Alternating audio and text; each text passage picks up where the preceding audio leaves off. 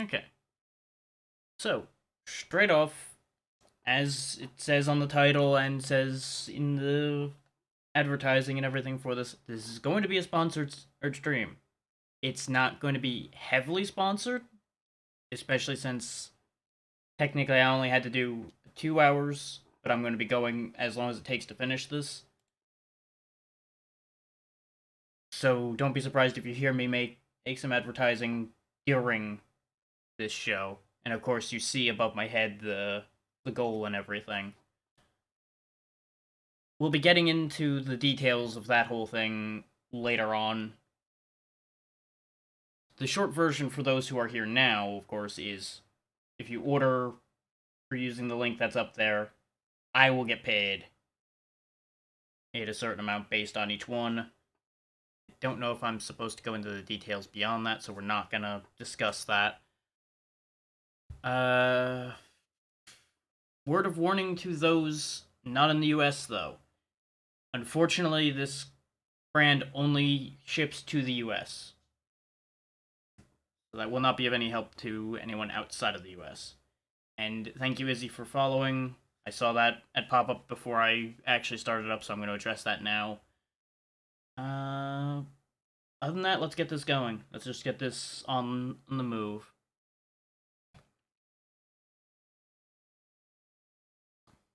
Hello there.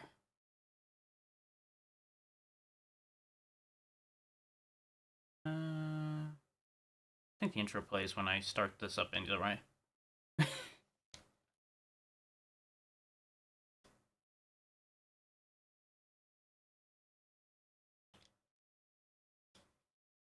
Yeah, it'll play this whole sequence out. There's a lot of text here, so I'm not gonna read it all. It'll play in its own time. While this is going, I'll explain where this is all gonna go, really. I'm intending to try to beat this in one sitting. I can't guarantee I'll get there. Hey, Xeno. How is it all going, everybody? Yeah, I can't guarantee I can do this in one sitting. It's been a long time. I used to be able to beat this game in a very short amount of time. Is I had played. This is one of the few games I played multiple times. But that was back when this game was reasonably new. This was a long way back at this point, because I think this was like a 2003 or so game. Well, I did already explain it, but you missed the intro bit here. Basically, if you use that link, I'll get a chunk of money based on how many people use that link. Nothing else particularly complicated about that, but as I did say, it unfortunately is a US only company.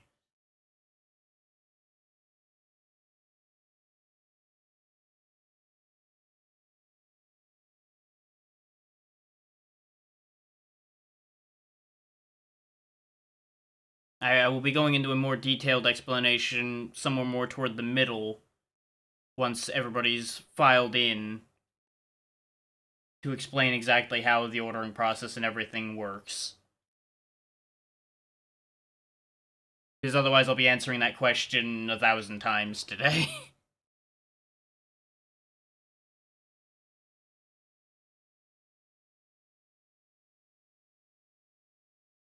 So there is also a command listed on that little advertising piece there that'll tell you a little bit as well.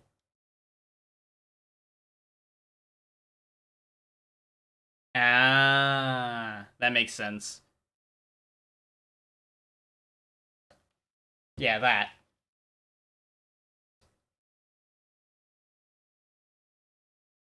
And that right there is going to be our main mechanic for the game. After you, if you, well, basically anytime you get lucky for the drop rate to happen, enemies will drop souls. And you can use those souls to use their abilities. That's the short version.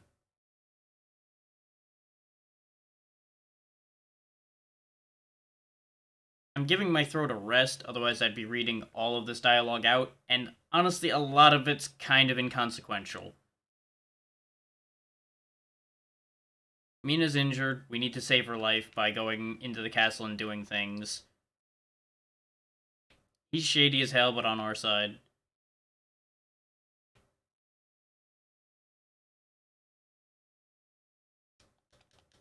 Unfortunately, all we've got right now is a knife.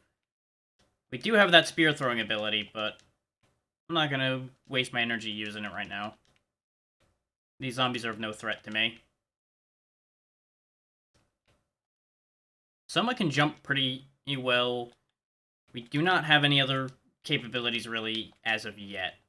We'll be getting more before too long.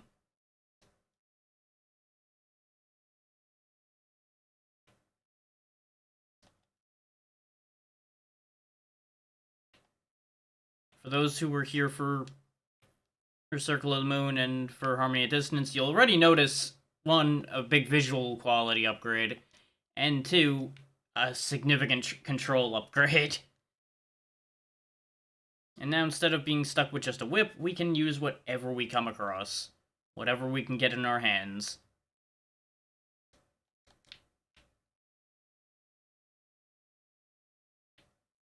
That devil wants to hide up there, that's fine. He can stay there. Good job, you missed with your skull, too.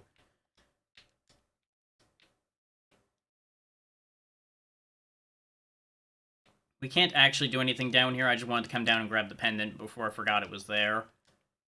Because it'll actually be kind of useful now, not as much when you'd be coming back down here later.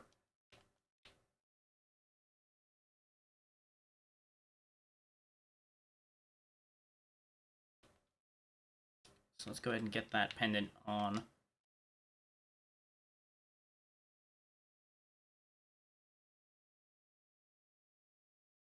I'm not really sure why it prompted the thing twice. That really shouldn't be happening unless the command was given twice and I'm not seeing it.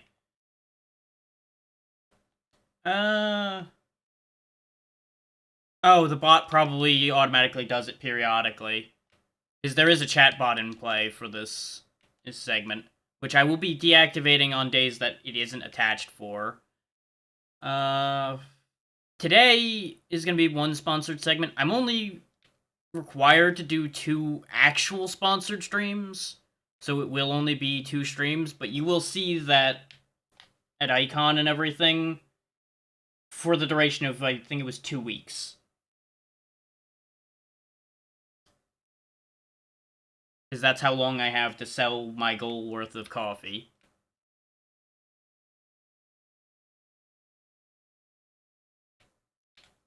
And I will probably also be advertising the link and such on some social media and such during that time frame as well, so don't be surprised if you see that.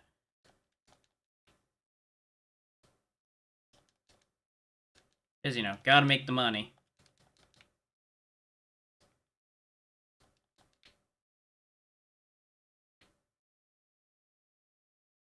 I appreciate that, but there's still plenty of ways to help the situation either way.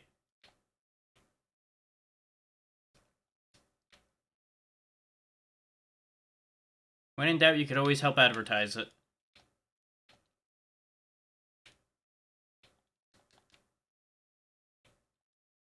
Besides, you're one of the ones who are a part of giving me the confidence to take the shot at it to begin with.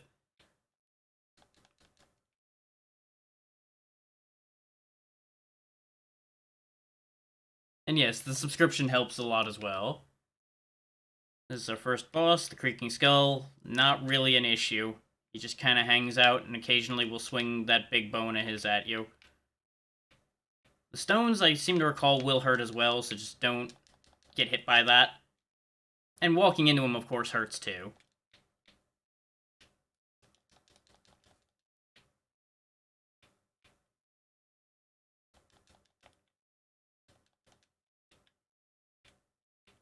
You know, we all know that we only can do so much, so I appreciate everything you do. But that's one less enemy to deal with.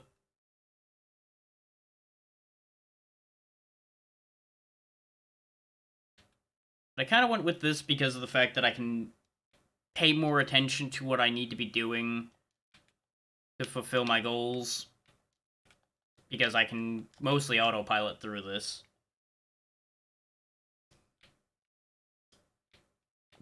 while of course still putting on a good show for all of you. Mostly. You know, as good as I usually do.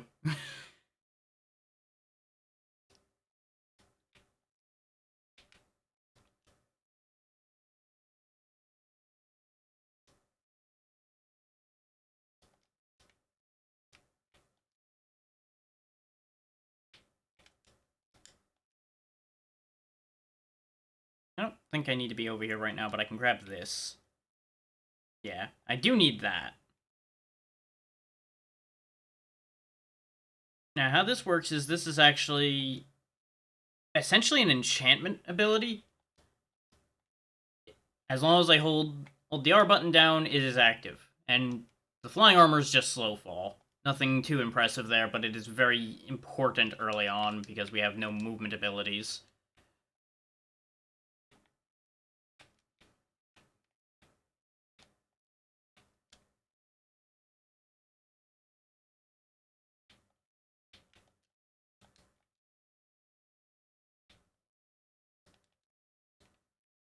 Now, a neat trick you can do in this one and some of the other Castlevanias is if you attack right before you hit the ground, you can attack again immediately.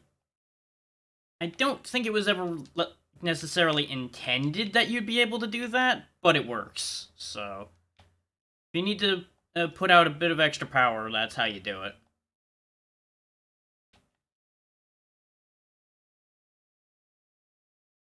Taking this, goodbye, thank you. I may want to lower the frequency on that bot. That seems a little excessive. I'll need to check to see if I can adjust that or not.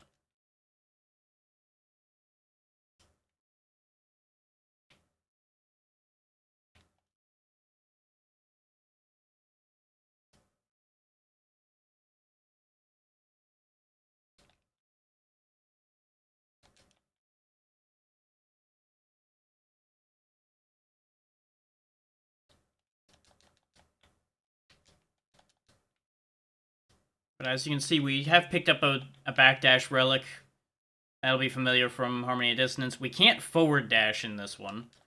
That's the only real difference. It's also a little slower and a little shorter reach. And funnily enough, I didn't really use it the first time I played this game. I cleared the game without using it much at all. Mostly because I kind of forgot it existed.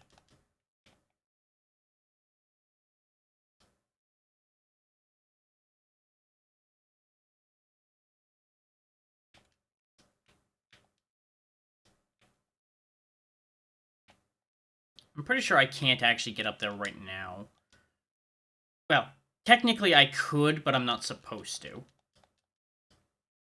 There is absolutely a way where you could probably damage boost your way up there.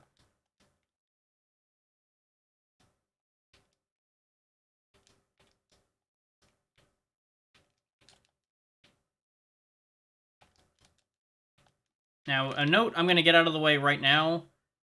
As much as I like this game, I'm still not going to 100% it, as I haven't done any of the others. I'm going to leave that for you guys to see certain things. There's also multiple endings. We're not going to stress out about getting the best one possible. We'll just get whatever happens to land properly in front of us for the purposes of getting this done in one go.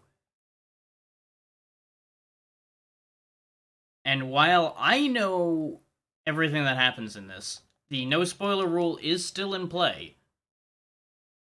If you know things that we're not supposed to know, don't be bringing those up.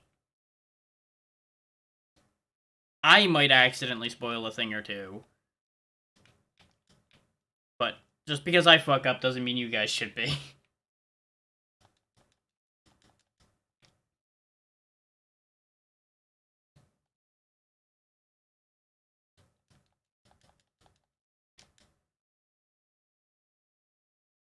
That said, I have 100% of this game in the past, which is also why I know better than to do it, because the drop rate on some of the souls, in order to get everything, it would take a very long time unless I was very lucky.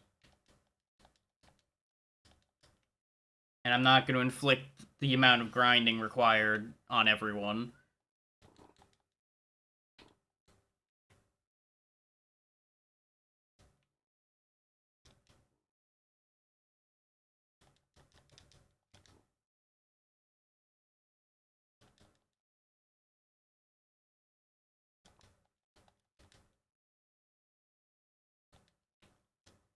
So how did Killing Floor go earlier? I didn't have a chance to drop in because I was still fixing things.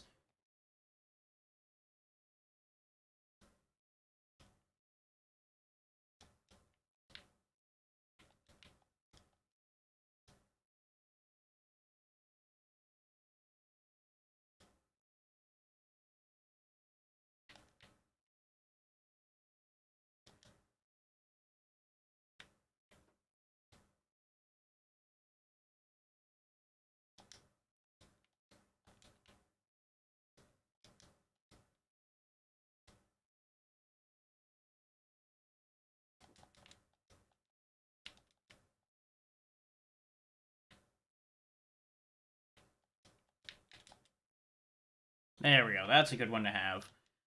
The yellow ones are passive souls. You can have of them on all the time, no cost, no anything. You just can only have one at a time. Early on, that skeleton one's going to be fantastic because it's going to make us hit harder. Meaning things that would have normally taken 2 hits will be dropped in 1. Like these little devils.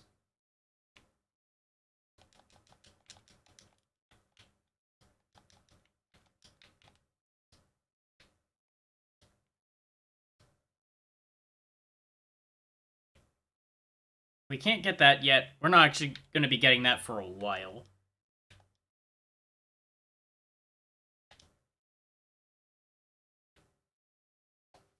Now we meet another gentleman.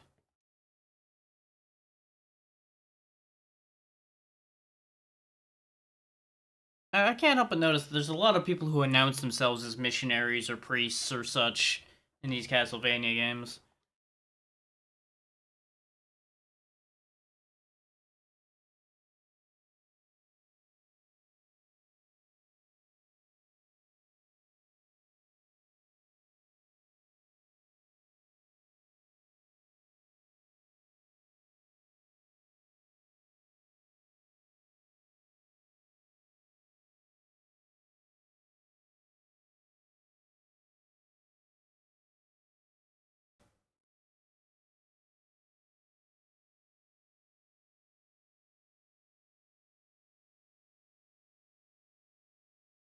Yeah, basically, they're recapping, hey, Dracula's come back multiple times. Every time, Vampire Hunters destroy him. This latest time, he was supposed to have been destroyed completely. But, as we can see, we're currently having a problem with that.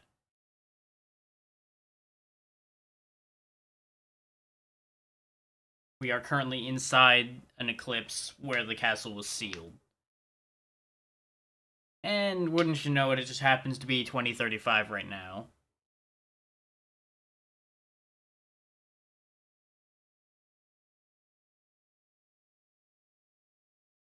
So somebody that's in the castle right now is due to be the new master of Dracula's castle.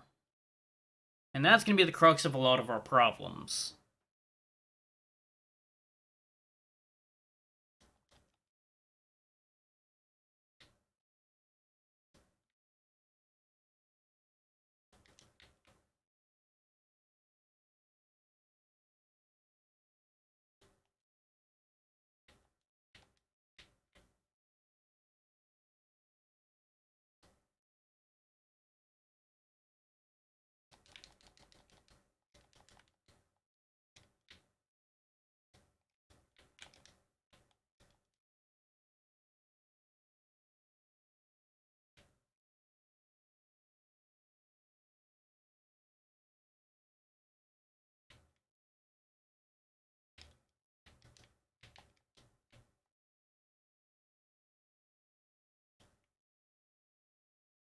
Let's see.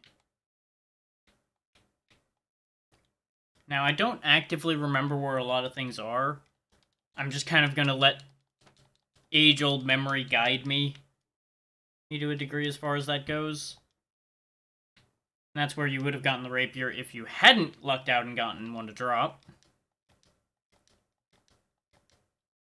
If I'm not careful, though, I'm gonna die not having found a save point because I'm just kind of running around. And I'm pretty sure I've managed to avoid most of the save points, which is unfortunate.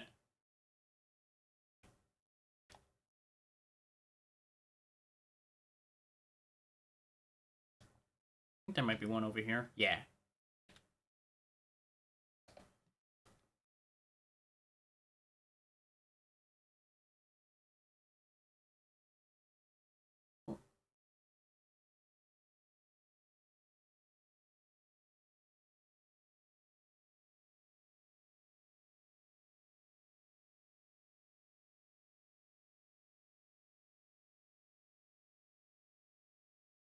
There we go.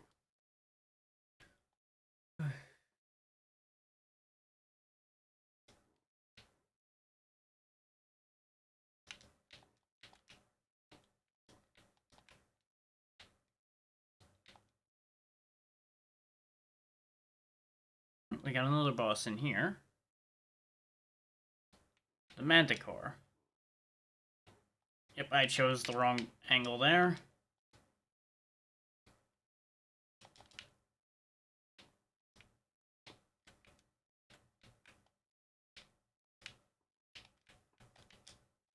I forgot the third one was coming.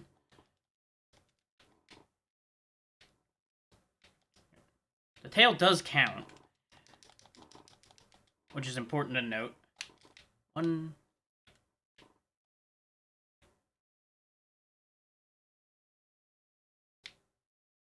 Eep, eep, eep. And that's the end of the Manticore. These early bosses are really nothing, especially if you come into a fight decently prepared.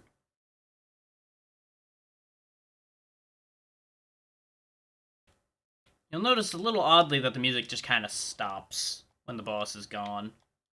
That's a little bit of a weird one, but, you know, it is what it is. Silk robe. And now this place will be populated by dancing ghosts and bouncing dragon heads. Altogether not ideal.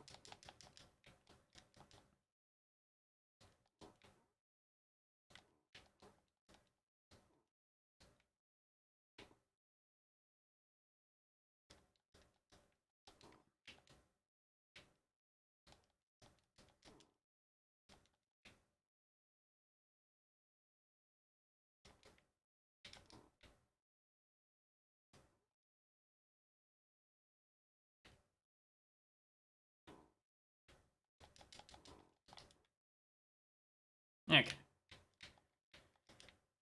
Now that we're a decent ways in, though, I'm going to quickly explain to y'all how cometeer coffee works. Just so you're all on the same page as far as what we know about it. One, it's actually a frozen coffee. In each of the capsules, there's just this frozen little chunk of coffee. You drop that into whatever you want it to go into, let it melt, and you're basically good to go. It's very simple to work with from what I've seen of the advertising so far. I've, of course, haven't used it yet, because I don't drink coffee. I might order it to see how it is, so I can more clearly tell you guys how it is. But that's just how that is right now. It is, of course, a subscription system. You get a box every month or so, depending on how your order timing goes for that. It's about, I think they said it was like $2 a capsule, which rounds out to about 64 or USD for the boxes, not counting the discount from the links. Altogether, not a bad deal, all things considered. We'll get into more of that later.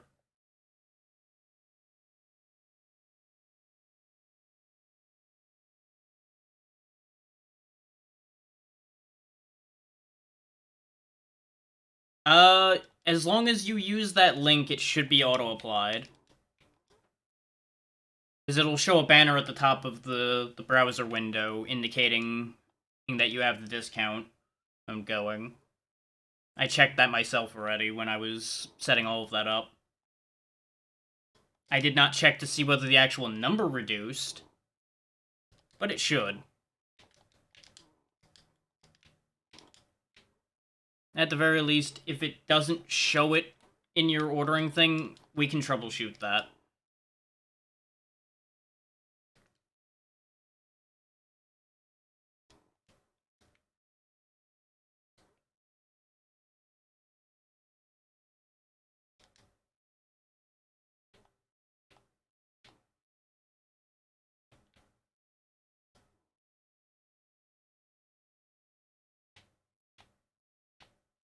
But as y'all know, I don't exactly have a lot of money to go around right now, so I couldn't expend into anything to test the product myself. As you can see, as usual, we have a map. This map is not as good as some of them. Of course, the later on they went, the maps got better and better. This map's not bad, because at least it's very clear, it's just also very basic.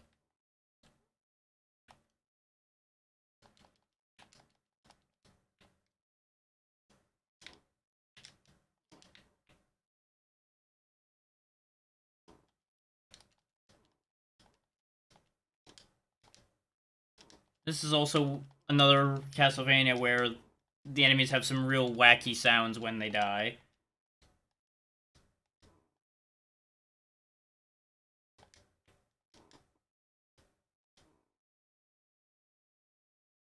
Early on, this game is actually quite dangerous, especially if you're doing what I'm doing and rushing ahead. There's absolutely better places to be going right now. I'm just going the way I remember going.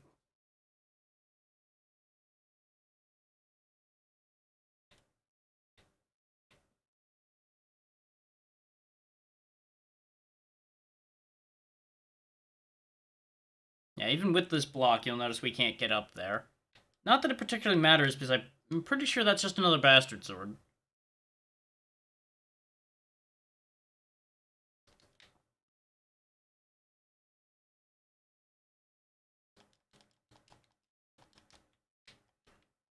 Okay, she hurts a lot. There we go. Let's just deal with that from a distance. No need to mess with that any more than I have to.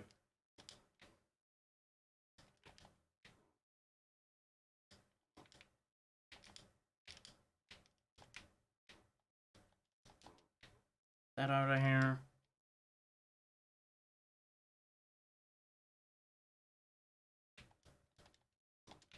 You'll notice the Catoblepas can be used as a platform. That will actually be important a couple times.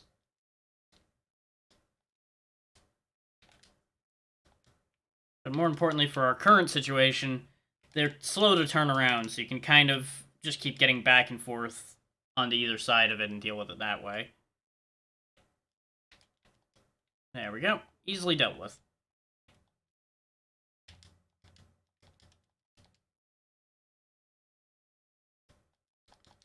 And of course, this very suspicious wall has something behind it.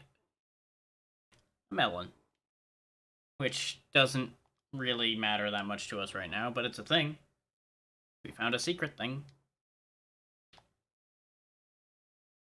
There's just a coin hanging out up here.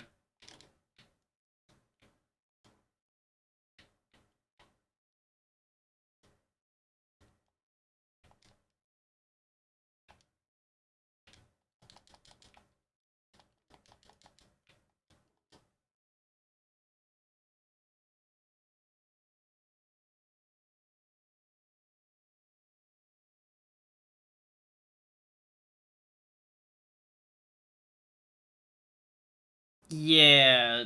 Note that slip of the tongue there, referring to the gentleman in the black suit we met at the beginning. There's a reason for that, and we'll get into that later.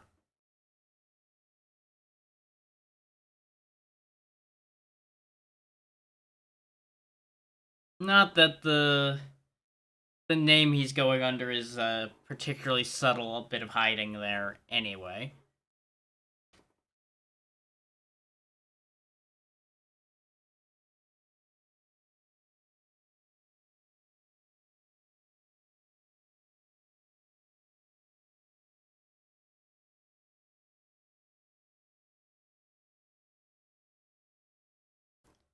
it's kind of hard to, one, get rid of a power that's basically completely natural to you, and kind of hard to consider controlling monsters and taking their souls as anything other than dark.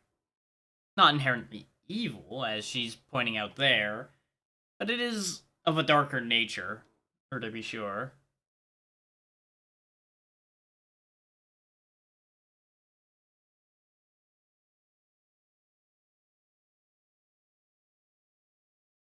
Oh yeah, we saw Graham. He might.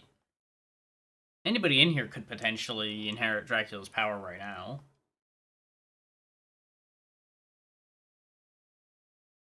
Of course he isn't. Nobody in here is who they seem to be. You're already telling me people I talked to were under assumed names. I don't even know if your name's real. Like, this whole situation's just shady from the word go.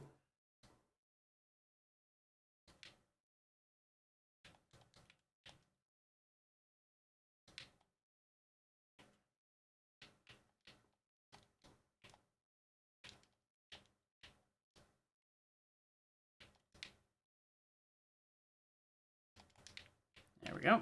No more Minotaur. Yeah, you'll notice Minotaurs and such were bosses before. Now they're just kind of around. Just stuck in random hallways. Nothing impressive about them. Another random coin just laying on the floor.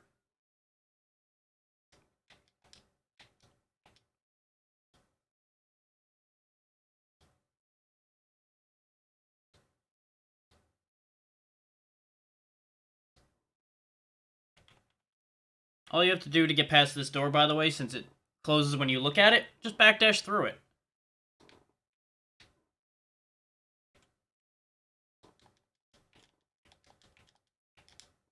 That's also the door that taught me about that mechanic, and helped me figure it out when I saw it in other games, because that was the first time I encountered that mechanic. And it has actually come in handy a couple times. Though, as you've heard me say in other streams, I sometimes think of it when it's not actually the mechanic that's at play there. And this does what it says on the tin. It's a sword that turns into a whip as you're swinging it, giving you quite the reach. For now, it'll be a really good weapon.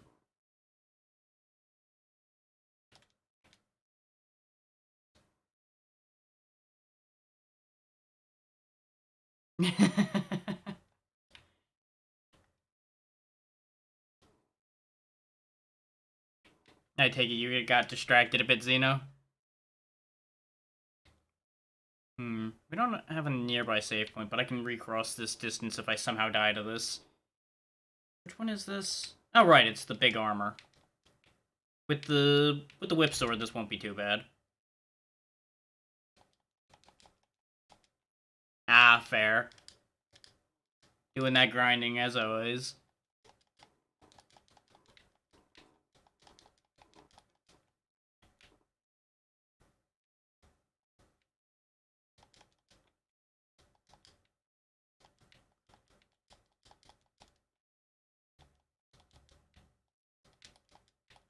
If you try really hard, you can push your way through him and hit him from behind. But you'd need a lot of healing items to pull that off. And as you can see, not really worth the time. As long as you just stay out from underneath his feet and don't get your head chopped in, he's not much of a threat. Ah, fair enough. And then there's this gentleman. They don't get along initially. But Hammer here's alright. He's good people. Yeah, you know, it is a bit of a dirty trick to just drop somebody into a castle suddenly. Yeah, that makes sense. You guys have been very busy with a lot of other stuff.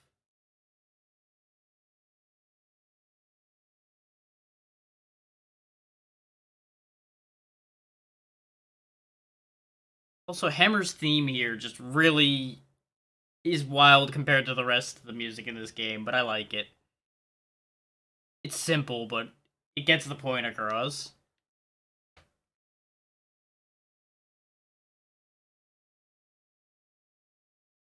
So yeah, Hammer's gonna go open a shop for us somewhere. But more importantly, we now have double jump, which will get us into basically the rest of the game. There are a couple places we won't be able to get to even with double jump, but the vast majority are open to us from that. As soon as I stop bouncing my face off of that. Let's see. Yeah, we can't go that way.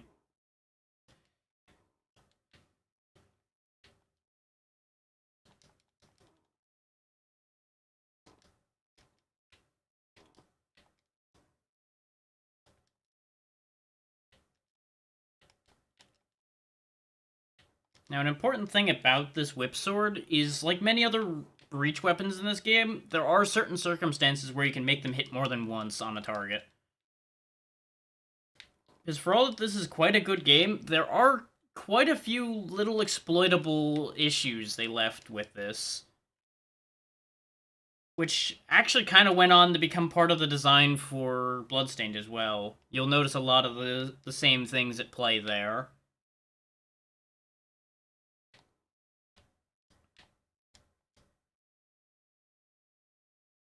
Like, out of all of the games, I would say this is probably the one that's closest in design to what Bloodstained became.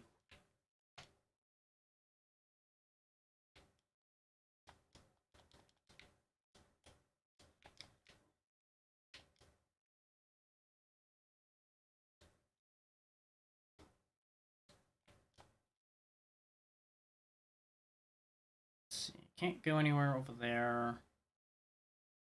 Wait, why couldn't we go to the left down there? Hold up. Am I stupid? Might be stupid. Hang on.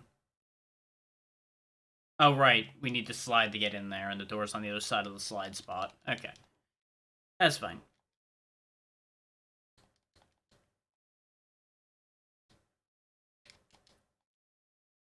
Now, Curse works yet again a different way. In this particular game, Curse drains your MP. Doesn't do anything else, just drains your MP down to 0 and keeps it there until the curse wears off, which typically is pretty quick. So, of all the Castlevania games, I'd say Curse is the weakest in this one. You don't really have to worry about it, unless you're like doing a challenge run where you're like only using souls or something. In which case, you're crazy, but I respect it. Because there are some very powerful souls in this game that would allow you to... that would allow for that kind of play to happen. You could literally beat the whole game with souls.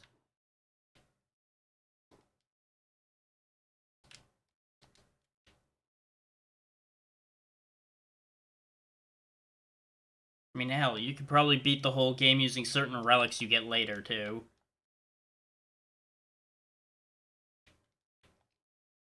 Actually, let me go ahead and go get the sword that's down there just for sake of it's in reach. And then I'll reset the room and actually go the direction I'm supposed to.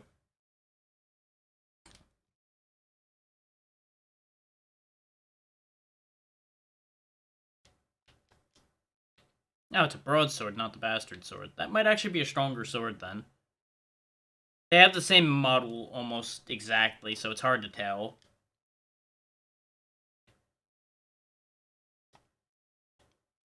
Just need to reset the room to put the box back up here. Then we push it over here, use it as a platform to get up there, and we're good to keep going. Now, there were a couple other places I could have gone already. I just happened to go this way. And that gets us the heart pendant. Which, in this one, there are no hearts that you use. So this, I think, increases the drop rate of hearts as well as increasing your defense. Hearts in this directly increase your MP. And I should probably actually, put on some of this armor I've been picking up. That'd probably be a good idea. Yeah, the broadsword is stronger. It's also a vertical swing instead of a horizontal. We lose a bit of reach, but it'll help deal with things like the little demons and such.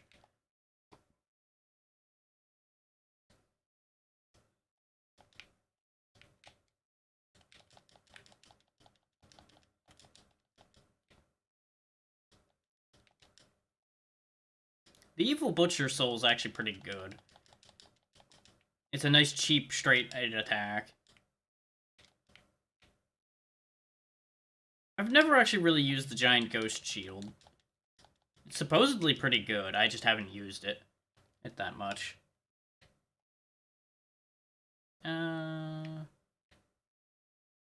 Let's throw birds at people for a bit. That seems like it'll be fun. Bird. Oh, I suppose more accurately, bird meringue. Considering it just goes out and comes right back.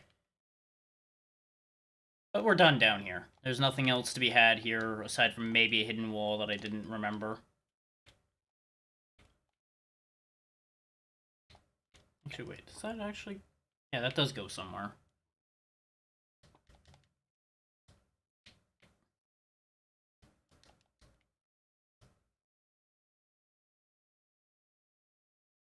Right, because we couldn't get back up on the other side. Because we couldn't make this jump here. Now we can get the hammer. In this game, the hammer is just a weapon.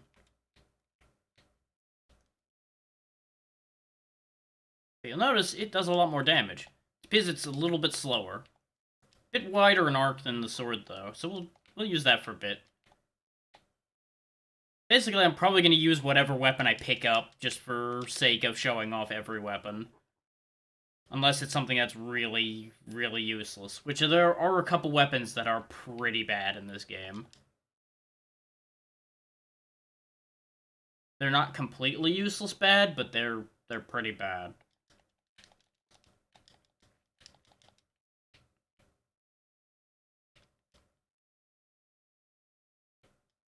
So some of them really end up mostly being a problem by virtue of when you get them. But yeah, now we can get up there as long as I actually jump correctly and use the flying armor. There we go. Get 'em, birds.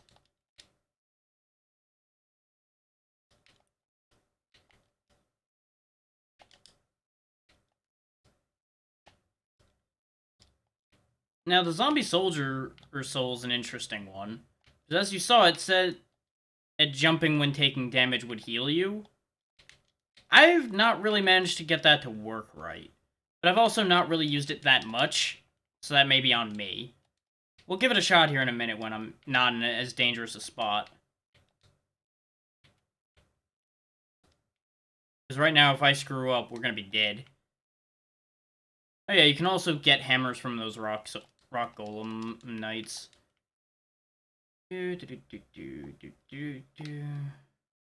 More ghost dancers.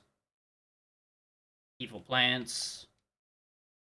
Moons are annoying because they will keep making more unless you get rid of them before they actually sprout the next one. So if you're slow, you can end up with an infinite loop of dealing with those, and it gets annoying.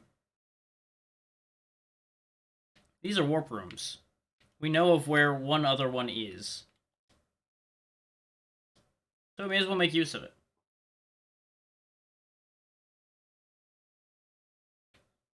This takes us back to the beginning of the game.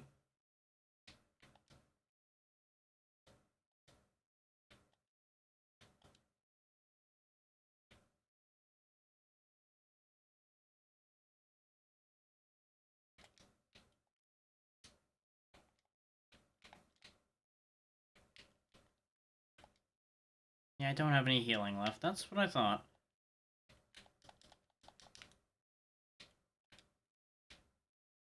That's fine. He can drop down there and we'll just go around him. He does enough damage that I don't really want to tangle with him because he's hard to actually kill before he can hit me. Marionettes are a real issue too, so we're just gonna let this guy walk forward and go past him.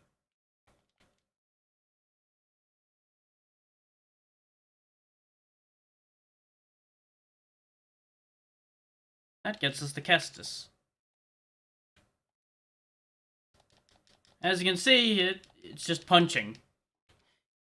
Real short range, decently quick attacks.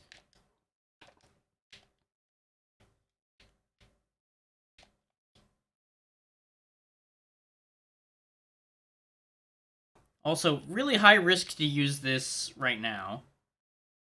That would be nice to have, but we can't get to that currently.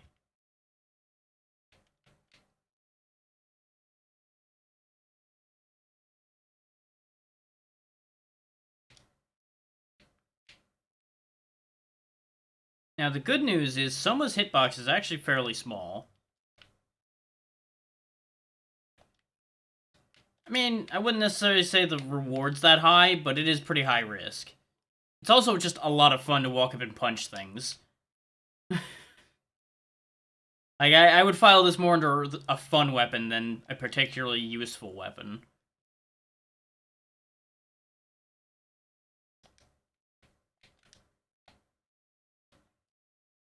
If the attack speed on it was a bit higher, I'd say it was worth the risk. Exactly. In the end, as long as it's entertaining, that's good enough.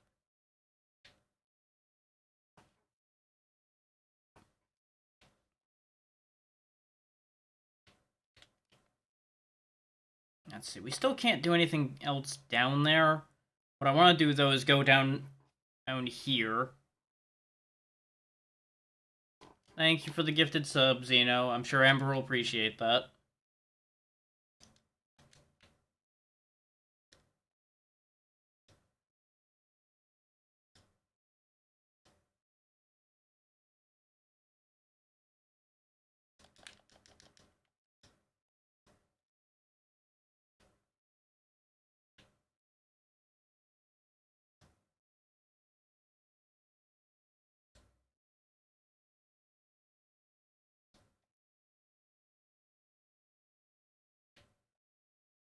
I really should have more incentives for that kind of thing, but unfortunately, I have not figured out things I want to do for that.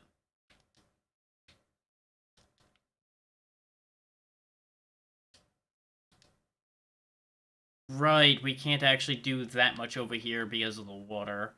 I think I can actually get up into that area with the double jump still, though. No. Not really. That's a little out of reach. Because you're intended to have something else to deal with that. I think it is possible to work your way around that, but it's not worth the jank it'll take to do that at the minute.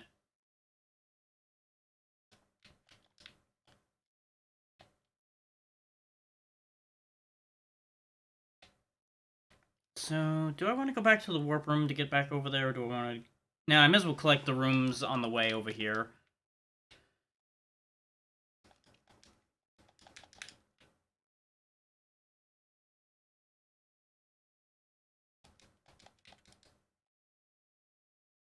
Kind of surprised we hadn't gotten the Skeleton Archer one till now.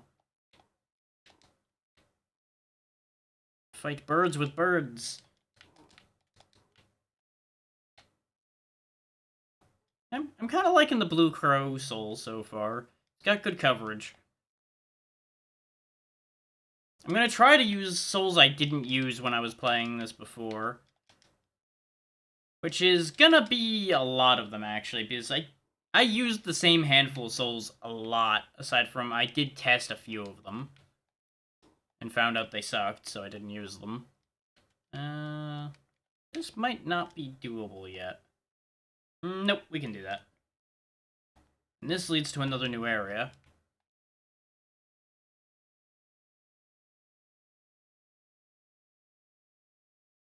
The inner quarters.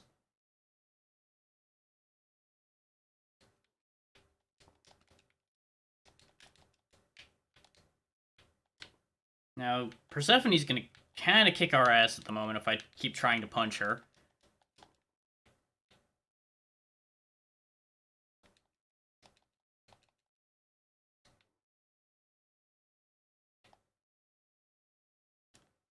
Which, on that note, I'm actually gonna go back to using a real weapon.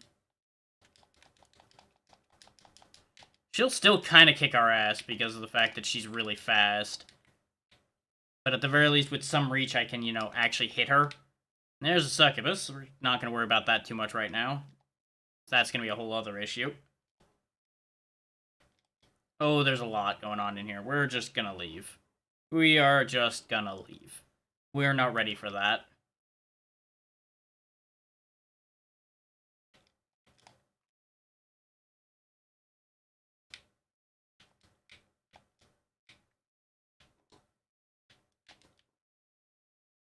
We're in trouble. Getting out of here. Oh, abandoned ship. This place is too strong for us at the moment. So I'm not technically supposed to be there right now. That's the wrong order of operations.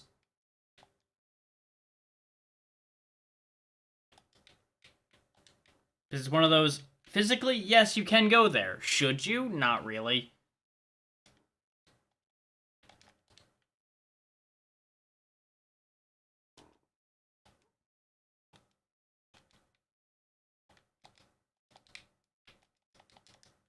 Not that that's stopped me in the past, but the amount of damage we took in there definitely is going to stop me for the moment. Ooh, actually, hang on. There's something I'm forgetting. There's something actually quite helpful that I'm forgetting to do. And that helpful thing is not dying. Dying is not the thing I'm thinking about.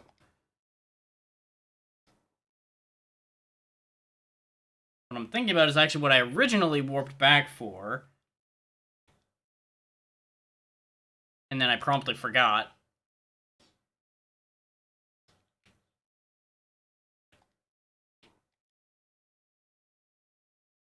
But my current lack of health and means of keeping myself alive reminded me of this idea.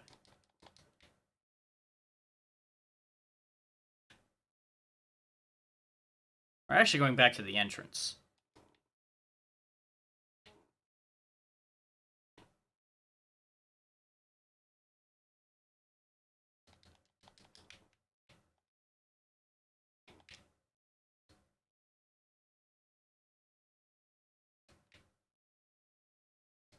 Even these regular skeletons can kill us right now, so I do still need to be somewhat careful.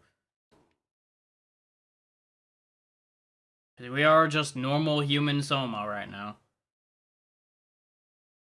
With very little power.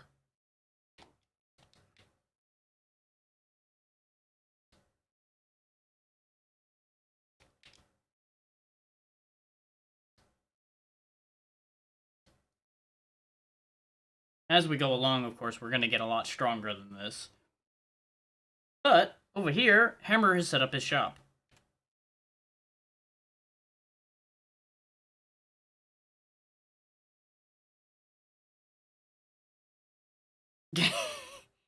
Meanwhile, Hammer sits here making fun of us.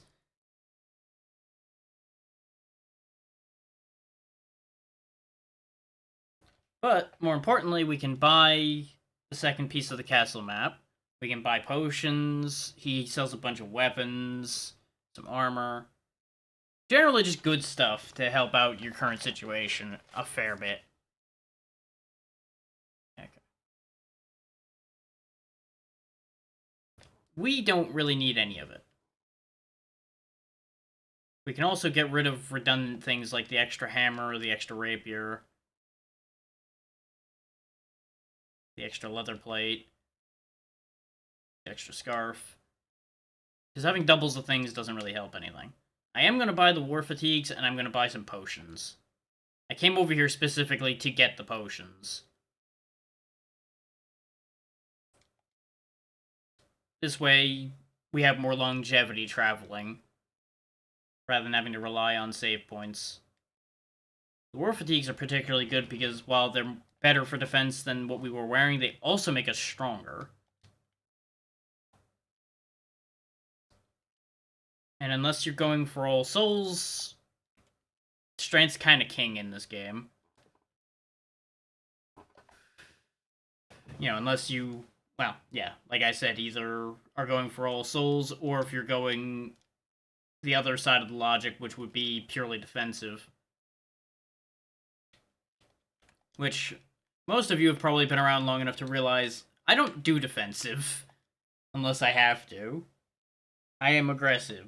All aggressive. Be aggressive. Be aggressive.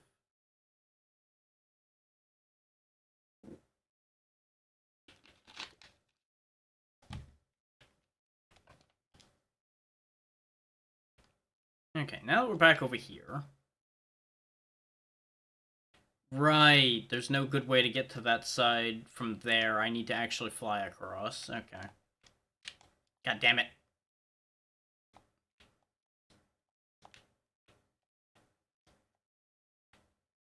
Not that there's much over here, there was just the coin. But as you saw from the fact that I already spent basically all of our money, money's kind of in short supply at the minute. You can kill these ghost dancers, and their soul's actually quite good. I'm just not in a position to be farming them right now, because if I try for it, I'm gonna just get killed, probably. Not that I won't just die to this thing anyway. Because those have frequently been the bane of my existence, because of the way they bounce around. At the very least, early on, when I don't have anything that can hit that angle well.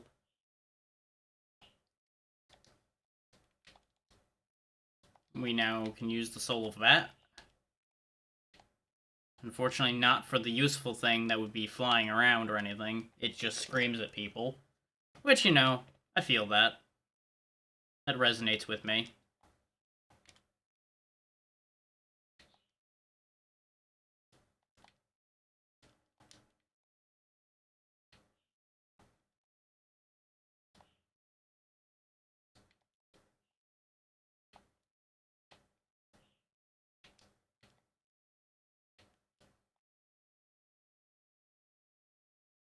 I mean, we can.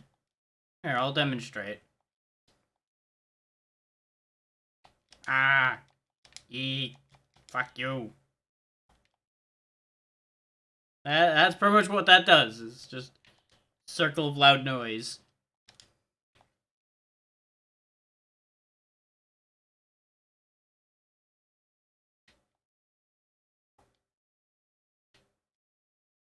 It is by no means an effective soul, but at least it hits every direction around you.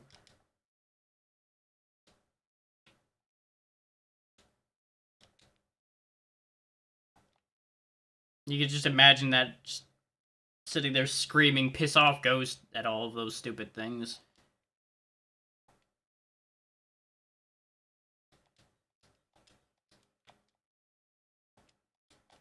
One of its main perks is it's actually pretty spammable. Just sit there next to them just going, ah!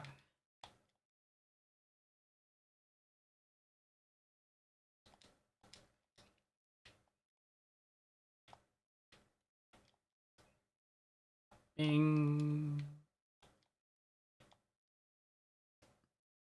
Now, there's a reason for that at Bell being there, but we can't do it right now. I don't think.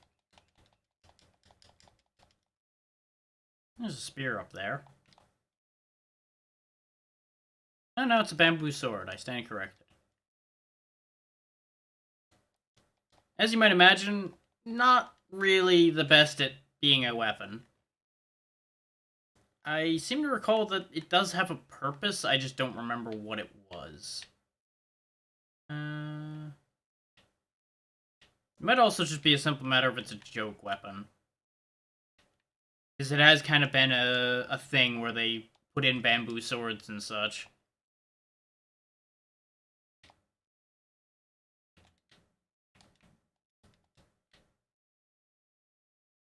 But those are typically intended to be training weapons, not really fighting weapons. So I can definitely say that getting hit with a piece of wood will hurt a lot. So it wouldn't be useless. It would just not be fast.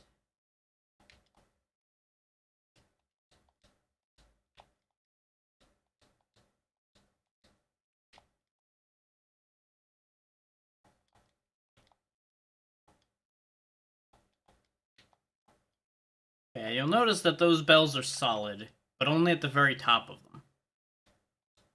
And that's why we couldn't really do anything with the other one, is because we couldn't hit the right angle to land on them at the moment.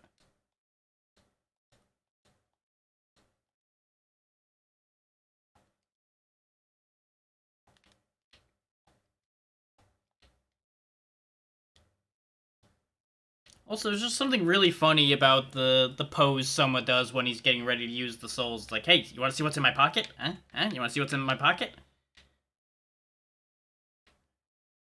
Surprise! It's screaming.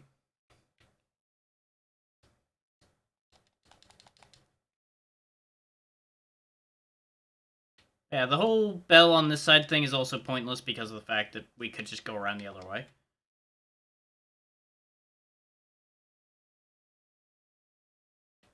But as you can see, the typical bottles full of extended max health and max mana and such still exist. There isn't going to be a heart extender anymore because there's no hearts.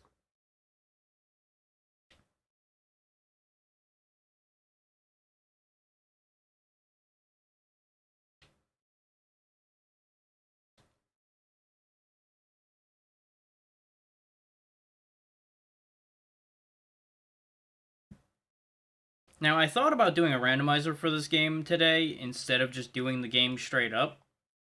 But I figured people would be more interested in seeing the main game in one go than would be interested in it just being a random mess. At least till they've seen the main game first.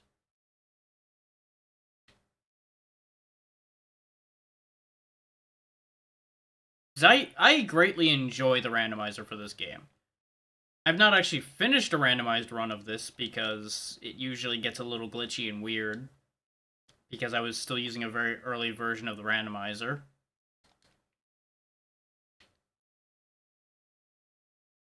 But it being glitchy and weird is also part of the fun.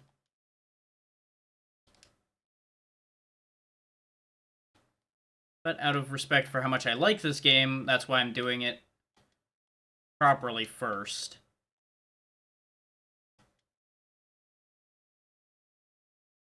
Just a big old bag of money. I wouldn't mind finding a big old bag of money like that.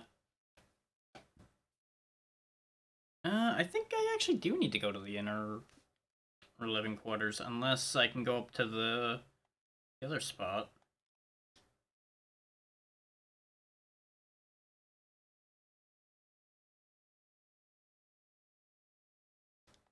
Because it's definitely one of the upper sections that we're supposed to be in right now. My brain's just a little fuzzy on it because I know I've done the jump straight to the living quarters move before. It's just a little hard to do when I'm being as goofy as I've been.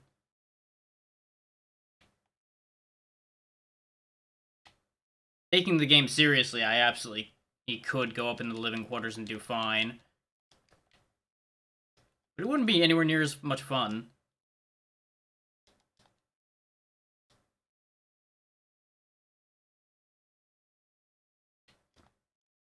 But considering I can't get up there, it basically is our only play, I think.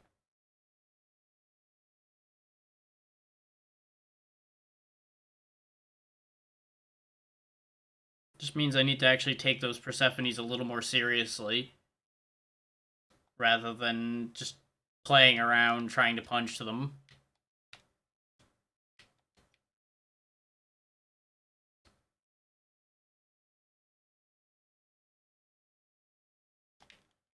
These jumps are a little bit funky to make, but they can be made, as you can see there.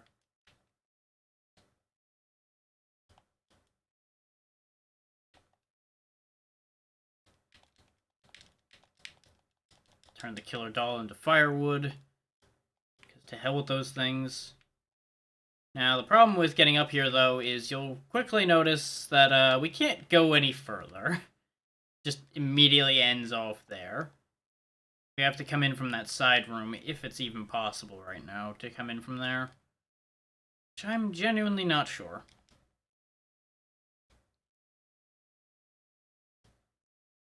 I remember the very, very beginning very well, and I remember the, like, second half of this game very well. This middle bit between those two, little bit shaky.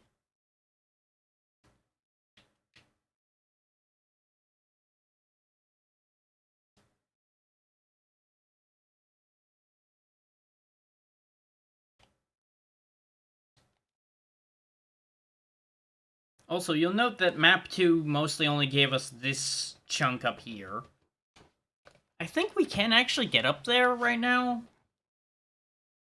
But we may as well try the inner area again first.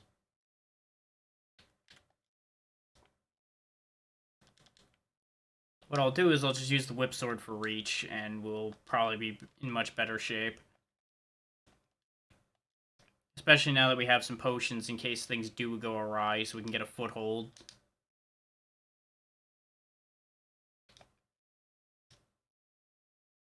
Because the main thing in these games is you always need to get a foothold by pushing to a save point. Once you can get to a save point in an area, you can pretty safely explore.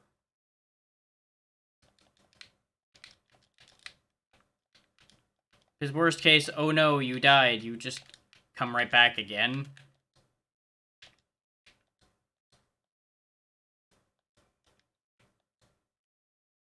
Okay, that doesn't actually get us in there.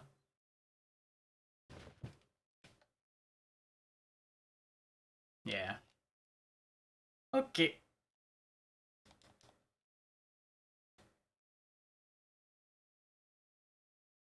I'd love to have that.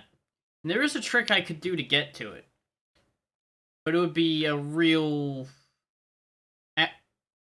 ass around elbow just to touch yourself on the other shoulder for a situation to get there, really.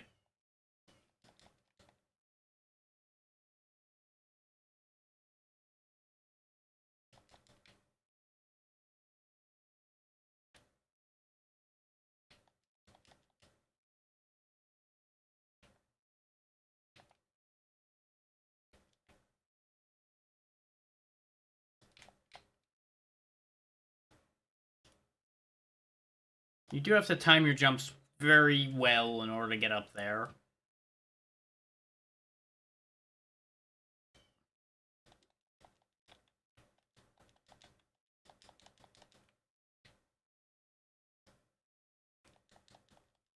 Yeah, with the extended reach we have from the whip sword, she gets significantly less hits on us before he can get rid of her. Especially when she takes the time to actually try to get better positioning.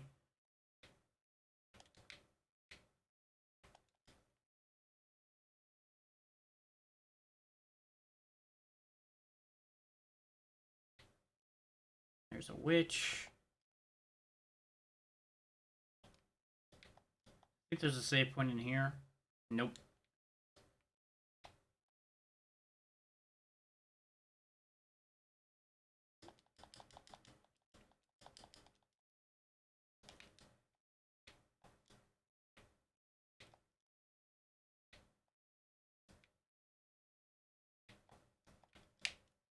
There we go. Now this mirror room is interesting. You'll notice that all of our reflections look like us. So far. I hate dealing with these Valkyries because they keep just going higher and higher when you try to pursue them. You need to just hit the right timing. Wait a minute. That mirror doesn't look right. Once we deal with the Valkyrie, I'll explain. For fuck's sake, I hate these Valkyries so much.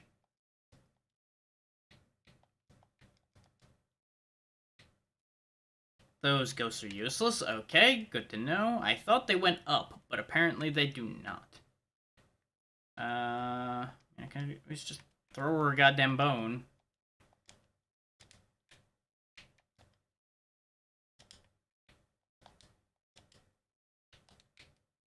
There we go.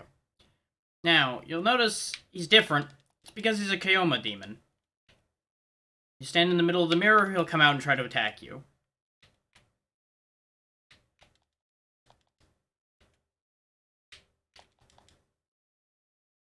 And now your reflection goes back to normal.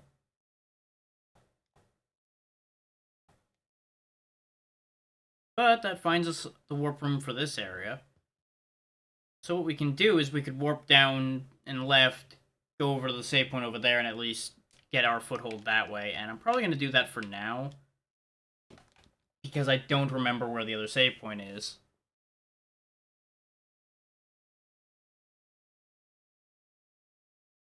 Yeah, that's what I figured that was. Just monitoring notifications, making sure things are working correctly, and nobody's screaming at me that I've done a horrible stupid and fucked something up.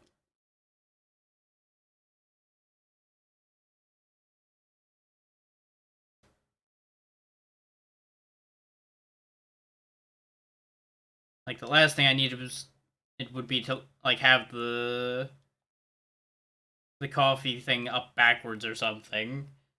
Wouldn't that be a hell of a thing?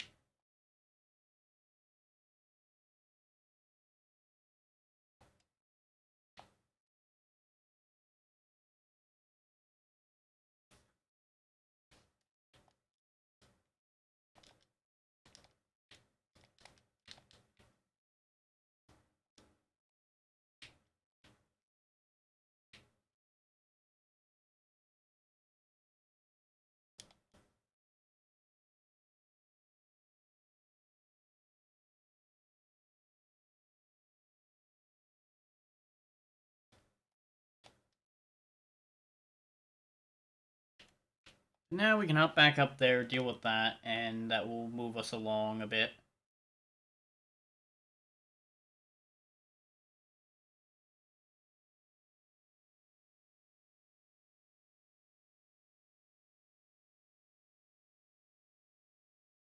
Hmm. Weird.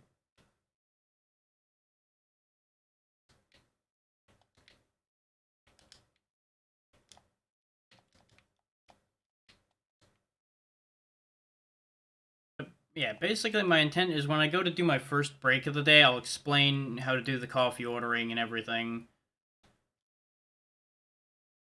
Then we'll carry on after that.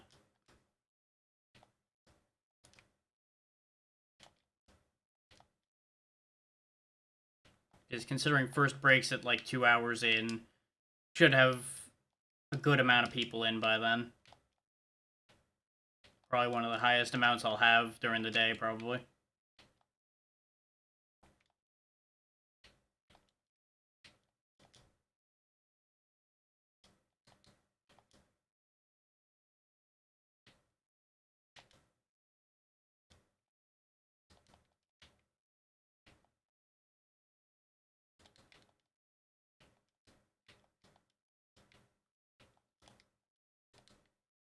Now, one problem this game does have is there are a couple recolors and reskins running around in here. Like these curlies and the Durgas from before. They are the same model, just a different color. There's a boss door there. We're not going to deal with that right now. We are not prepared for that. I don't think.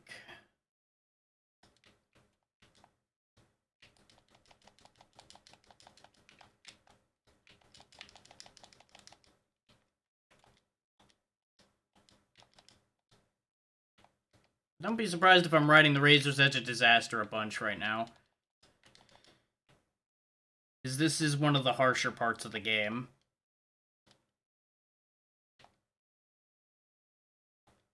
And I am, like, half sure we aren't supposed to be up here right now.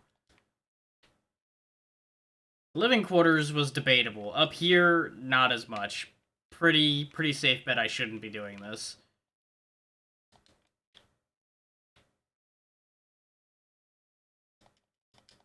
Meanwhile, Yo-Yo Man's trying very hard to kill me. Ow. Might succeed if I keep fucking up like that.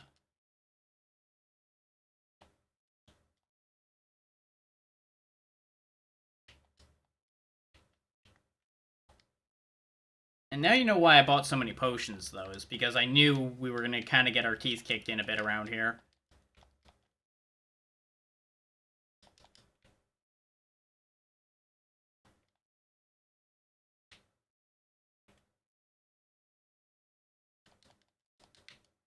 If we can survive getting up here, though, I'm pretty sure there's some good stuff we can get up here.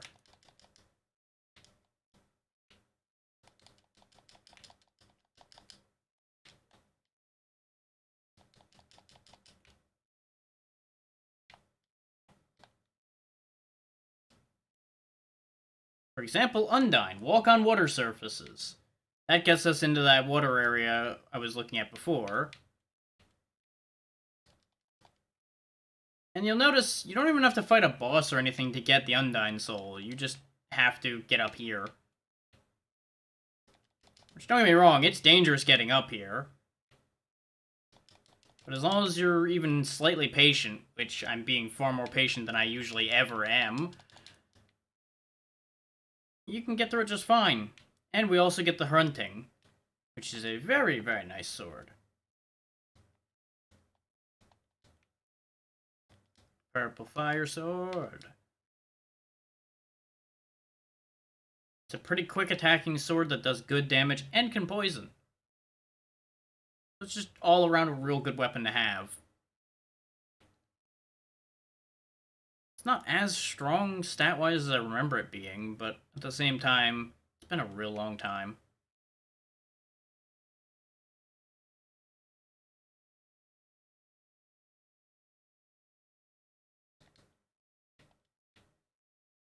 We, of course, still don't want to go in that boss door quite yet. I would like to find a save point. Which, failing that, I'll just go back through the warp again. Though I could have swore there was a save point in here. It must be on the other side of this nonsense here. But yeah, the most important thing about the amount of power the Hunting has is I can one-shot Valkyries. Nope. That's not a path. Okay. Yes, I saw the Mirror Demon. No, he can just stay there. He's fine.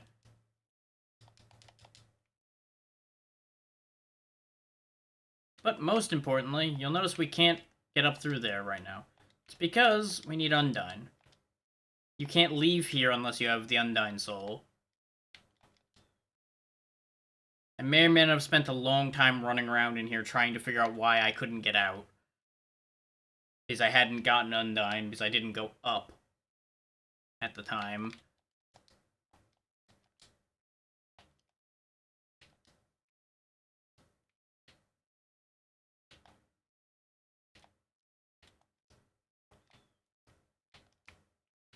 Flame Necklace, I think, is pretty good.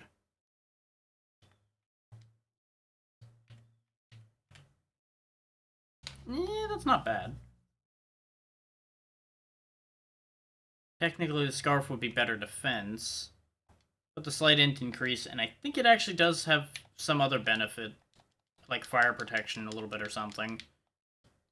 You gotta be careful with those Nemesis ghosts, because they can just sit on your head and kill you. It's another case of an enemy that can just park on you.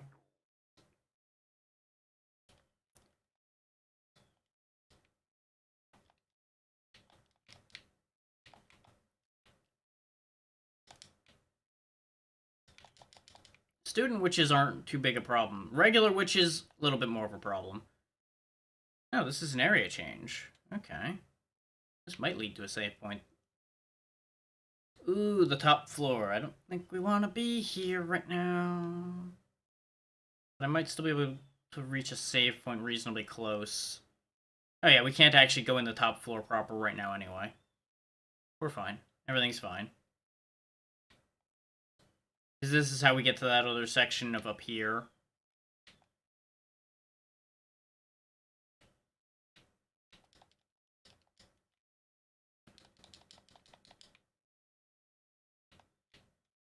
Which is, admittedly, not particularly useful to us.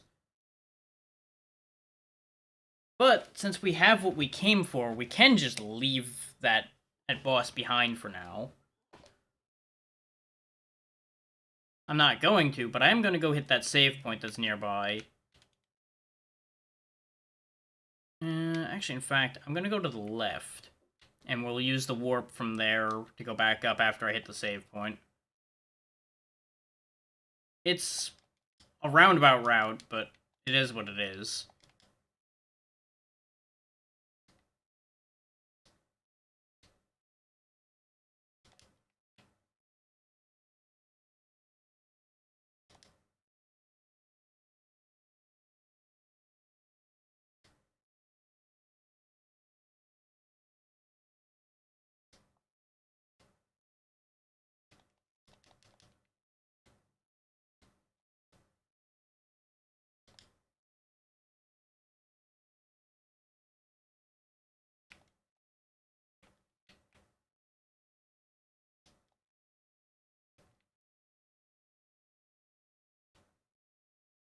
And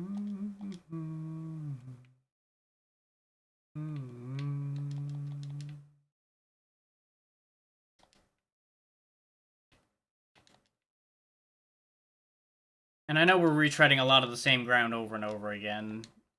It's just a matter of positioning.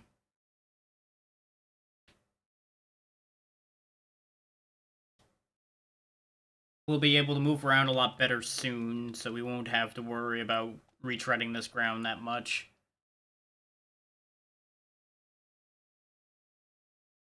This is all just to ensure that we don't have to redo a lot of content when we die. If we die. So, there's no guarantee I'll get myself killed doing this, but, you know, there's always the risk. And it's better to negate the risk where possible.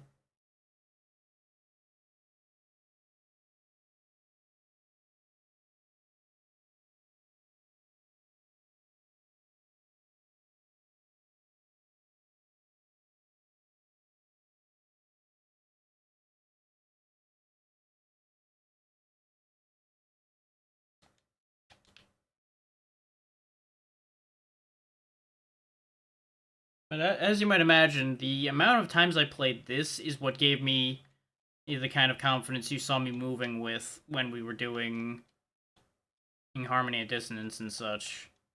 Because, you know, you just know the way these games work well enough that you just kind of can go straight forward.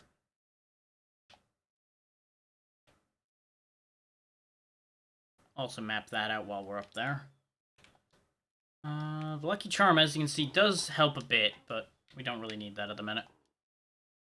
We do have some more money, so we may as well pick up some more potions while we're over here.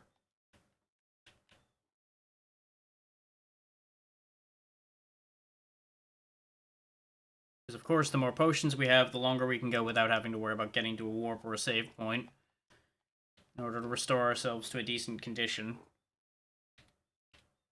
Now we warp back up here, we climb back up, we'll fight the boss, get what's behind it, and then we'll head on over to that area we saw before that we had to get past the water to get to. And as you can see, with a decently strong weapon, this area immediately became a non-issue. Because the Persephone's drop in 2 hits, the Valkyries drop in 1, Curly's take 2 hits. Occasionally you'll get hit by them if you're not paying attention, like I spend most of my time not doing. The Nemesises are the only real threat, and that's partially because they're just awkwardly positioned a lot of the time since they can go through walls. They also take a lot of more hits.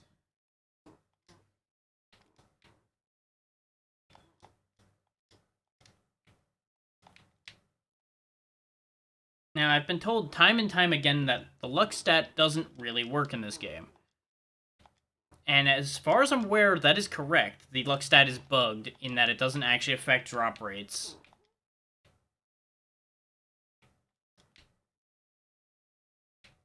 Or at the very best, it does not affect them correctly.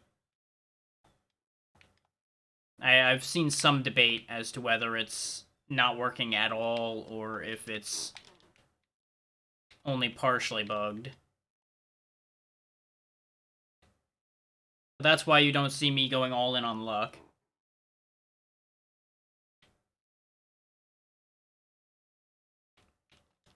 This is the Headhunter.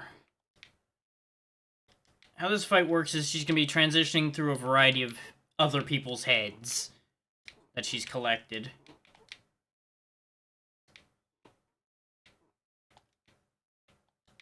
Right now, she's a non-issue because she's pretending to be a noblewoman. Off goes that head. Now comes the old man, which allows her to fly and cast magic.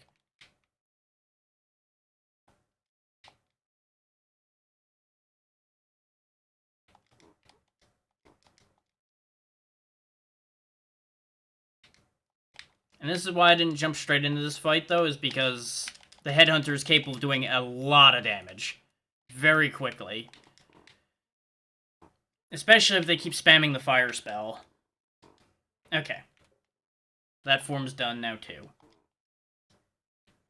Now it's the last form, the lizard. which I think is actually the Headhunter's original form, if I'm remembering right. Like, this is their actual, like, natural form.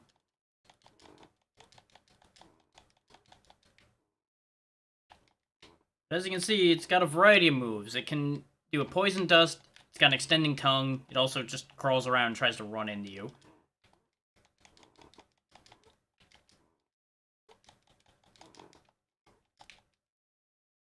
Getting poisoned was not good, but we have an anti-venom, so it's fine.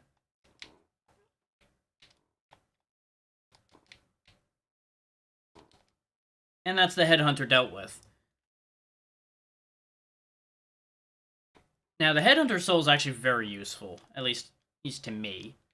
And I'll explain why once we go get what's over here. Oh wait, no, this is access to another area, never mind. So, the Headhunter soul. Every soul in your collection adds up to raise your statistics. So you'll notice we're losing a little bit of strength because of the fact that it's not got enough in it to be max strength yet. But it raises every stat otherwise. Except luck, of course. So we'll be wearing that pretty much for the majority of the game. There's a save point over here. Now, what I'm pretty sure happened here is we were supposed to have come in here from the side we're going into now. Which is also why the Headhunter was sitting on the right. But I've always ended up coming in there from that side. That's also why the save point was right next to the boss room on that side. So I'm pretty sure we were supposed to have come up through this and then go down to the living quarters. And there's a rabbit with a pocket watch over here. He resets you out of the room every time he sees you. We don't have the capacity to deal with that right now. Yeah, between the weaker enemies and the position of the save point, I'm pretty sure I've just consistently been going in backwards into that room.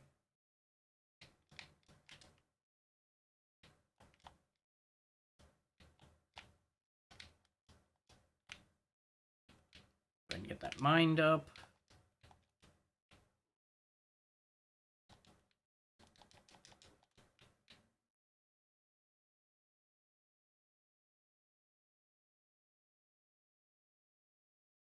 Interestingly enough, I haven't seen the cometeer bot put its thing up again in a bit. Not sure what the deal with that is. I'd be the first to say I don't actually know how that bot works.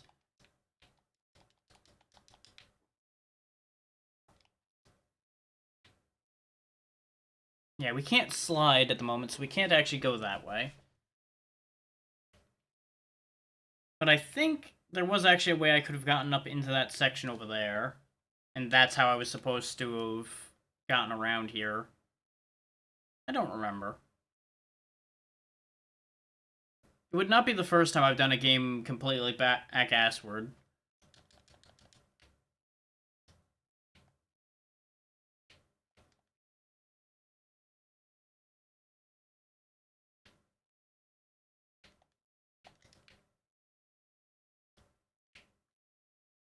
But basically, in the end, we're kind of done over here at the moment. So we can either go into the water section or try to climb up into the area I'm talking about. Which I should probably at the very least check the area over there to see if I'm crazy or not as far as my memory goes. So I seem to recall that that's the really tall, vertical path that we can't actually do anything with. Yeah, the Headhunter will now be replaced by a witch. She'll spawn in there every time. If you want the witch soul, that's a pretty easy place to get it.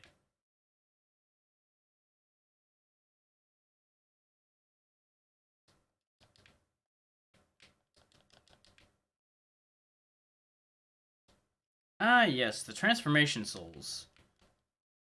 Those are a little interesting. They go in the same place as the flying armor, and you literally just turn into a giant demon for a bit and slide across the screen. It does a lot of damage, but it also costs a lot. So use that information as you will.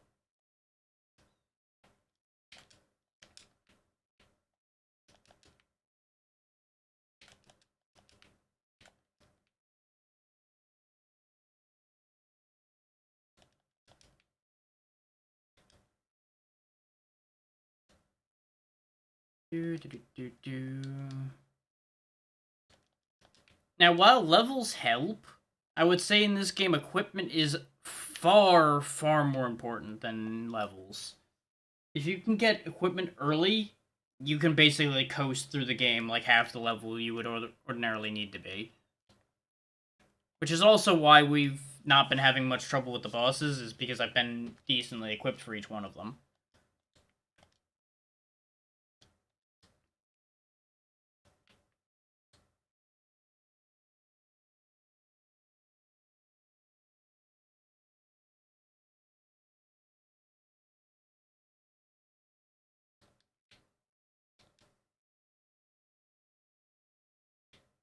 May as well head this way first. Because we've got a couple paths we can take now that we can go through water.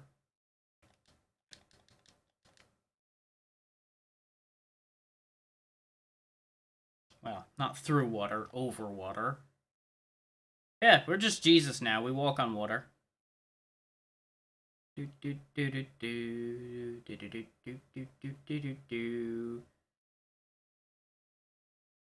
could do a few things over here early using those boats, but you do need double jump one way or the other to deal with that, for example.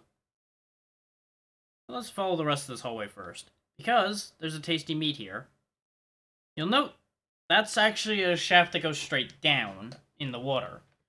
We can't do anything with that at the moment. All we can do is stand on top of water or slightly sink into water. We can, however, go up here and face off against a ton of mermen. Like, if we got here too early, these mermen probably would have tore us apart. But we can get the elfin robe.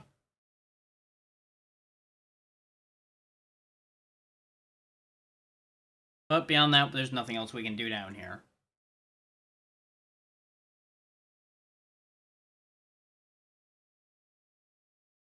Now, there are a couple even stronger weapons than the hunting that you could sequence break your way to.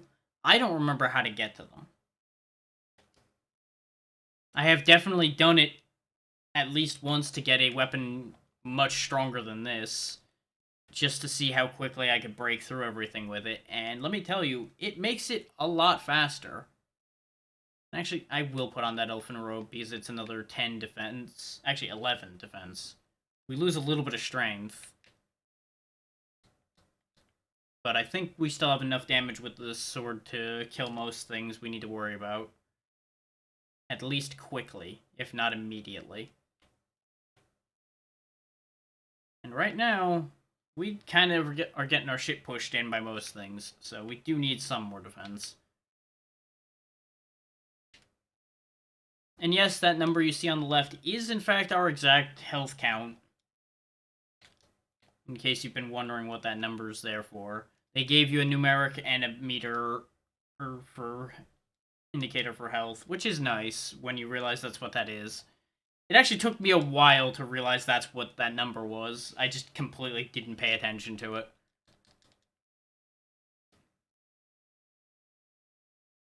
We want to go across and then down.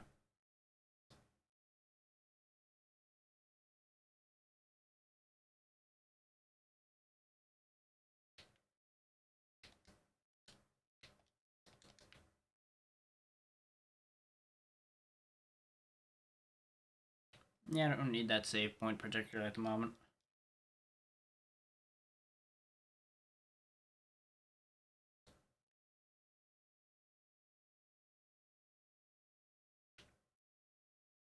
Yeah, we already got the item that was here. We can't get underneath that ledge there right now, so all we can do is go up here.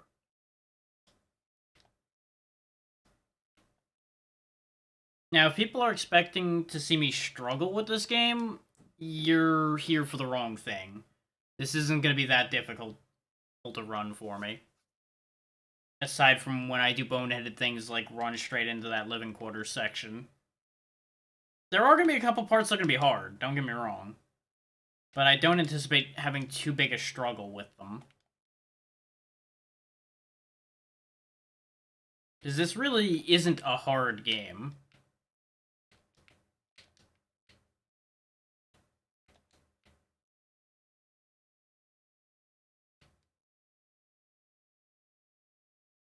Which is also why I'm willing to throw down the idea of potentially just doing it in one go.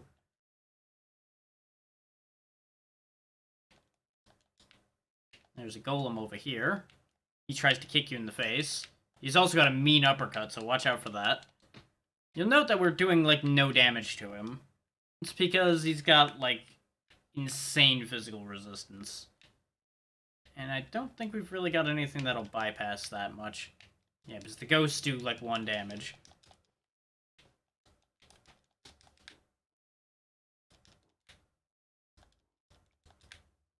The advantage we've got is we can get him kind of stuck in a loop, and then we break him down. That's the end of the golem.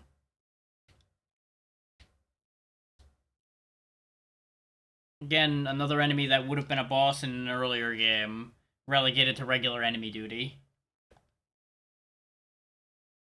And a kind of sad one at that. Though if he hits you, it really does fucking hurt. And then there's the werewolves down here with their slide kicks and fireballs.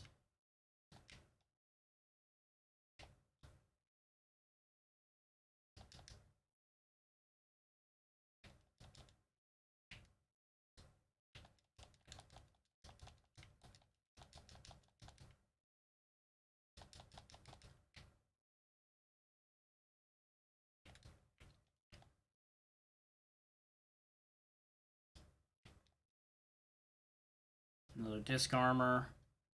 I hate fighting disc armors, honestly. Because their disc comes out at a really weird angle. And you gotta make sure to not get caught on the backswing. And they're just really durable. Oh yeah, you know how we fought that Manticore as a boss? Yeah, it's just a regular enemy down here now. He's just kind of hanging out.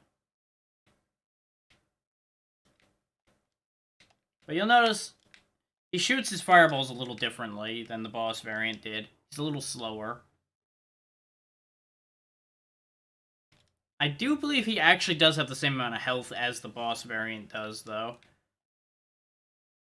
We're just a lot stronger now, so it doesn't seem like he does.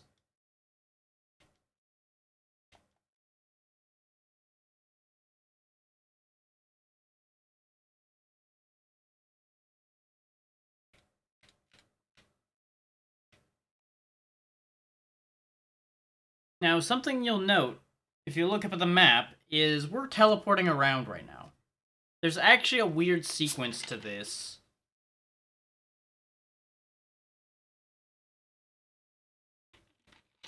And I'd be the first to say I don't remember what the sequence is. I want to say it's literally just keep going to the left until a certain point, and if you go right at the wrong time, you end up going back to the beginning.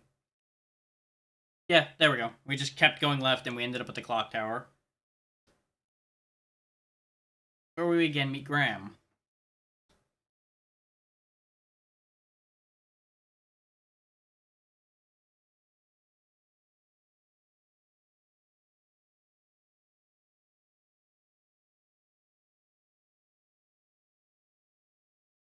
And that's where we gain another piece of information. In order to be a candidate to inherit Dracula's power, you have to be one of the ones that were born the day he was destroyed.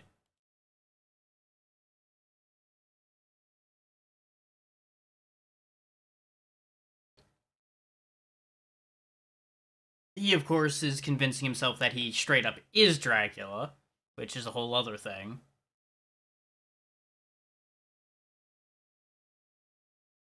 And here he is being honest. Like, yeah, you were just a fucking kid. Why should I care?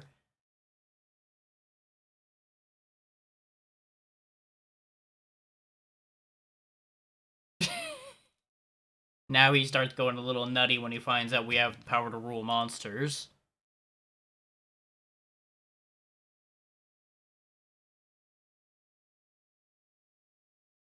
And now he's going to try to get to Dracula's throne before us.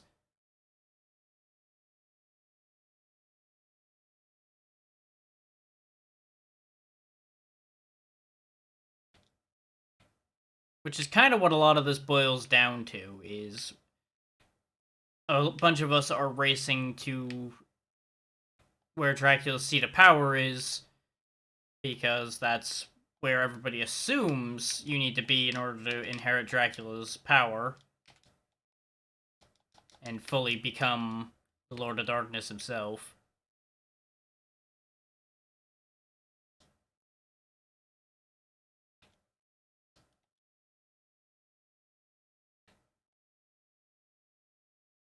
Now, I will say, as much as I love this game, this is not my favorite Clock Tower theme. It's not a bad one, though. But we quickly cut back into Yoko's theme.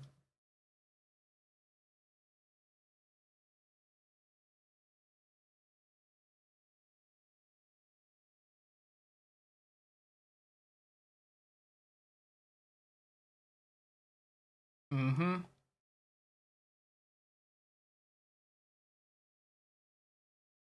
More or less, yeah. He's just being an entitled baby about the whole thing.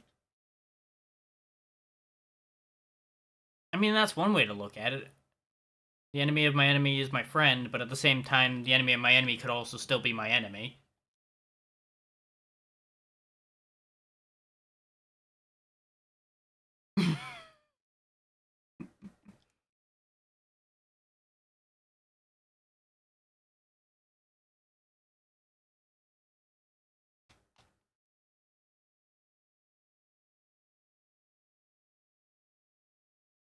Right.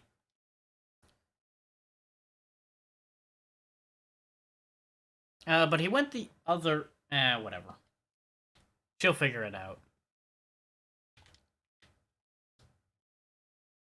Now, you'll note that that breaks, but we can't really do anything with that information.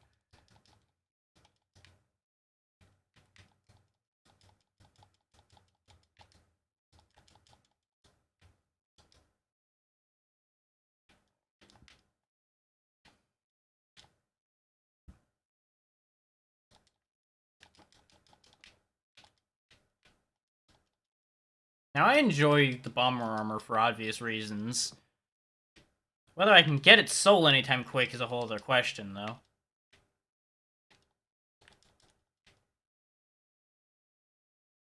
It's not exactly an effective soul, I just enjoy it. Because, you know, these bombs. Everybody likes bombs.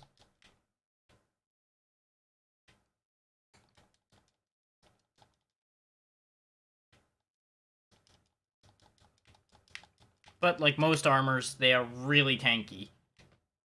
Because, you know, they are just living suits of armor. So it's only fair that they got a lot of defense on them. They don't have the most excessive HP pools, they just have a lot of defense. Because you'll notice we're doing like 16 to this guy, as opposed to like the 40s and 50s we're doing to most things.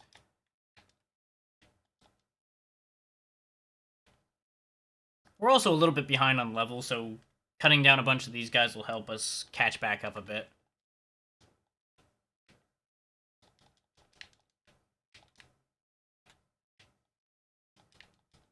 Because I believe there is a calculation based on your level relative to what your opponent's level would actually be.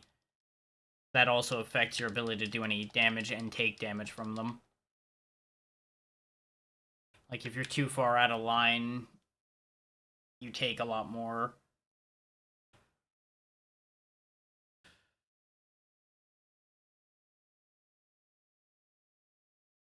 It's like, they're worth exactly 200 experience. They have a high tolerance to slashing. They're weak to lightning, and I think that's earth. It's already checked for one of the drops, and it doesn't have a drop in that spot, so that's already been taken off the table. What I might be able to do more damage to it is switching to the hammer. Yeah, you'll notice the hammer goes back up to doing 47 a hit. And there we go. Now we got the bomber armor.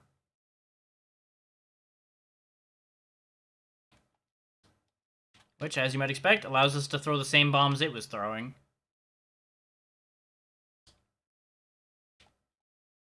Which, in a lot of situations, aren't actually going to be that useful. Like, take this situation we're in right now, for example. Not exactly the most practical. It also costs a lot of MP. You need to throw a bomb. Which is really unfortunate.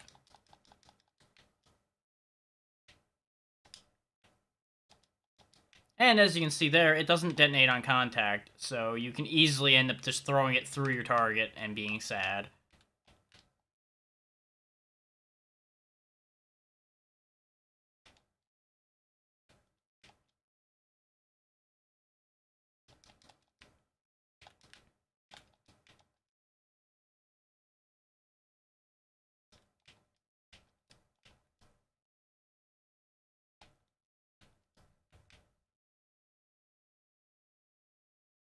Over here we have yet another area. Which I think is another part of the top floor. Yeah, this is actual access to the top floor. Except we can't actually do anything with it from here. Because we need to actually hit that wrecking ball that's over there and knock it into this wall. Which we, of course, cannot do from here.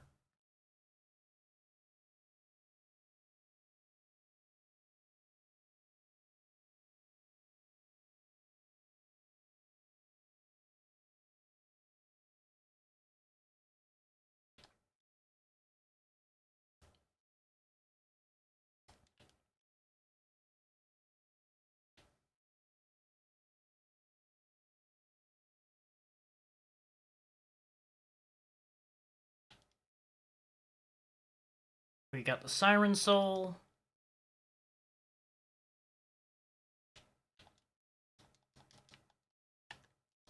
Which, as much as I like the Bomber Armor, I'll show off how this works.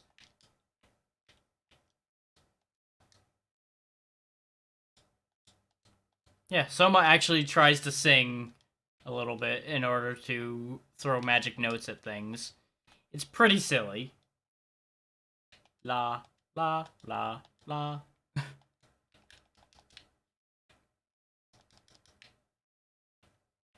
And you'll notice it's the big old armor boy we found as a boss earlier. He is also relegated to regular enemy duty at this point.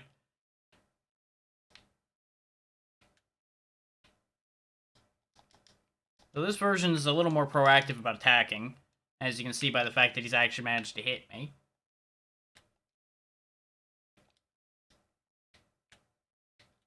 Yeah, I definitely need a soul that isn't this. Not that I have the MP to use a bomb, but if I do get a chance to use a bomb, it should make quick work of him. Not that it took us long to deal with him anyway. Just bear in mind, we will be seeing more of those. There's the boss door for this area.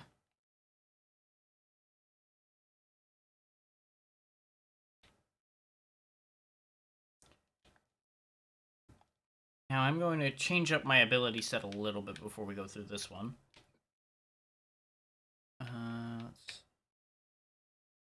The song might be okay for this fight, actually. We do want Giant Ghost, and we'll go ahead and put Headhunter on. Now, those who've been paying attention in most any Castlevania game will probably be able to tell who we're about to fight here.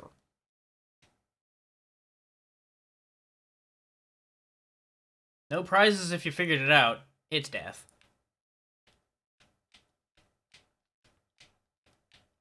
And this is going to be one of the fights that I might actually have to do a couple times. This death fight's pretty nasty.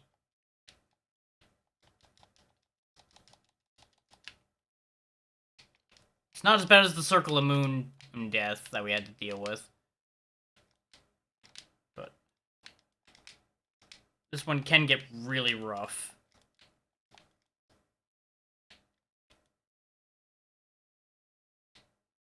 But as long as you're attentive and don't just tank hits from him, it's not too awful. You primarily just don't want to take those lasers on the chin, because they really fucking hurt.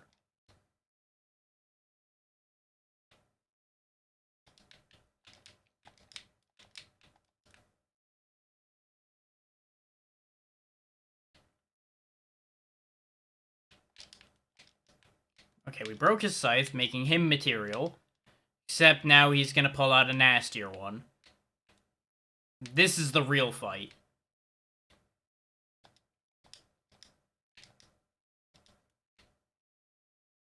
Let me sing you the song of my people, death. La la la la la la.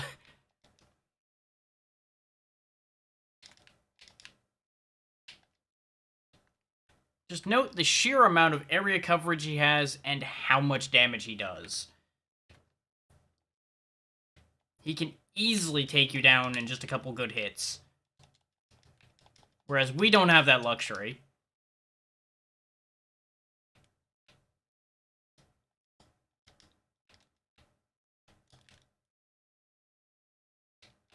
And that scythe travels fast.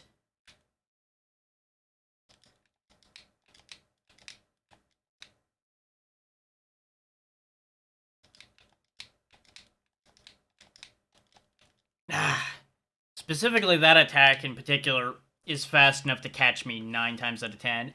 And, of course, with the reach the hunting has, sometimes I bump my face into the scythe and we die. So I don't think we're ready to fight death right now. Considering he can do 100 damage with that at contact, I think we're not ready to fight him right now. I think that's the end of me taking shortcuts. Because you'll notice, in 2 hours, we're already 41% of the way through the map. I could probably beat the game in, like, 4 hours if I really, really pulled all the shit I could out. But a lot of that's rusty at this point, and I do not remember how to do the really ridiculous stuff. So...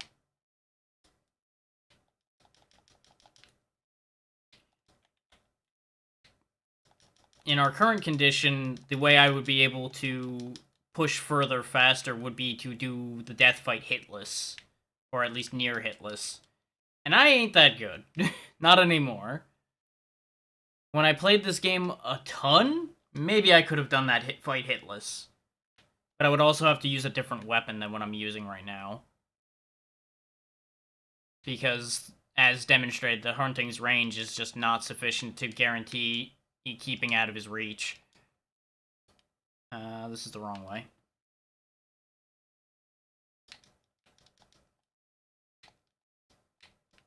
So what we're going to do is we're going to go around the map to a couple other places and come back to death.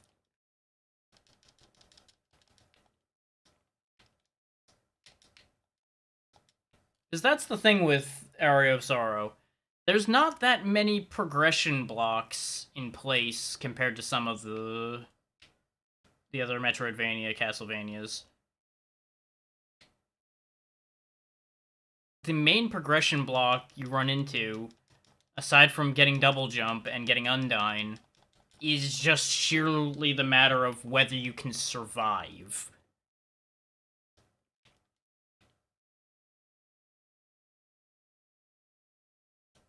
Don't get me wrong, there are some other actual progression blocks in play as well.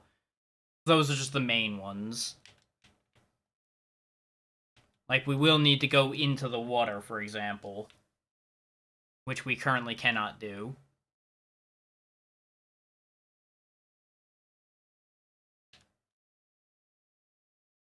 And there's not really a way we're gonna get the ideal results and do it quickly. Because there are gonna be items we're not gonna be able to get required for that. At least not be able to get easily. While taking the very, very direct route.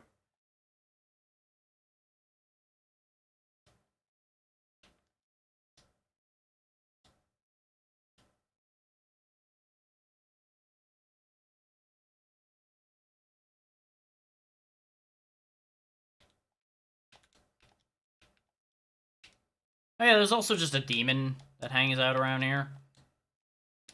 It's just the devil. You know, as you do. Devil's just kind of hanging out.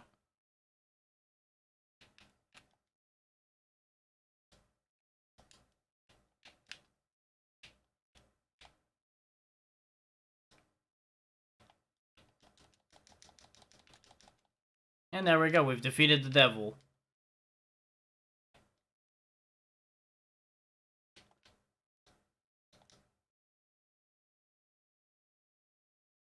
Yeah, you'll note that by going through the door to the right instead of the left, we've ended up somewhere else.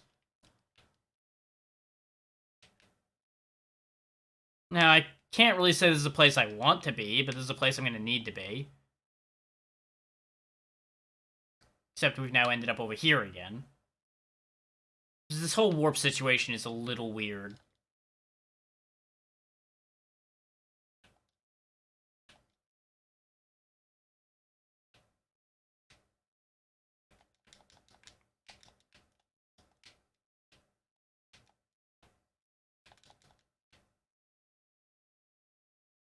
But there is thankfully a save point here.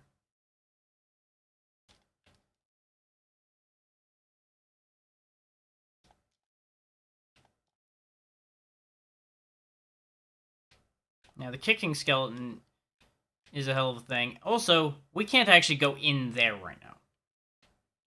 Remember that that's there.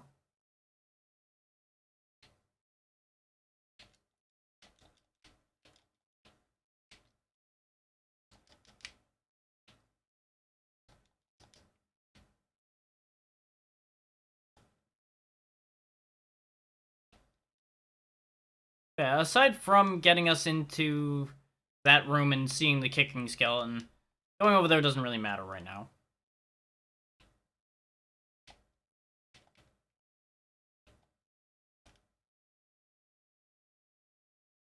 I think this is where the Manticore was, yeah. This is one savage beast that music will not soothe.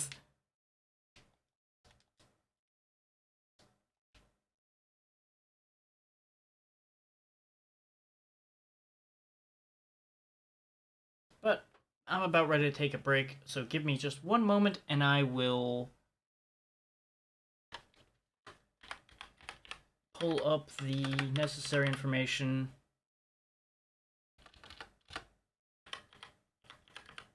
to explain how the coffee situation works. Making sure I spell the command right so I don't look like an idiot. I will use my own link. That is how that works, by the way, is all you gotta do is click the link and that'll take you to the page I'm about to show you guys.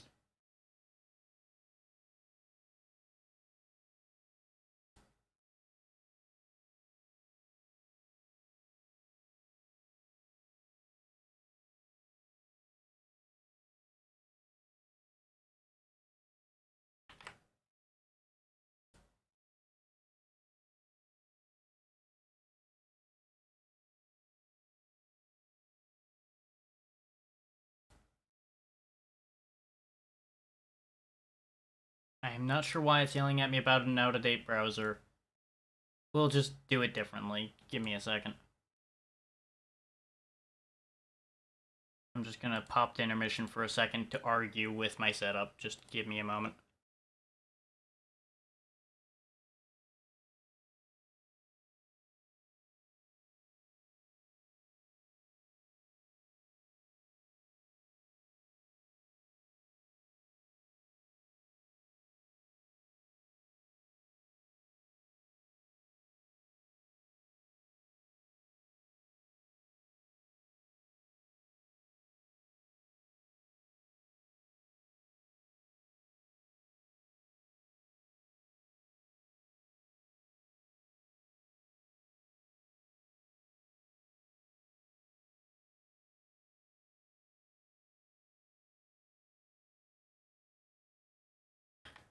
Or I won't, because I'm an idiot and I forgot that I can't actually change things like that without actually being on the same screen.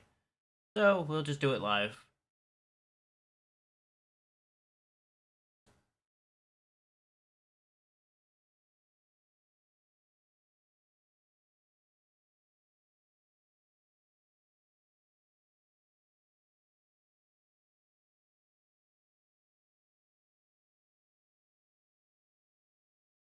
I'm just gonna not worry about it.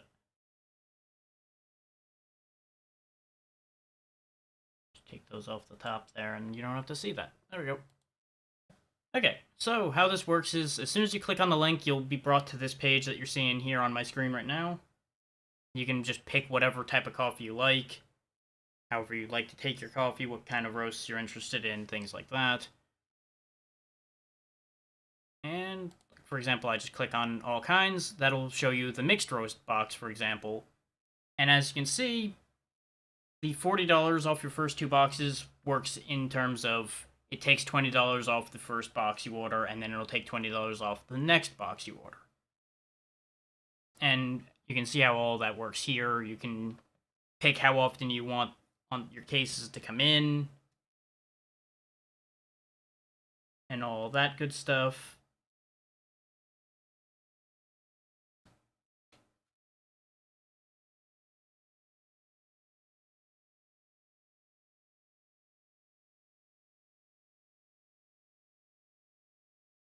Pretty much from there, you have your 2-day shipping for free, of course, and all that. Important thing to note, as it says right there, it is shipped in dry ice and it is frozen. You have to make sure to keep it frozen, or you'll just have a bunch of melted coffee on your hands, and that won't be any good. But beyond that, you don't need to see that page anymore. So I'll get rid of that for you.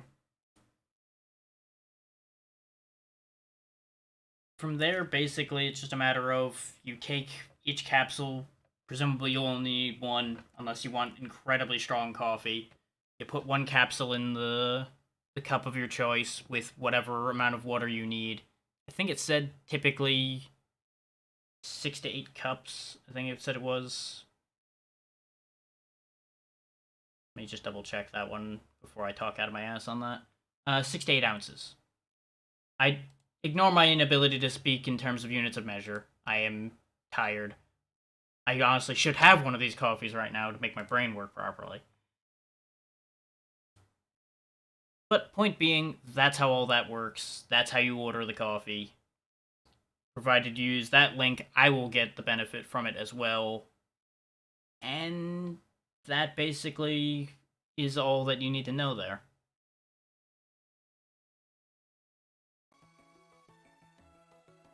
Okay, making sure the capture still works. Now I'm going to actually go on that break I mentioned. I'll be back in a moment, and then we will continue.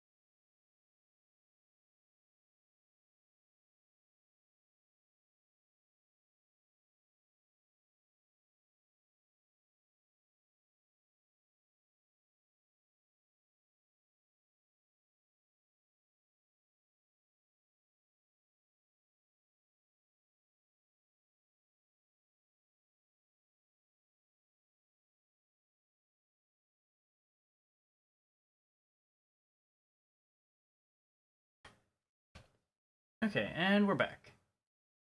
Like I said, wasn't gonna be gone long.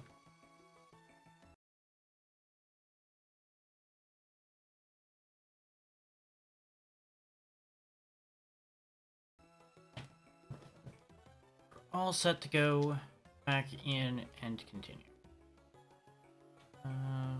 As I said, probably not going to continue trying to fight death right now. Probably not that viable an idea.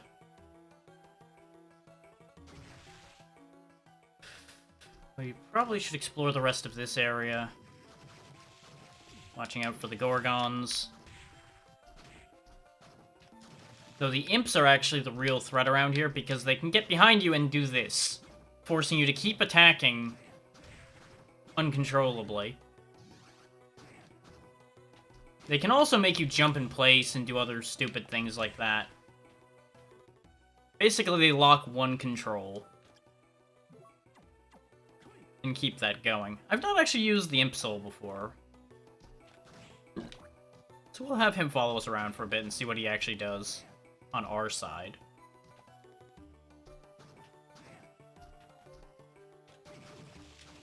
Alcatraz. Looks like he just kind of does a little bit of damage. Which is nice enough. Dead Riders. If I stand, like, right where the statue is, he doesn't tend to hit me. Did he die? Nope, there he is.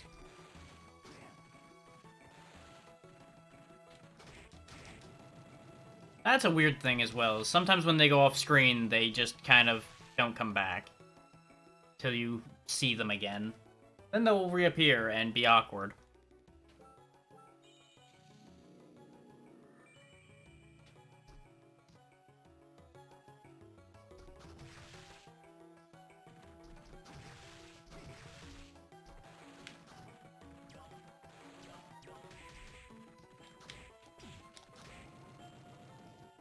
Yeah, not super impressed by Imp, so I'm probably gonna just keep the flying armor on for when I need that. Not that I really expected to be impressed by the Imp Soul particularly, but I figured I'd give him a chance.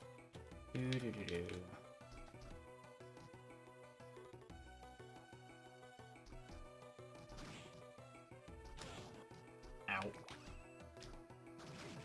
As you might expect, that will petrify you if you get hit by it. Don't recommend it. Being a statue's not particularly good.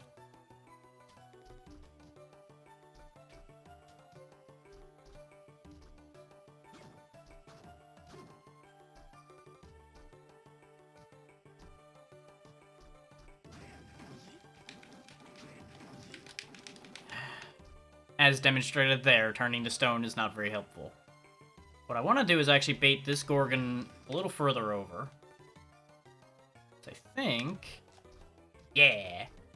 This doesn't actually help us at all, but yeah. So we can't actually get up there. Vermeer. We can, however, get in here. Excellent, Zeno. I'm glad you're still here. It does get us into this section here. We can climb on top of him to get up to this moving platform. And go on up. Yeah. I feel your pain on the multitasking. But I'm glad you're making one of your choices to be here for this. Just don't overdo it. If you need to focus on that, I understand.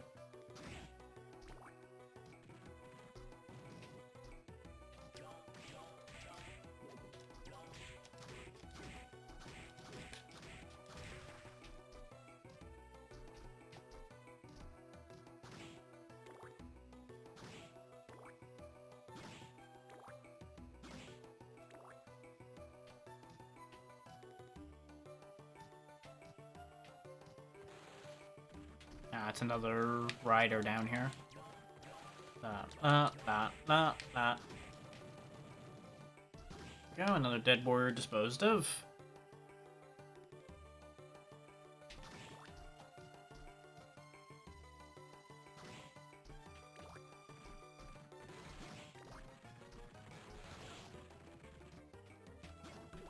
Gotta be careful with this one because the Manticore hurts a lot when it gets pulled out. You can kill the Gardener before you can pull the Manticore up, but it's best just not to deal with that in the first place if you can help it. I believe there is something decent you can get from killing it and getting the drop to pop up, but it's probably not worth the effort.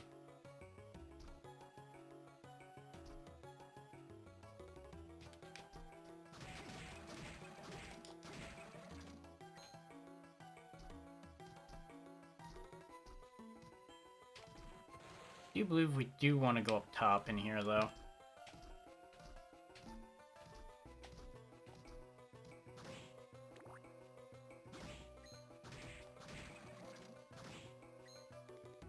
Nope. This one looks to be another one that was pointless to go up top in.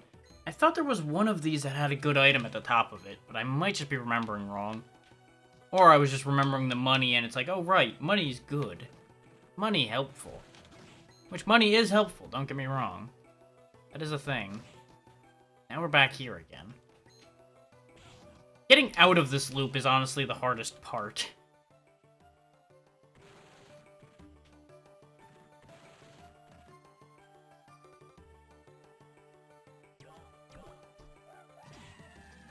And you'll notice with the Manticore, it's a screen-wide hit. If you can still see the Manticore, it can still hurt you. It's a problem. Oh, and don't eat the rotten meat, by the way. It'll put you down to 1 HP. It's not good. It does not help.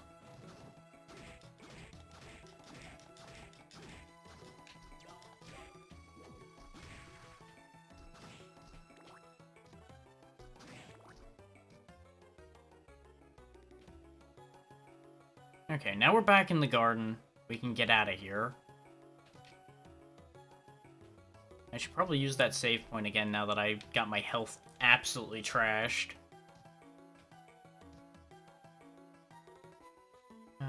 Save point's down there.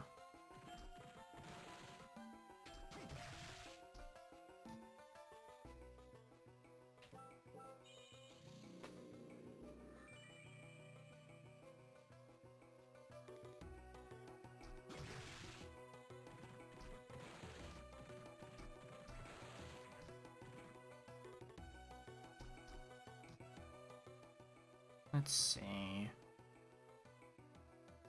We're kind of done over here aside from actually going and fighting death up there. We might actually have no choice but to fight death.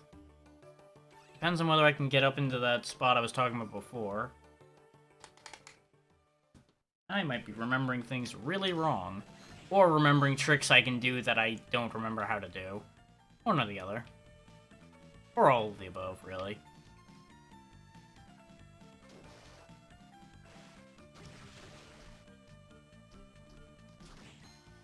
All of the above would not surprise me.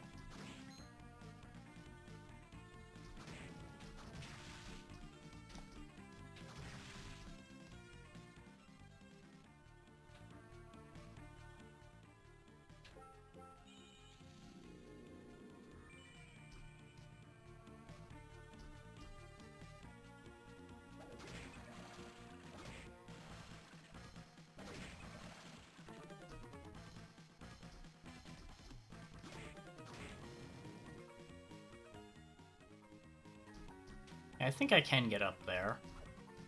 In fact, I think I absolutely was supposed to have been up here a long time ago. My brain is just doing that thing where memories get real fuzzy and I assume things based on said fuzzy memories. Yeah, because we could have been up here forever ago.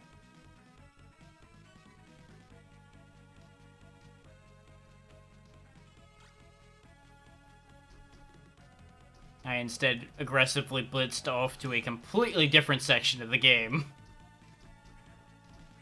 that I had no business being in.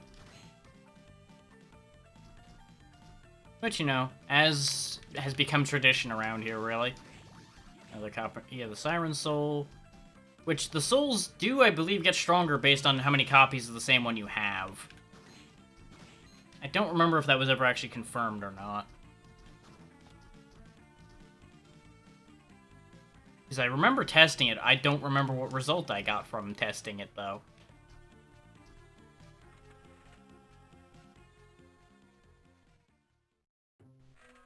Yeah, we definitely were supposed to be here before the new living quarters. And we meet this gentleman. That is true. His name is Jay.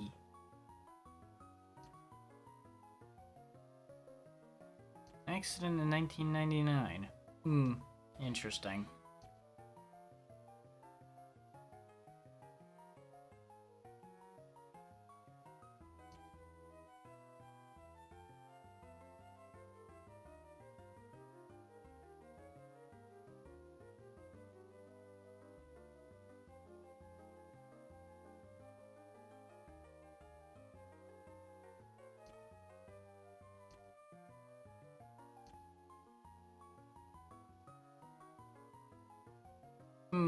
Interesting. Lost his memory in 1999. Very concerned about Dracula. Looks like that.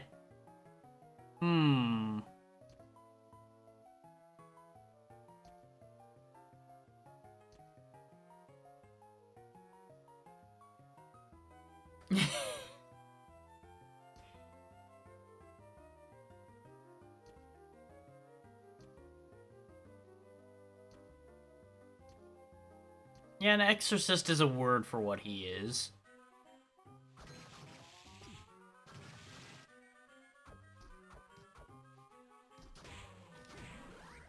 Oh, there we go. We got the Ghost Dancer for soul, which is the soul for increasing luck, which, since luck doesn't actually work, not gonna be bothering to use, otherwise I would be using it extensively like I did when I originally played.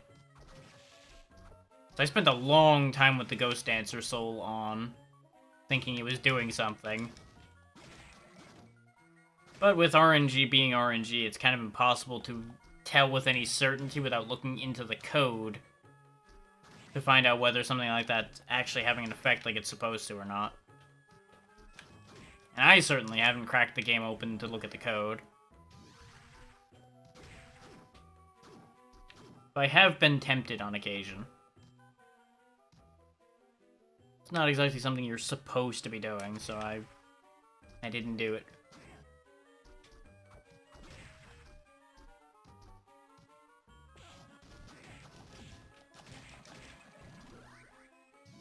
The Quetzalcoatl also is pretty useful. 8 Constitution's nothing to sneeze at.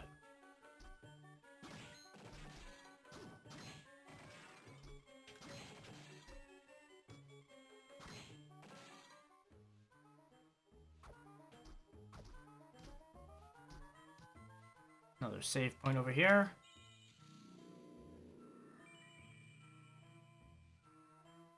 Yeah, at this stage of the game, we're gonna fly through here pretty quick.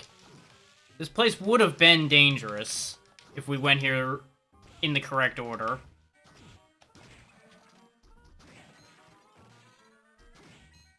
But since we already went and dealt with the Headhunter and everything first, this place is not really a thing. Skeletal waiter trying to throw food at me.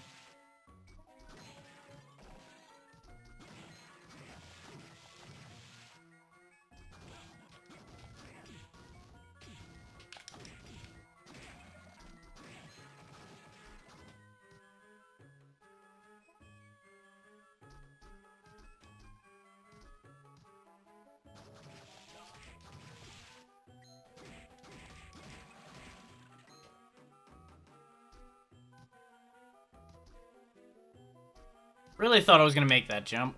Well.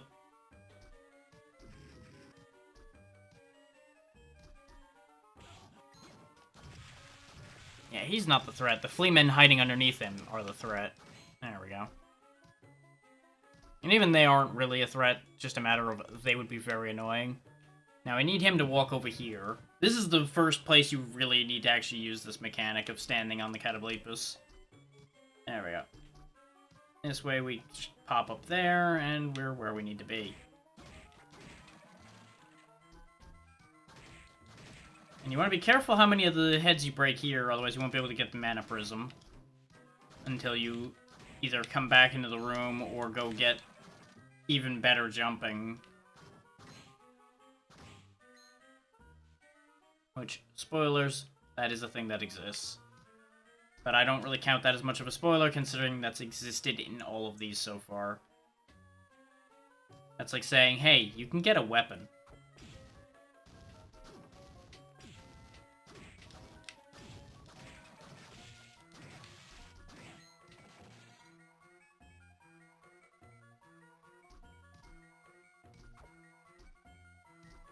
Boing, boing, boing.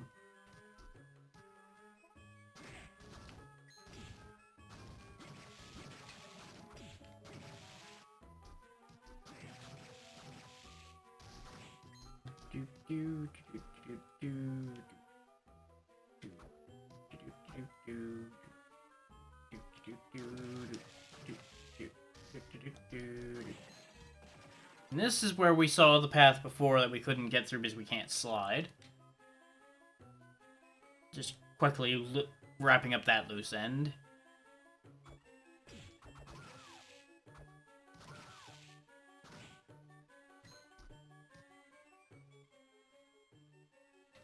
We don't need to deal with that right now.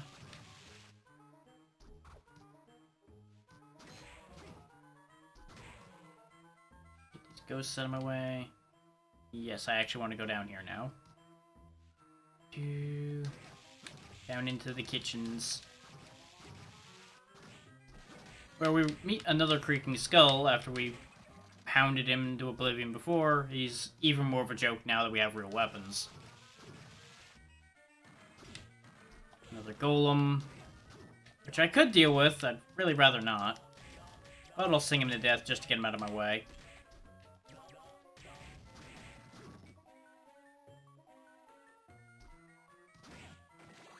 It is possible to jump over him, it's just a big pain.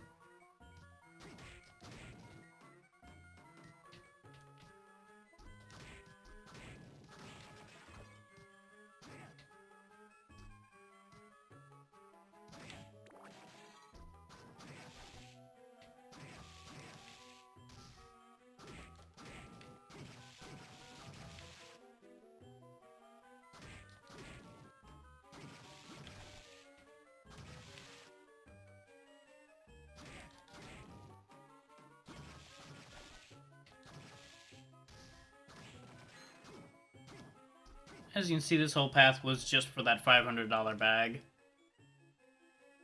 Which, don't get me wrong, is significant until you look at the fact that we've got nearly 6,000 gold. Because now that we've got decent equipment, I haven't needed to spend any money on potions or anything.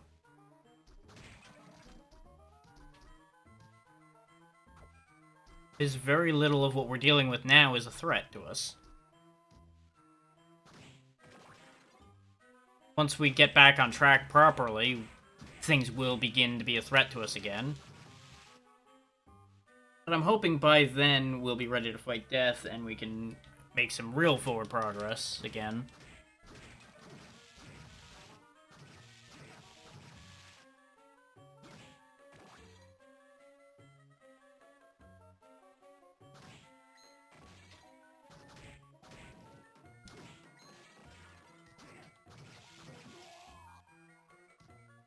Wait, I want that, but I can't have that. Sad. I keep forgetting I don't have the ability to slide still.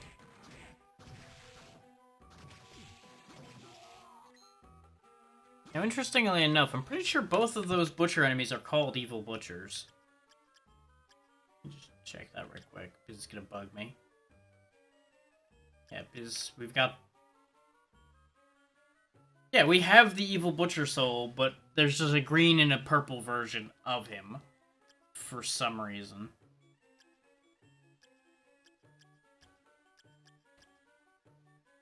Like, he's not even actually a different enemy at all. He is literally the same enemy, just with two colors.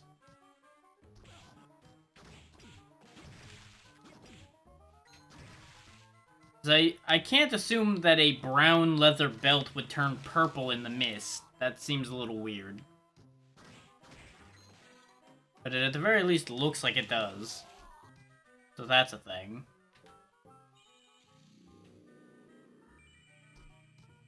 I do remember going out of my way to farm those when I was trying to get all of the souls, thinking it was going to be a unique soul.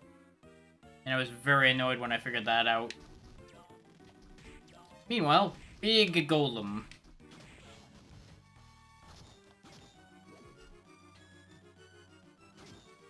Those of you who were here for the Talos fight back in Harmony of Dissonance will recognize exactly how this fight goes, more or less.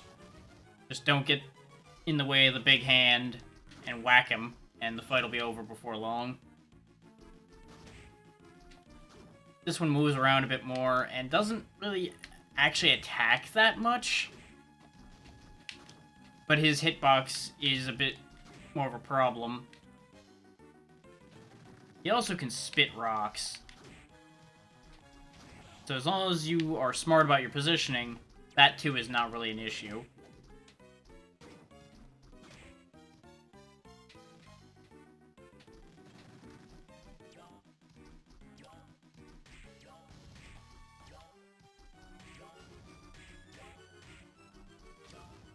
He is not that much of a fan of my singing, it seems. And there we go. Big Golem defeated.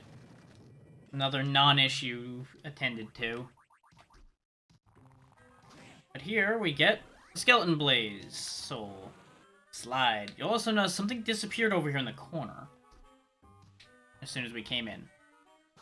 There's something that hides in that corner. We're not going to be able to deal with that anytime soon.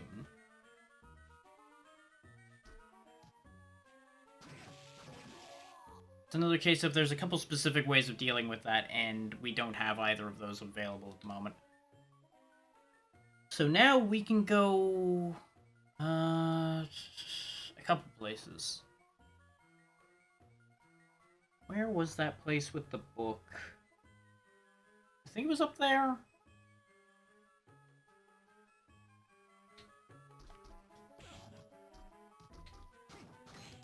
I think it was back in the living quarters that I want to go where that red book was.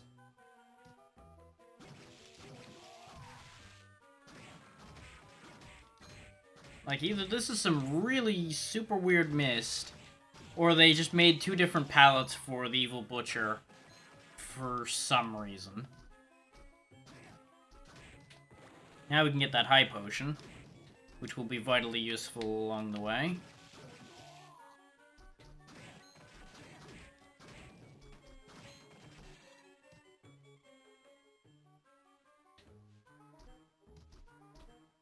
Yeah, that's the end of this area, pretty much. We've cleared out this whole section. And you'll notice it only gave us like 5% of the map completion for this area. Wait. I should go get the guitar.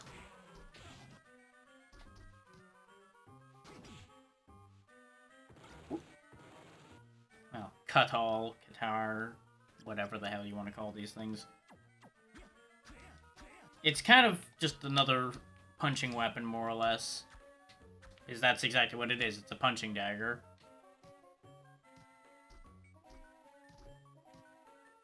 It's a decently strong weapon, but its range is atrocious.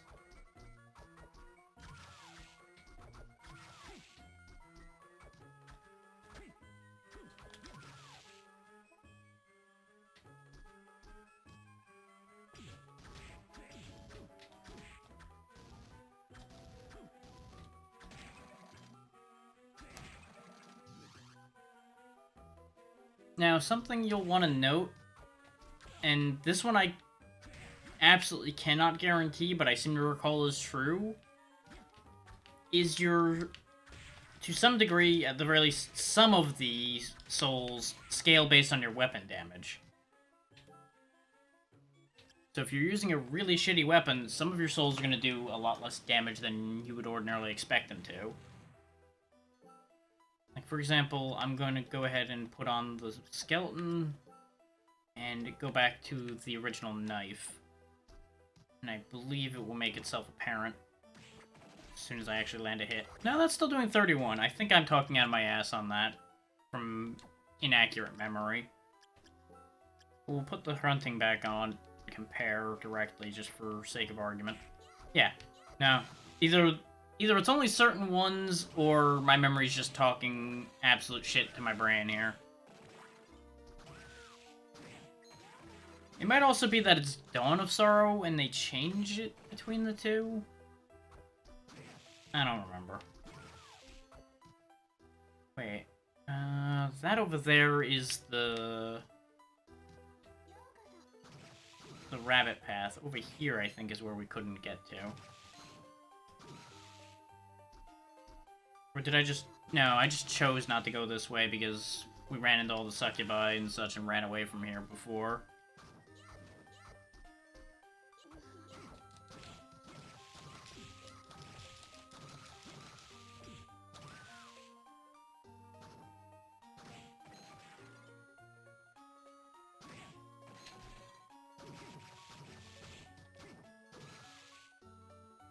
Clear all of those out. Where was that doorway I saw then? Might be further down. There's at the very least that potion I can grab here.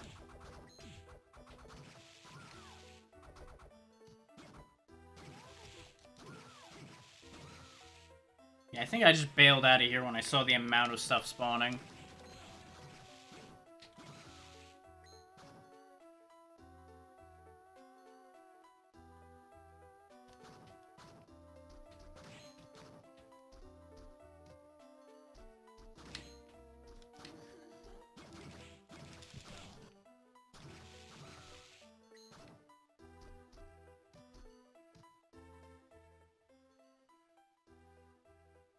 Actually, let me quickly do something. It's probably a good idea.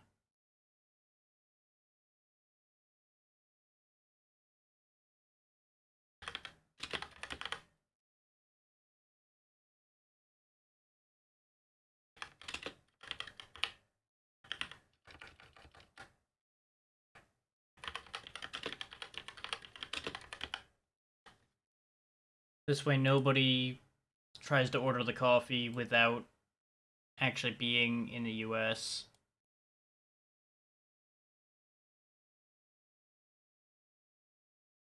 I wouldn't want anybody to get disappointed by that.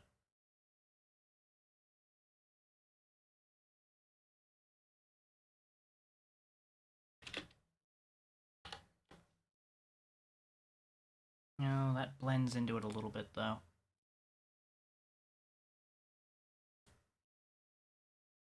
There we go. It looks a little funny floating directly above my head, but it gets the point across that that is United States only.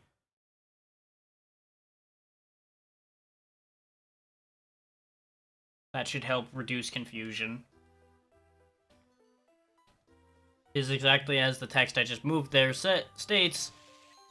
The only people that can order or cometeer coffee, at least currently, I don't know if they intend on changing that at all or not, is residents of the continental United States, because that's the only place they can ship to. That said, at the very least, it is still free 2-day shipping, and from what I've seen in all their descriptions and stuff, the coffee e-capsules are very easy to use. You just drop them in and you're done.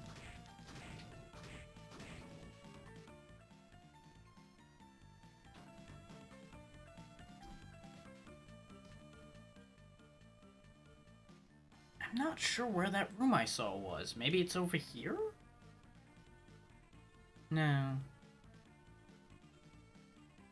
I don't remember where that red book I saw was. So there was a spot we had to slide through to get a red book and some other things. Actually, I think it was... No, because that's where the door is that we can't go through. So it's either there... That's where the water is, so we can't go there. Was it down there? No. But I think that was another spot we needed to slide through, so we can go there. I should have warped over there. Well, we're already close enough. We may as well walk.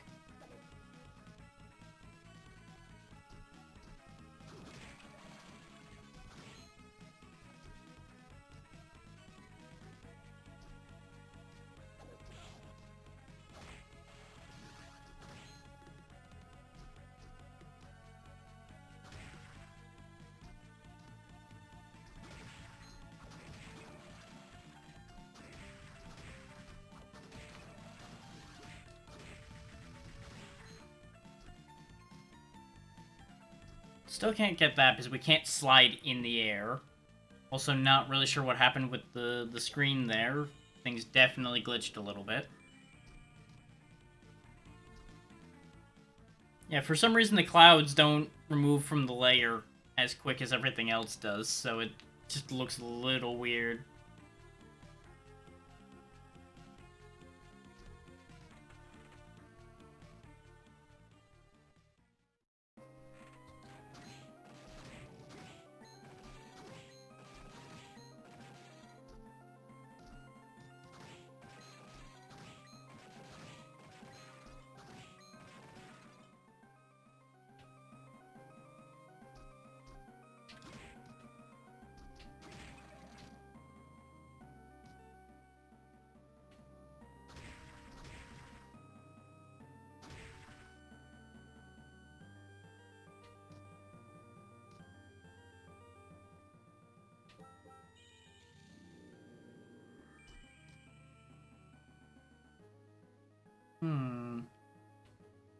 Apparently I still missed that part of the room.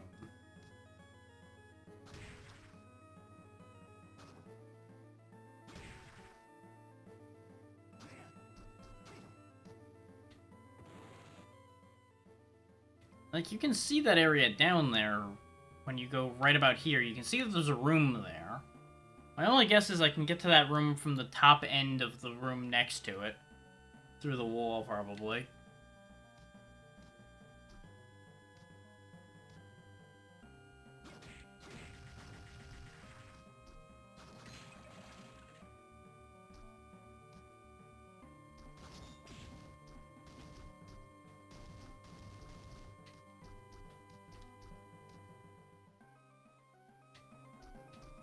We need to get up there. Which I'm not sure we can do right now. Still. Ack.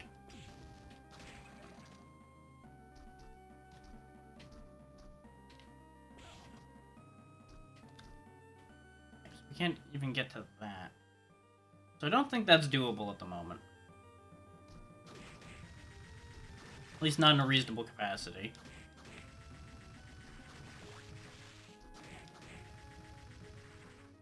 I know exactly how I could get there, but we don't have the thing I'm thinking about yet.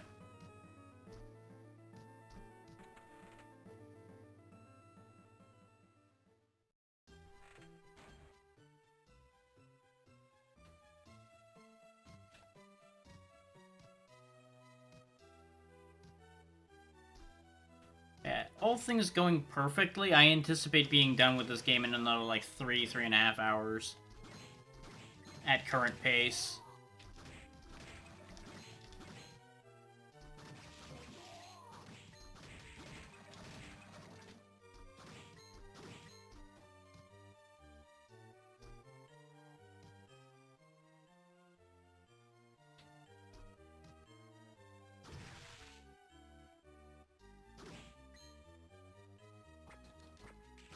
I forgot I still had the bones equipped. I went to do something actually productive and I just threw a bone in the air.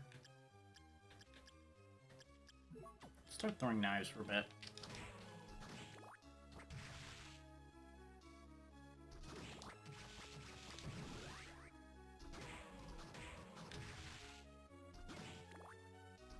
Oh, what a difference an actually damaging weapon will make, eh?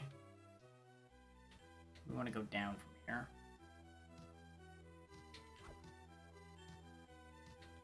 Oh yeah, this is exactly the place I was thinking about, actually. I just got my wires crossed as to when we saw this. Ancient book number 1. and another area. Now, Ancient Book number 1 tells you something kind of important. The first spirit is a demon from from Hell's Fire.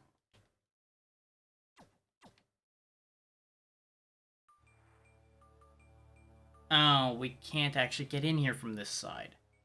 So this was, aside from getting the book, absolutely pointless. Fuck me.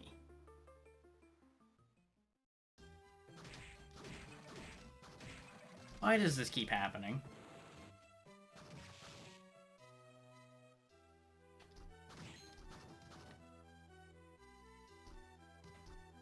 I mean, I suppose I shouldn't be surprised that this keeps happening. But either way.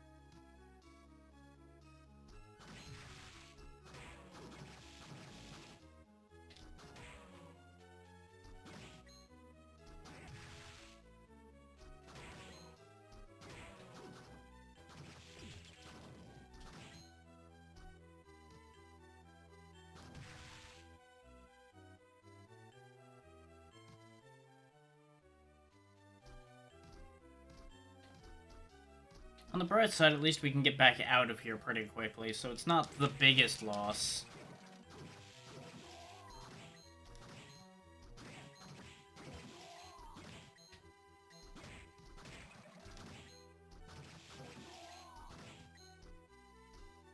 So we might have to go fight death in order to get further along.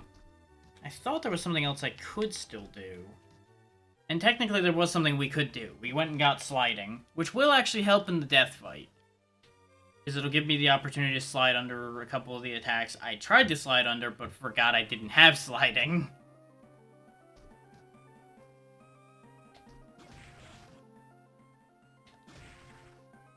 Actually, that will be quicker. So let's go this way.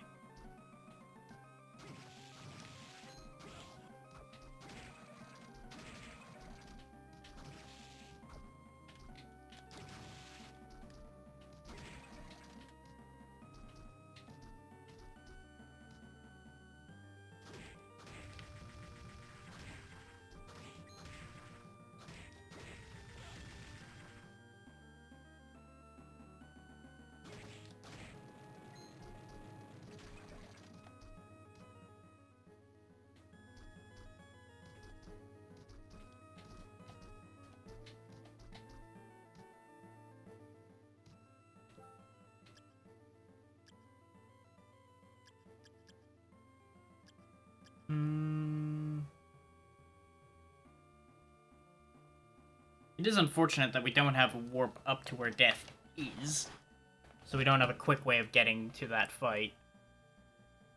I know the rabbit's over there, so I can't do anything with that. The fastest way back to where death is would be to go to this warp and then go across.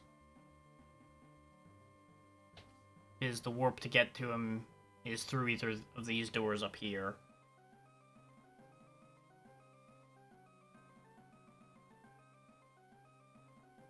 And from there we go back up to the clock tower, pick one of the save points, go fight death, move on with our lives. I don't remember why we couldn't go this way. I'm gonna check that as well, but I think we can't actually do that, even still. And it can't hurt to spend some of this money I'm piling right now.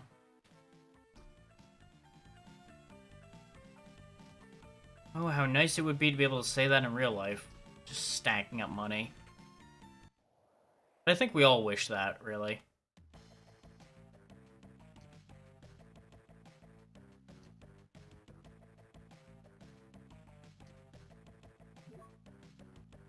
But yeah, Hammer will have a habit of commenting on people you've met and things you've seen.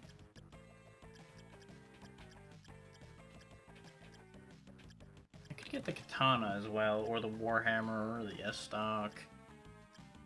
We have the lance. We don't have the claymore. Actually, it might be a pretty good idea to get Graham. Graham's a pretty good sword. You'll notice he has started getting new inventory as well. Periodically, he will get new items in. I want to say it's based on particular bosses you've taken it out along the way. Because we were using the soldier uniform. He does have an army jacket now, but it's just worse than what we're using altogether.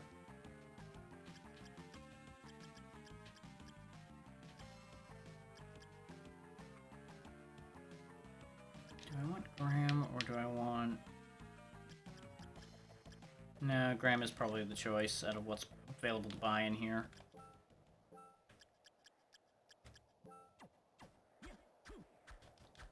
The key to Graham being the fact that it's a very fast attack, while still being stronger than the Hunting. The only issue is it has no width or anything, it's just a single little stab out. So, we are going to have some issues based on that.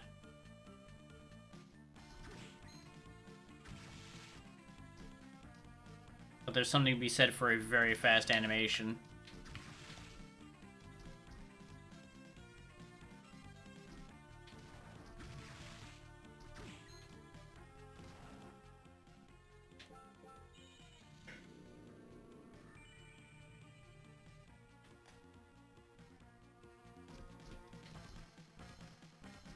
And I do apologize for the yawning. I still have not been sleeping that great.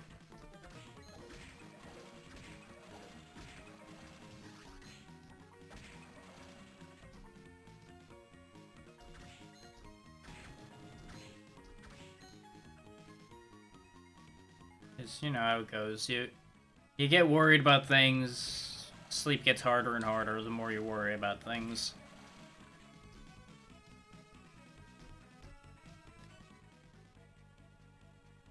And of all things to worry about, people will always be able to worry about money.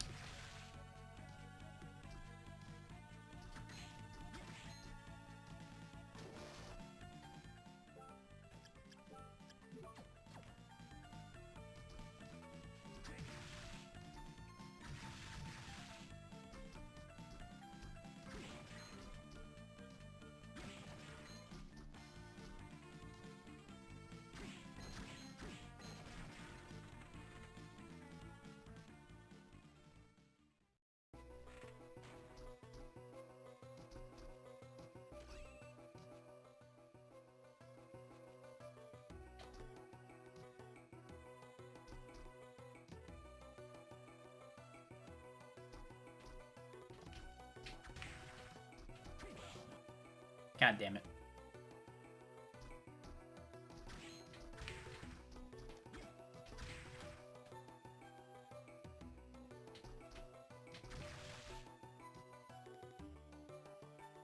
Okay, now we're on track to get to death again.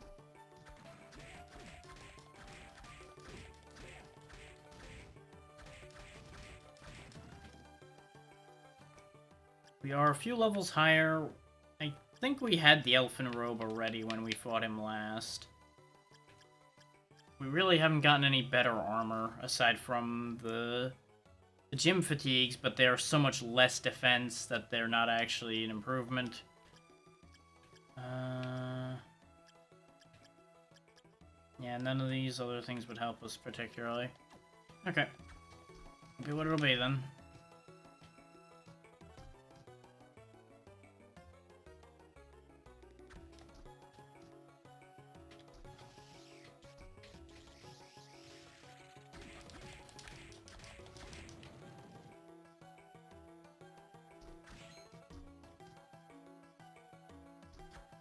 Just gotta keep going left.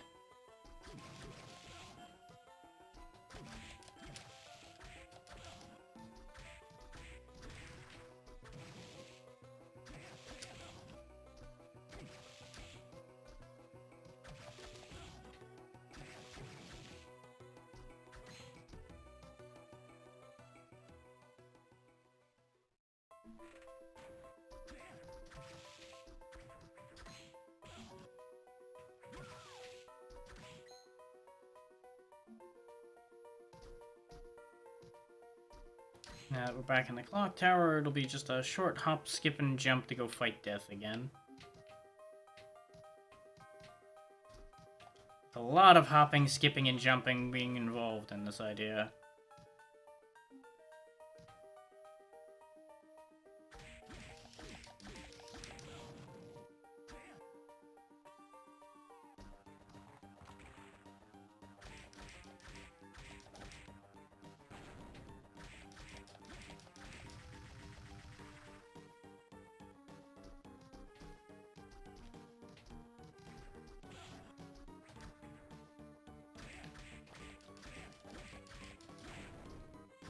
Not really sure how that bomb didn't hit me, but I'll take it.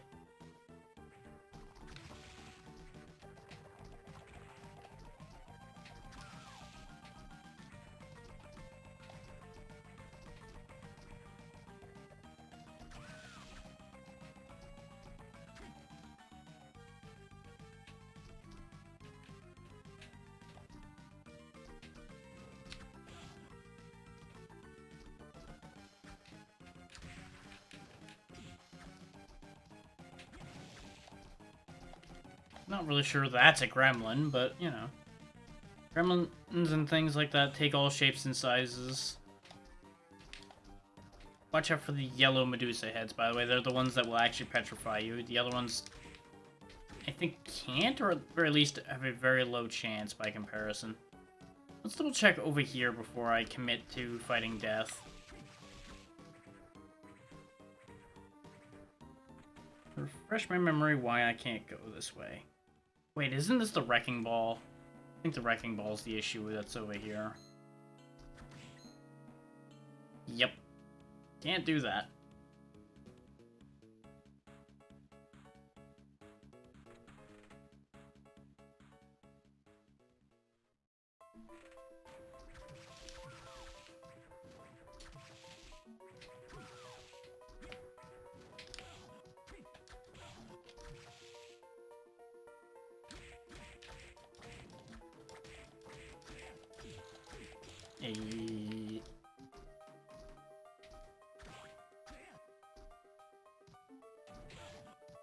That's a sword.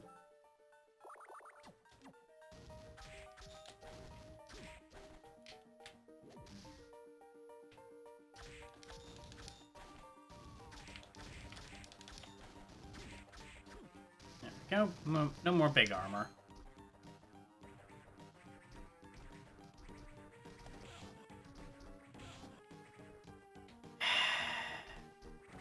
Alright, ladies.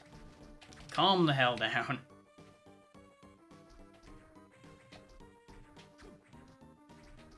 There's plenty of Soma to go around.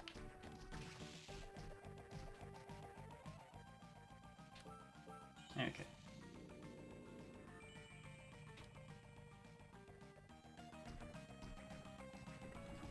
Round 2 death. Bring it on.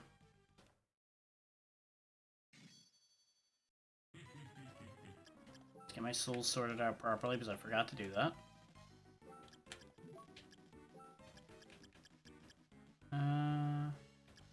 I won't bother trying to turn invisible because I doubt that'll work.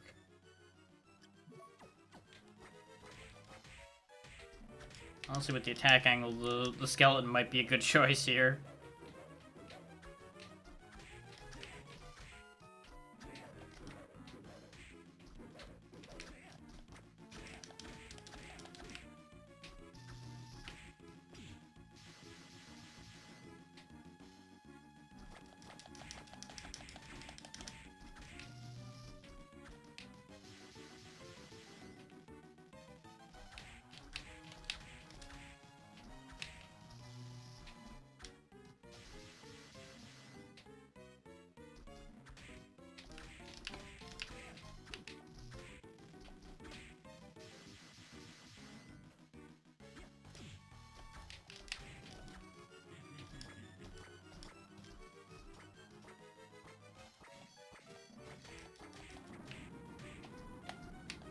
So I suppose, in light of the sponsorship I'm doing, this is probably an important question to ask to begin with. How many people in here actually drink coffee?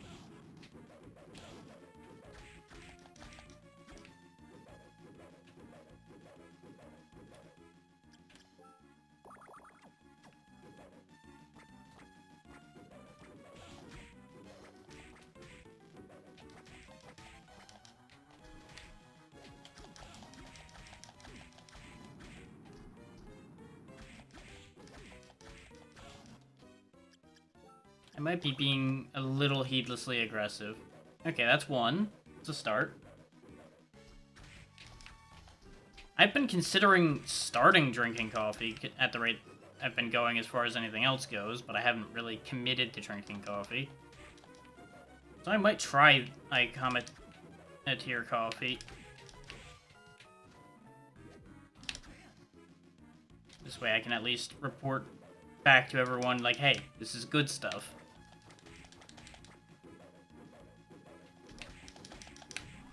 There we go. Round 2 death is done. And now we get his ability to summon little sickles everywhere.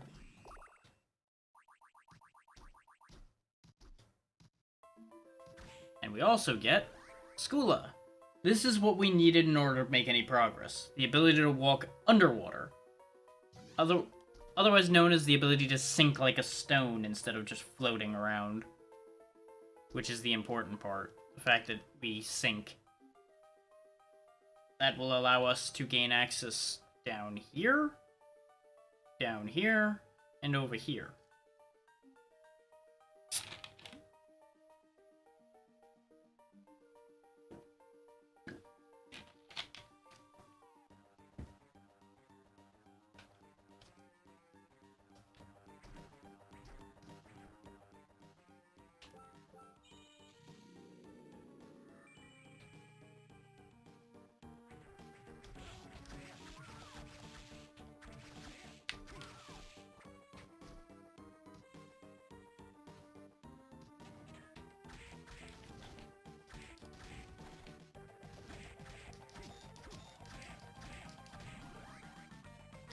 There we go, another level for me. 22 is still a little low for how fast we're going through this game.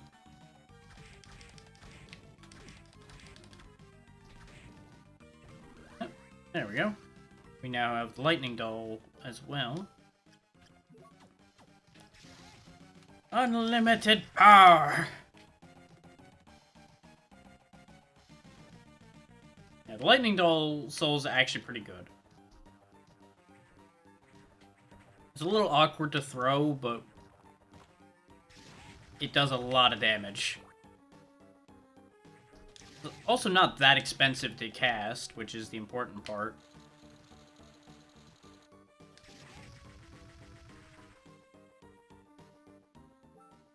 Since we're here, we may as well go down here first. Sploosh.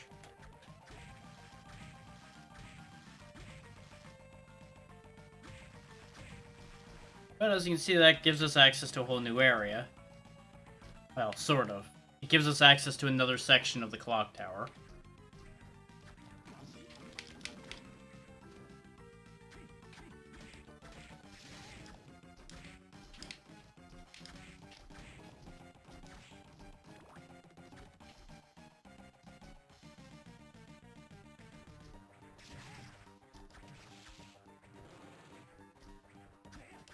Which, on the same note as me potentially getting the coffee, if somebody does order the coffee, do come back and let us know if it's good. I would assume it is, because it's highly rated and all that, but without testing it myself, I cannot in good conscience guarantee that.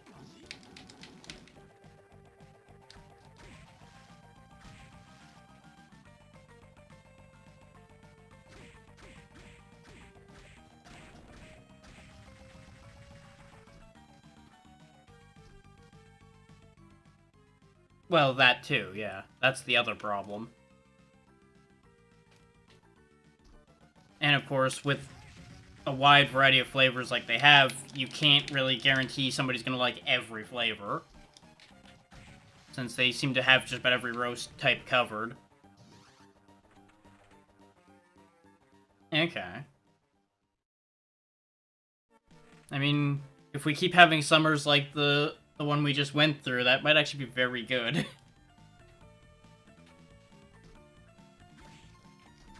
It's also hard to argue with a coffee that you literally can just keep in your freezer indefinitely.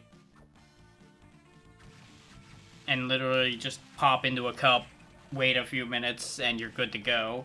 as opposed to the whole brewing process and all that.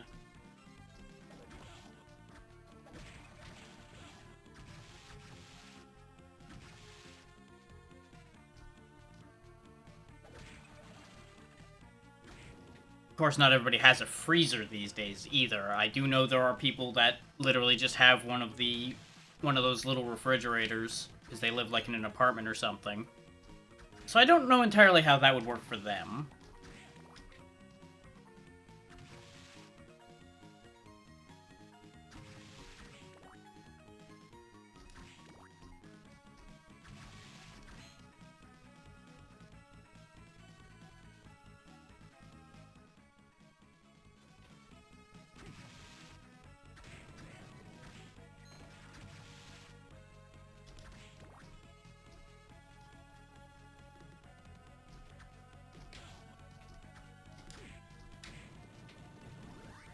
There we go, the white dragon is half the constitution of the Quetzalcoatl, because of course, that's just the lower tier version of the same thing.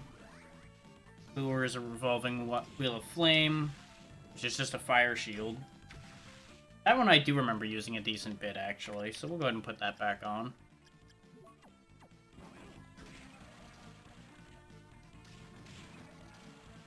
It's good for when you're just walking around, you can just set things on fire that get in your way. It is a toggle, though, so bear that in mind.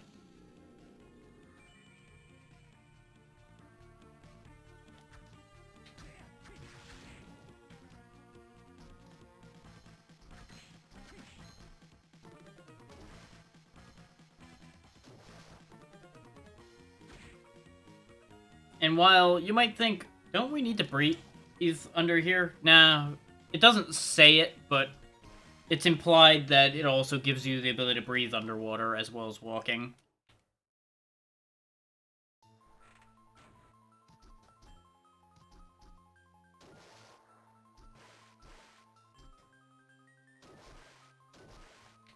That sword up there would be nice to have.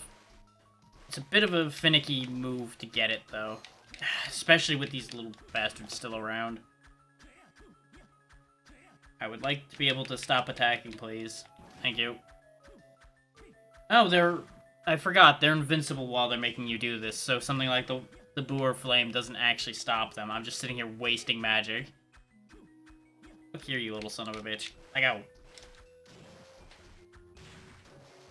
There we go. Okay, I need to have flying armor on right now. There we go. And up.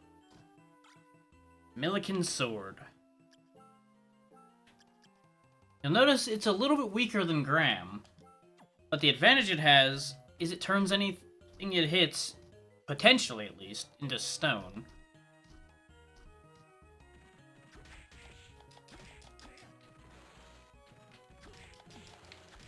As you can see, the odds aren't that great on it, so since we have the Graham, there's no point in using the Millikin Sword. But if you got here without having gotten Graham, that would be a good sword. Don't mind me as I just break the AI in that flesh golem because I don't want to deal with it. Boat, go. Go, boat. Boat, please.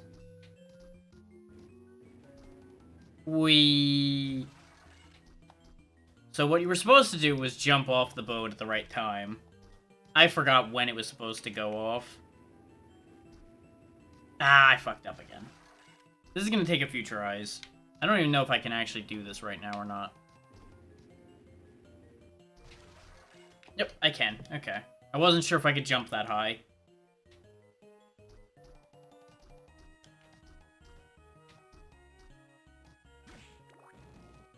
It's just a fun little boat slide to an archdemon.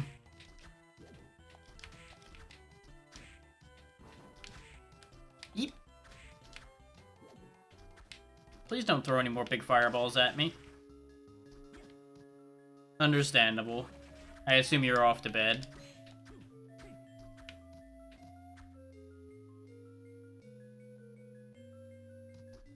Yep, sleep well, Xeno.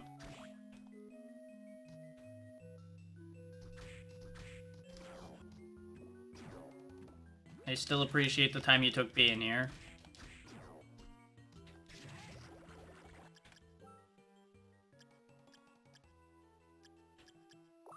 We don't have anything to cure that poison. Oh, just gonna live with that then.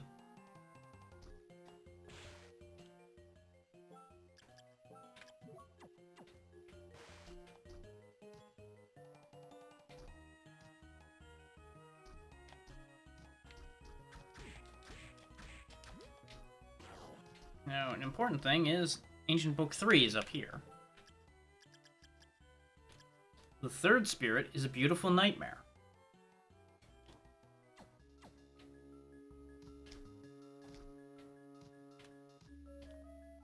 Now, you're probably wondering, well, what's the point to all of those books? We'll get into that later. That should suffice to give those paying attention a hint as to what they're for, without having to tell explicitly what's going on with that.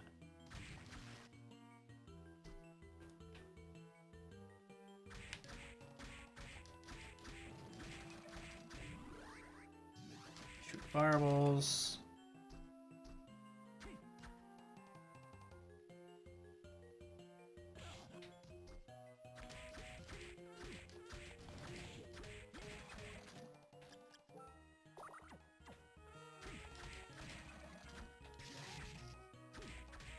Just off Triton.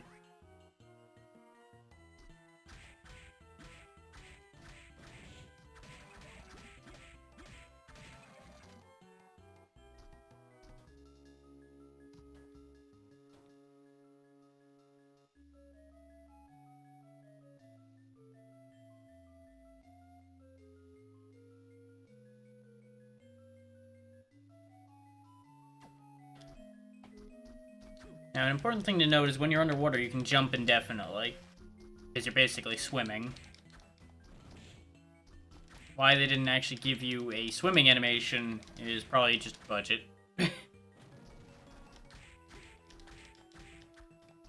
Considering you're only swimming for one area of the game, not really worth having a focus beyond it. And then there's this fucking thing. The long boy.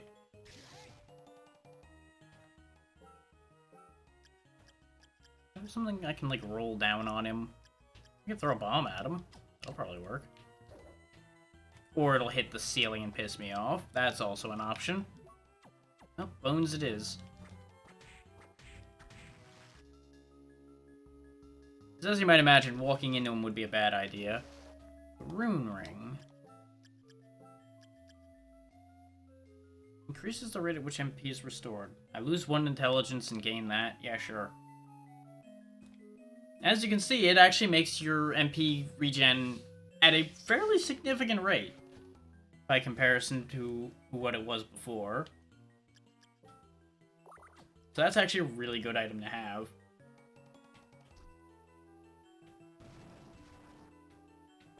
Ow.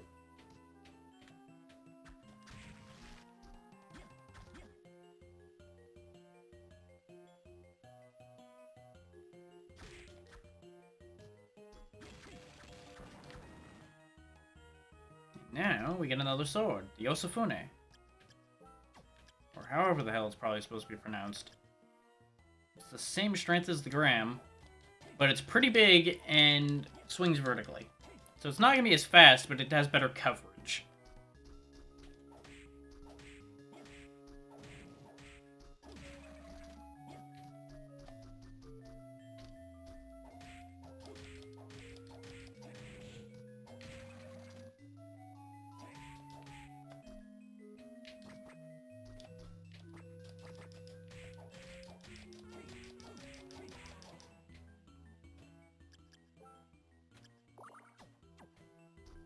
I'm feeling nervous, so I'm just gonna burn that high potion. Of note, we are at 61% of the map now. You do not have to get 100% of the map in order to finish the game as well, which is worth noting. We can't get in here at the moment. Not from this side. But there is a potion for us, so it's worth it. And before anybody worries that the audio might have gotten delayed, no, I just responded to that concept late.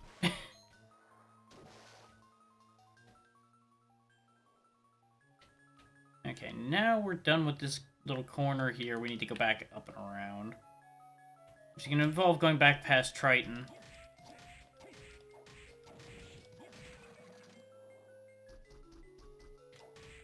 Which thankfully is not actually that bad. Get past, as long as he's not in front of you.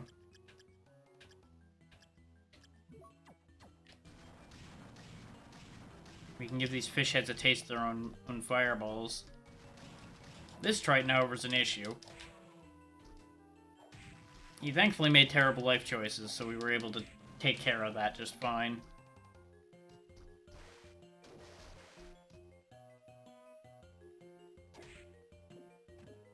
Just gonna get past those slimes, because I don't want to deal with that. Meanwhile, down here, another Triton. You'll notice, though, that these fireballs we got from the fish heads are actually quite powerful. And yes, for those wondering, that is in fact a gun. That is just straight up a gun.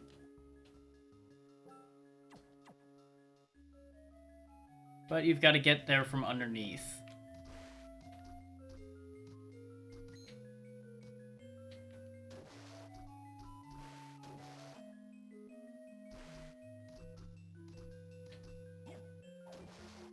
And we'll get into mechanics and things involving the gun once we get there. Which we should be able to get there quite easily from here.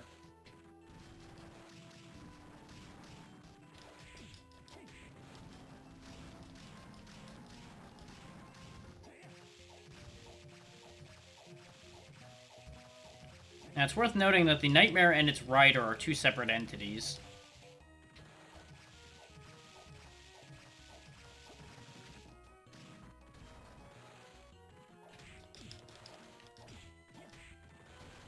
They work basically the same as the Dead Warrior in any other respect.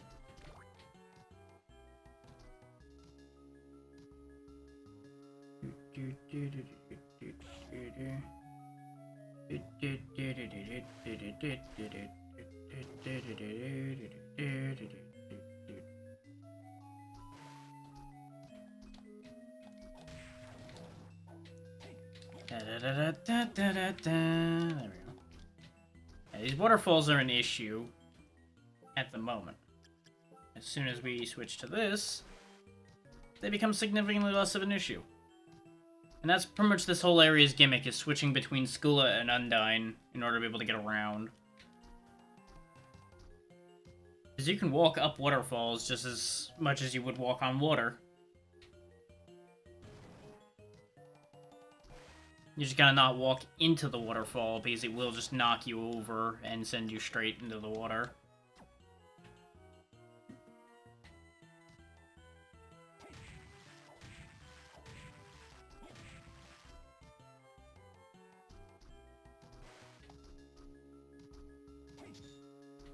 Got a dead Crusader over here. A couple dead Crusaders over here. Their whole thing is they will guard anytime they're not attacking. Because they actually remember that their shields are useful for something. It's really quite impressive. Said with all due sarcasm.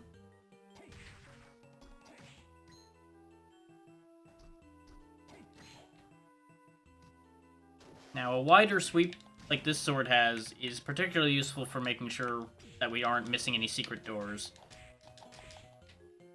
There's two Tritons there, I just now realized, so we're just gonna leave.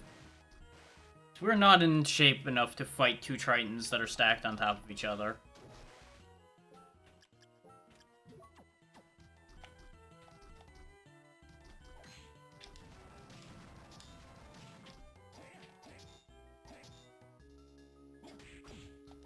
I really thought he was going to die on that hit. I counted wrong.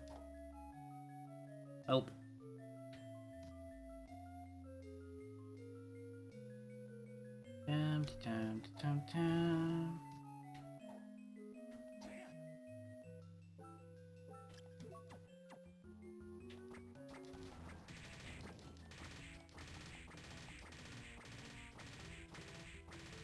making it rain.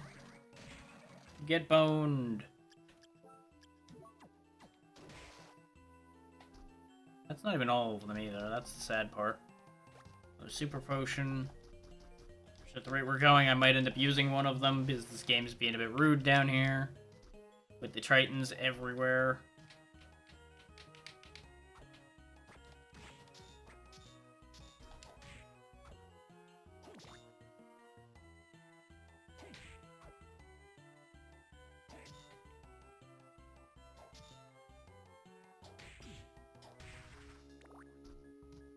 I traded for nothing. I don't even know why I fought him. I saw that there was nothing there. Brain just immediately deleted that information and went, oh no, there's gotta be something there, right? Maybe it's hidden in the wall. Finds nothing. Sad. Yeah. All roads lead to Rome down here. The path we saw over here just connects us to this point right here.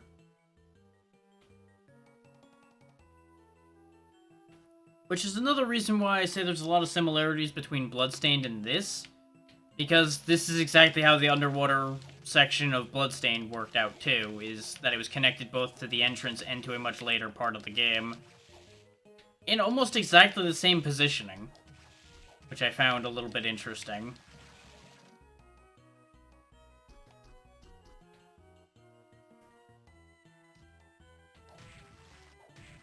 Which, you know, since they're basically made by the same people and directed by the same person, it makes sense. Now, Rahab's sword, the Ice Blade, is quite good. It's a massive improvement over the Gram in terms of damage, and it's got a little bit of reach to it, thanks to the ice coming off it. Because the entire effect of the blade coming out and the little ice sparkles coming off, all of that counts for its hitbox. It also does ice damage, which is particularly good against certain enemies.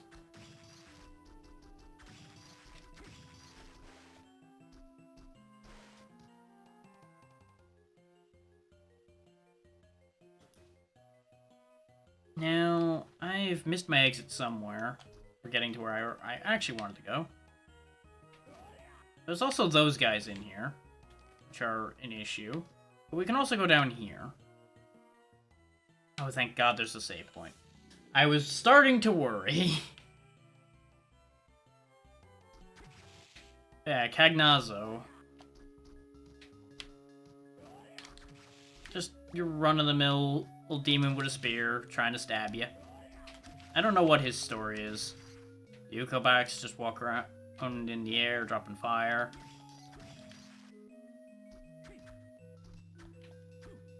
I know the majority of these are, like, folklore things and mythology and all that. I just don't have that information offhand.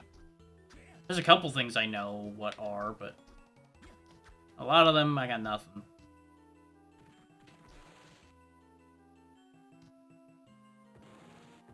There's also a bunch that literally just vary from folklore to folklore what they actually are, depending on who you ask.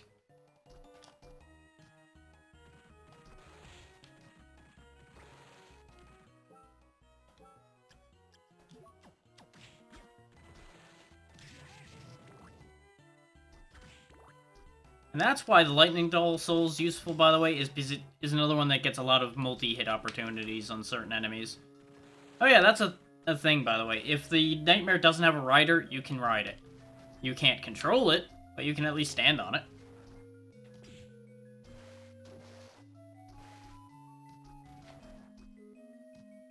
And then you can pretend you are understanding how to ride a horse.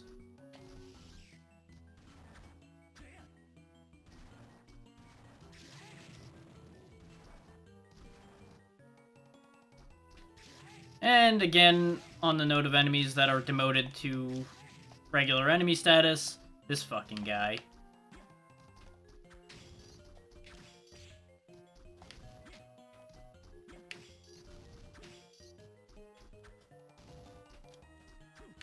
Which he is a particularly tedious example of this situation, considering he still is very, very durable.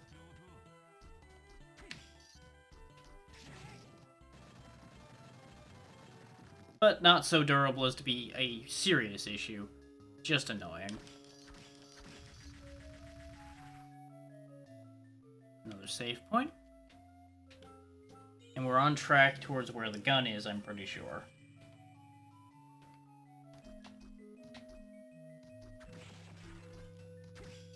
Now, in what might be a surprise, I might not actually use the gun that much. And you'll understand why when we get there. There's a couple reasons, actually. There's also just a fish out of water here. I don't really know why it's here. Just kind of is a fish out of water. It's just a thing.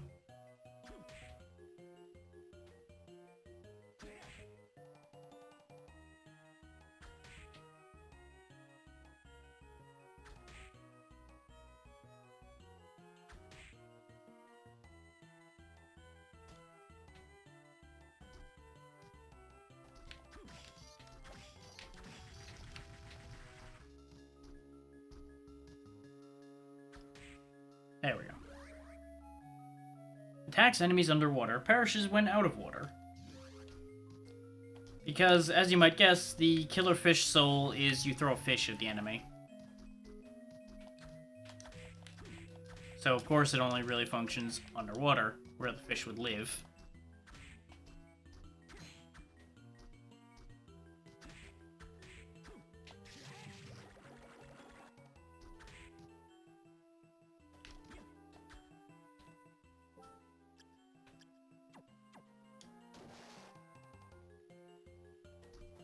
No, wait, no, this isn't where the gun is. This is too far to the right.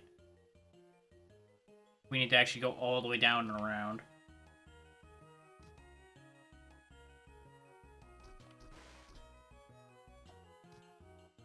Ignore me as I say right instead of left when I mean to say left.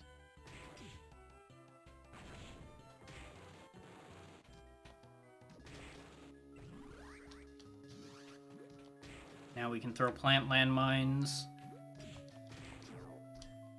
And that's the important trick with the slide, by the way, is that in this game, the slide pierces your enemies. Whereas in the other games, it doesn't always go through an enemy. It a little more often than not bounce instead.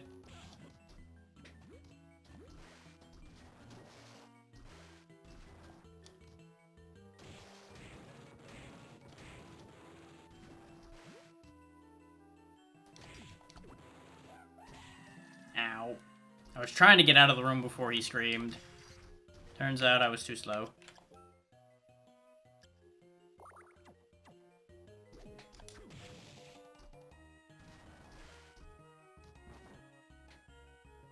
Trying to get rid of the demon that was chasing me.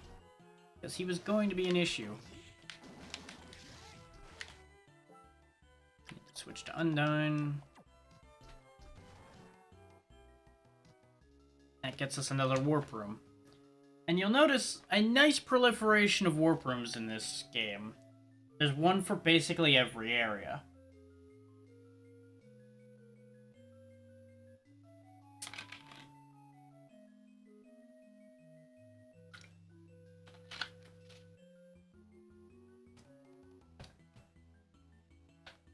YouTube trying to convince me, hey, your account needs more protection. I don't care. Your suggested methods are not going to help anyone anyway. We do actually want to go up here, I think.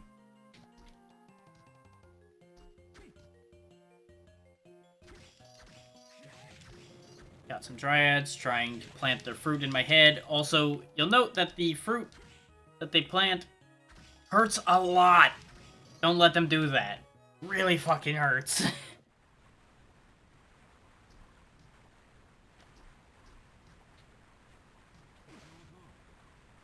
Now, you'll notice that we can't get to that armor.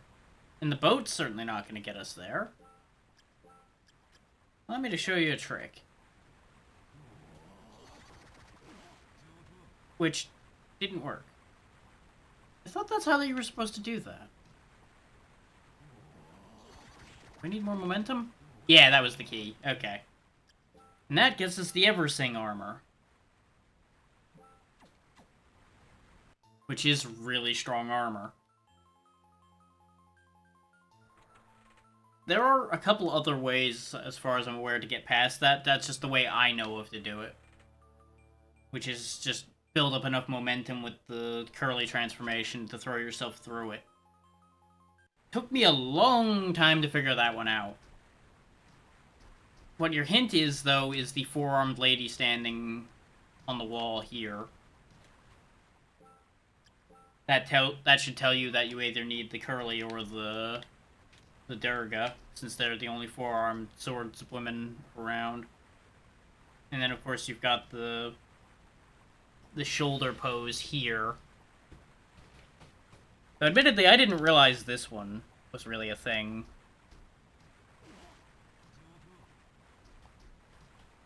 I have an idea. Nope, that didn't work. I was trying to use it to throw myself further to the left to get to the other platform. But I think we can just fly there. Yeah. But we can't actually get up high enough to get to the gun right now. Because the waterfall will throw us away. Because it's too strong. Oh, wait. Yeah, it'll throw us down instead. Which is the same thing, really.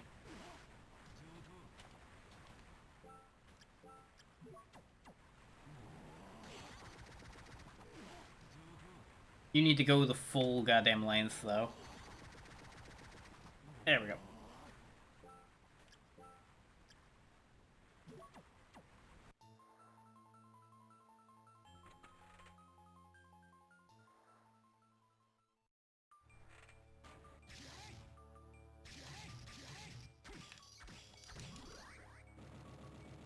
This is gonna hurt. Oh, this one only does 1 damage. Interesting.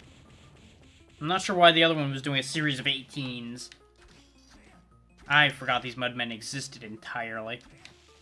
We got were-jaguars. They fight basically the same as the were-tigers from the previous games. And I think were-tigers are around here somewhere too. There's just more than one flavor now.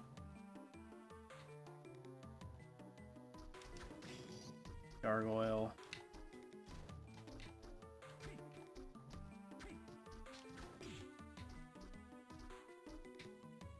And this is where we saw that button and door that we couldn't get through before.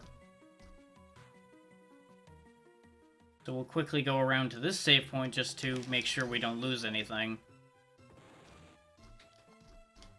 Which, if you hadn't gone up to go get the slide, you wouldn't be able to get through there, and you just would be sad.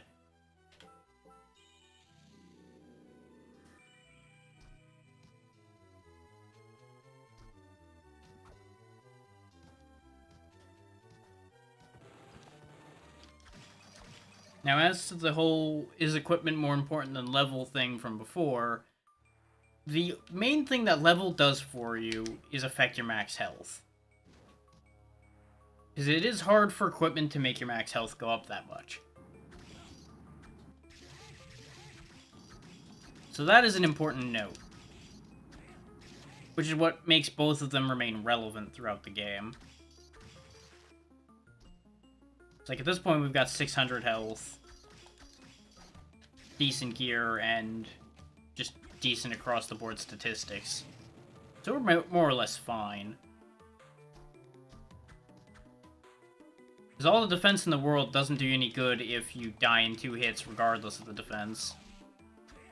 By virtue of having no health. Yar har, it's a boat.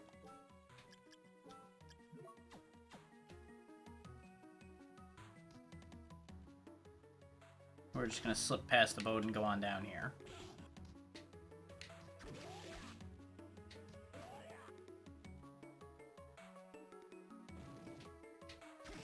And encounter the Flame Demon.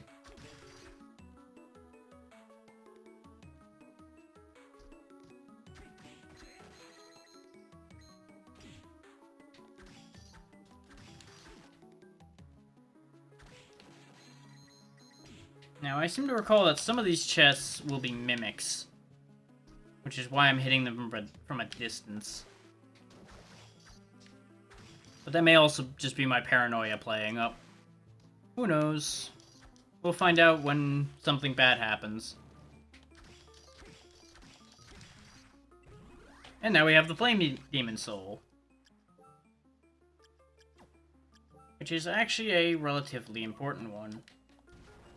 It throws Dracula's typical spread of fireballs. Right, it's not quite a mimic, it's just full of rippers, which is worse, honestly. I'd rather it be a mimic.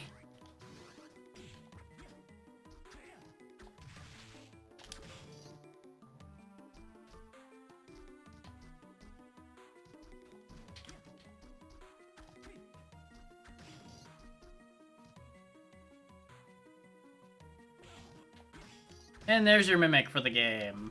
It's actually the money bag. And the Joyeuse. Which is stronger than the Rahab sword. But it's a little bit short. So, it's a mixed bag whether it's actually a better weapon overall or not. It's certainly better for situations like dealing with all these rippers, because it swings up and down.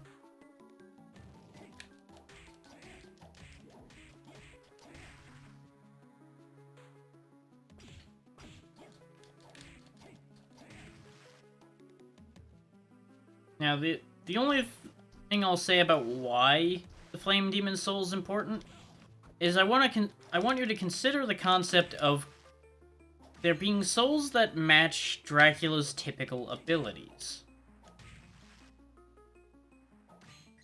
And just think about what the potential meaning behind that concept would be. And that should be all anybody would need to know if they're thinking about how that works, to figure that out without me needing to tell them.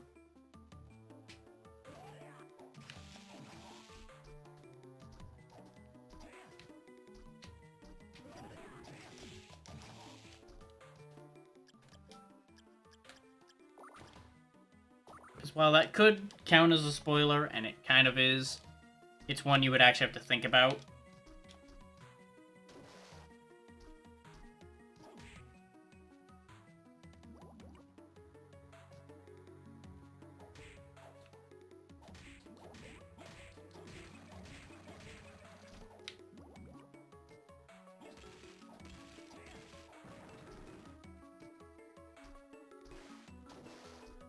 And now we get the Claim Solus.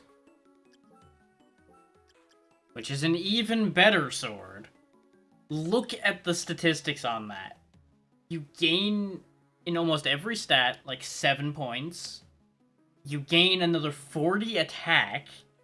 This is an incredibly powerful weapon. I believe it is also Holy Element, so it does extra damage to things that are weak to that too. Judging from the shing noise it's making when it's hitting things. So yeah, very, very, very good weapon.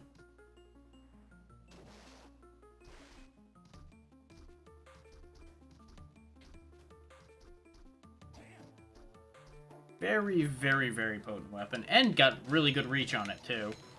The only issue with it is it's a little bit slow. And I'm not the biggest fan of the ching, ching, ching noise it makes every time it hits something. But for the results, I'm willing to make the trade of hearing this noise. We are now up to 73% of the map. Further proving the fact that we're gonna flatten through this pretty quick.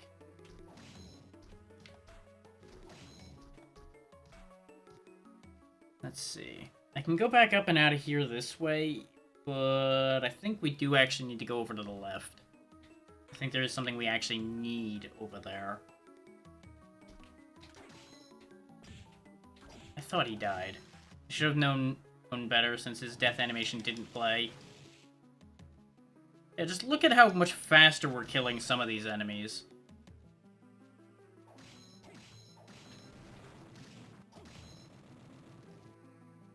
And of course, I have the ridiculously powerful Flame Demon Soul, too, that I should be using.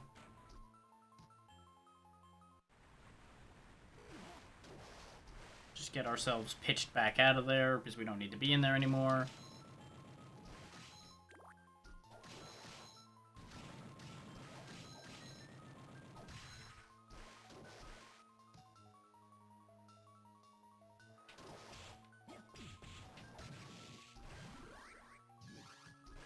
water pistol. Never gonna use that, but it's a thing that exists.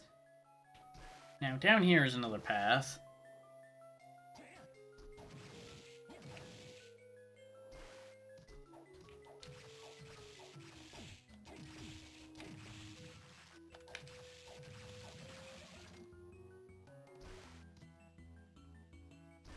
And that gets us the Armor of Water.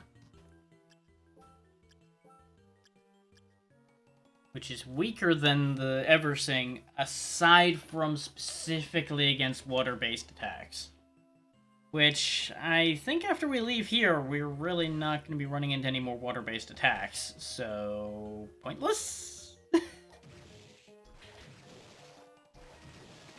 But carrying something like it around still provides some more versatility to our equipment set. I'm not sure what that ice thing that goes flying across the screen's all about either, by the way. Because we've seen it in a couple screens, and I remember seeing it in the original copy of the game I had as well, so I know it's not a weird glitch. Unless I'm seeing it literally everywhere, in which case, well, it's a very common glitch.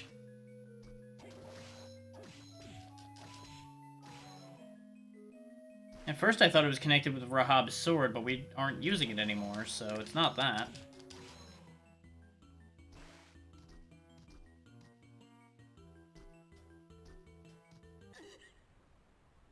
And there's Yoko getting stabbed by Graham. So that's going to be a problem.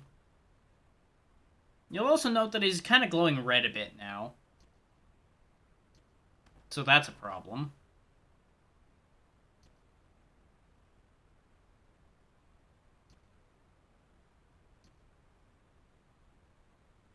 Yep.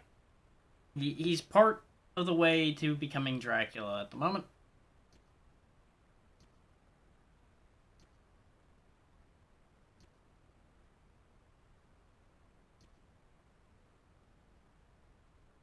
And of course, he just wanders in casually, shaking, presumably with anger.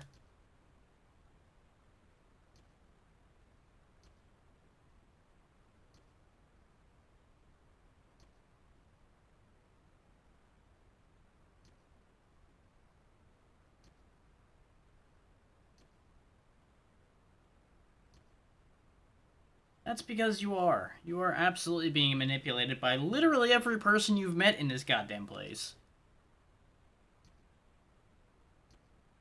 Yeah, don't worry. You'll find out more than you're ever going to want to know when we're done with this whole adventure.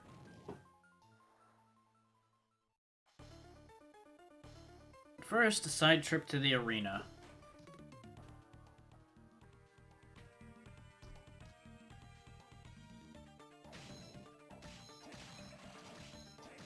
But Arikado makes a good point. Without killing Graham, everyone's in serious trouble right now. Because Graham is now extremely powerful, but he's still vulnerable at the moment. Because he's not fully become Dracula. And even if he fully became Dracula, he would still be beatable, as proven by the fact that Dracula was defeated in the first place. Multiple times. But if he fully awakened versus the allotment we've got here right now, it probably would be a pretty big problem.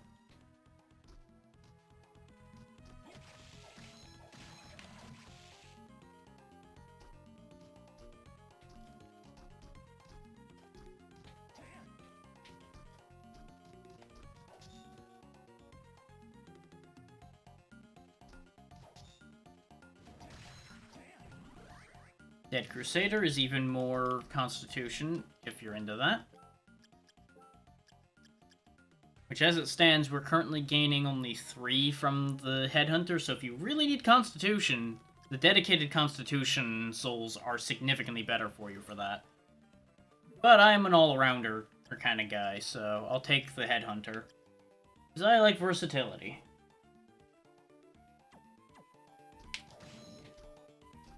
Which, in a shameless tilt toward the sponsorship, do remember that cometeer coffee is also versatile in that you can use it in just about any form of coffee you want. Lattes, iced coffee, your plain old hot coffee, etc. Am I making fun of myself for the way I'm doing this? Yes. Am I ever going to really take anything like that seriously? Probably not. Because let's be real, if I took it seriously, would you guys take me seriously? I would think not. Leviatine. Not a strong enough weapon compared to Climb Solus. Which is a pity, because I do like the Leviatine Sword. But of course, it's a fire sword. Of course I like it. I am out of healing other than super potions, and I'm not going to burn a super potion unless I absolutely have to. Those are hard to come by.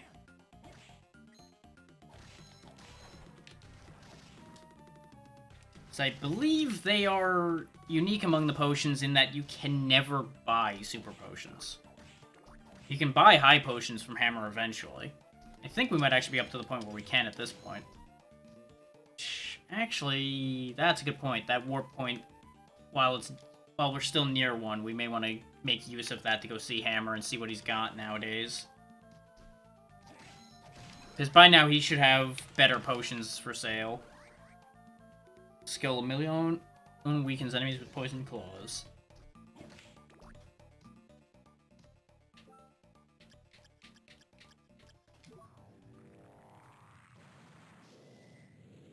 Yeah, we are in the final full stretch of the game, I think, at this point. If not final stretch, close to.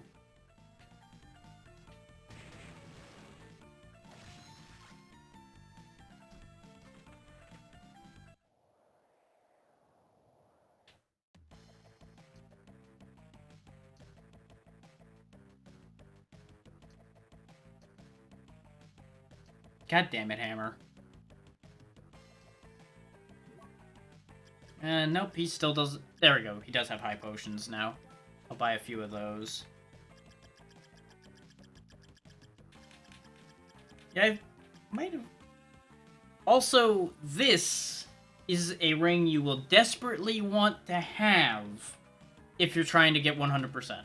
Because while it says appearance rate of spirits, what it means is it increases the drop rate of all souls in the game.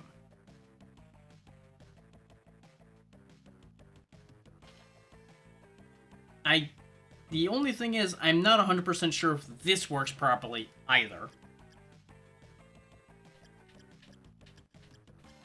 I remember using it and having it. I can never promise whether it was actually working or not.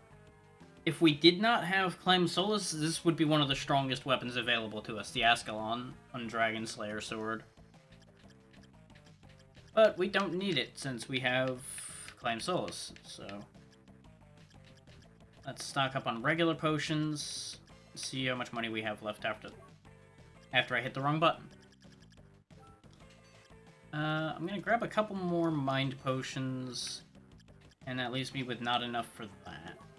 But I can get rid of some excess crap I'm carrying. Because ordinarily I'd carry all this stuff around just to keep in my pocket. But for the sake of speed, I'm gonna get rid of everything that isn't a particularly notable weapon.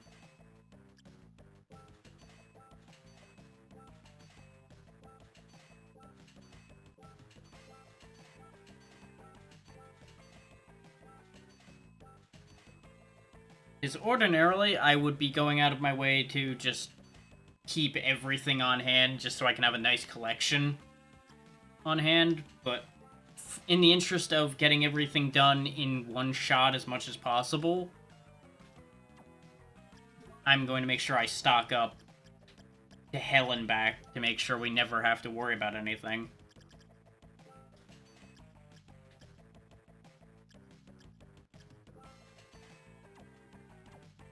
Because with a extensive stockpile of healing and magic items, not much in this game is going to be able to really stop us. I'm not going to abuse the fact that I have that, but if we get in danger, I am absolutely going to do my damnedest not to have to repeat content.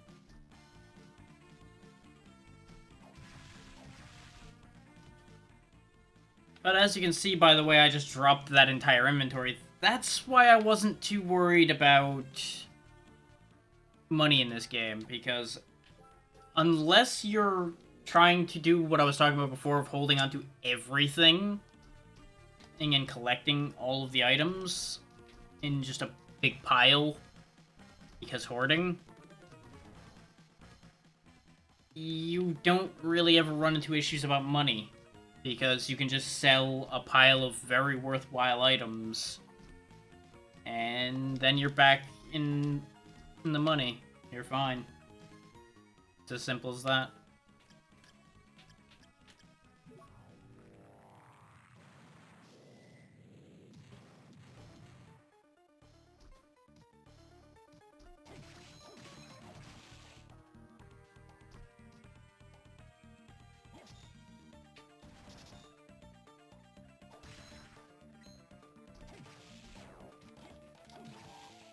And as demonstrated in the text for Skull Million, it does poison.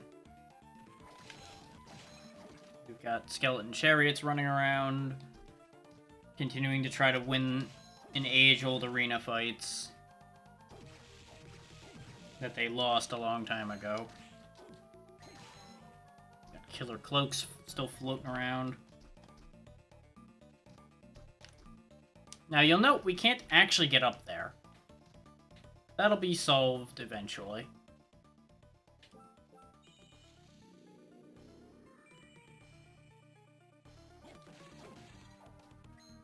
Because those who have been paying attention in previous games are probably considering a checklist in their head of things that we don't currently have that we've had in previous games. And you'd be right to do so, because a lot of things we've had in the other games we will get again, as we have so far.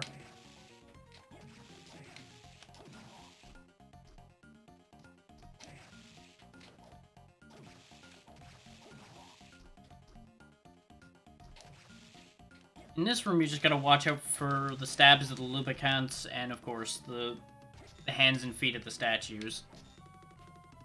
Now, I'm gonna want to use a different weapon for this.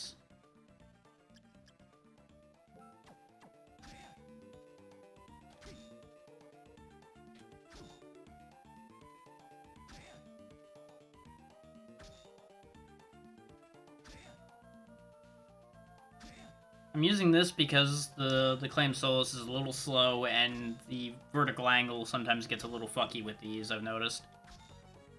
I fucked up the timing.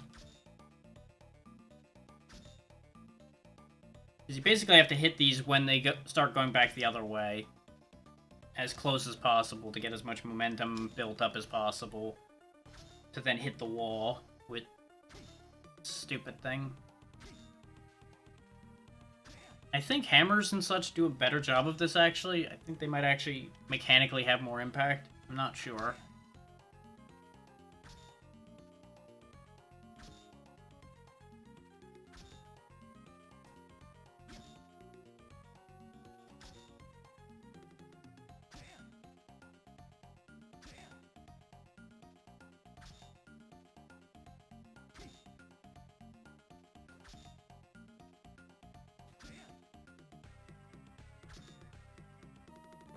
There we go.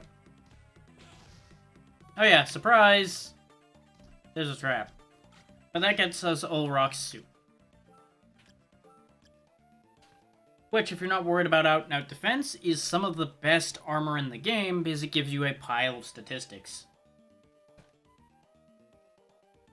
And since we're only losing a little bit of armor to this, I'll go ahead and wear it.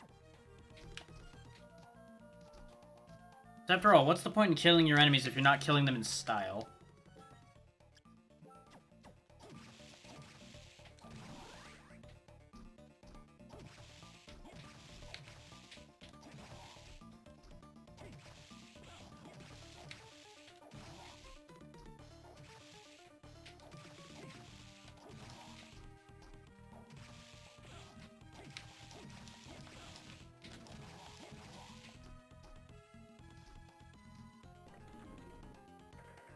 On the floor.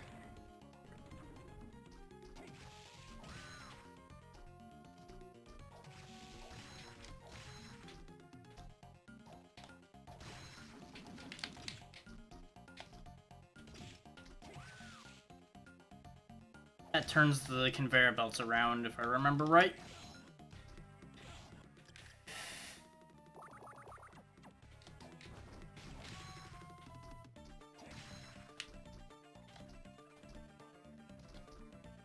Which is necessary for getting through there.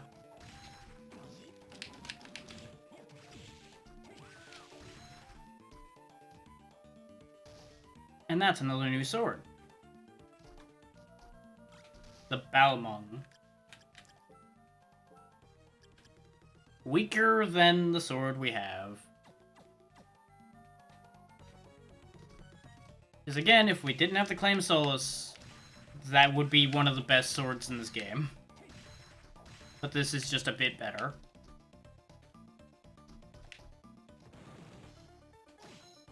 It's not a case of like, it's oh my god, this is so much better. This is just slightly better. And it's mostly just because of the statistics it offers as a bonus.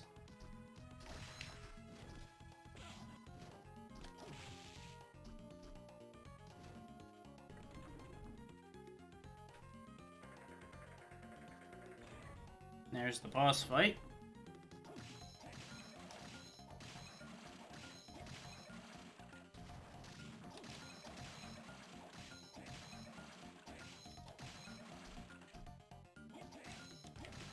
Now, if you don't have a lot of damage, this room is horrifying. Because these beam skeletons will rip you apart. Now, I don't know if I ever actually figured out how to get past this. I want to say it's actually something kind of stupid. But currently, we can't get in there. Or I don't think. Wait.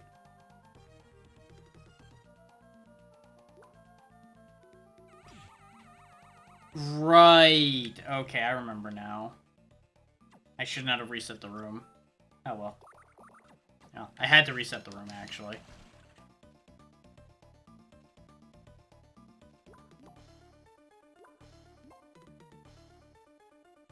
Basically, you have to do Simon Says. You have to do it quick enough.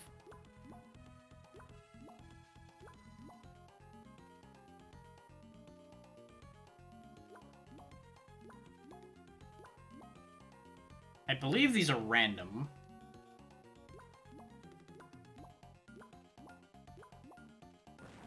And then this pops open.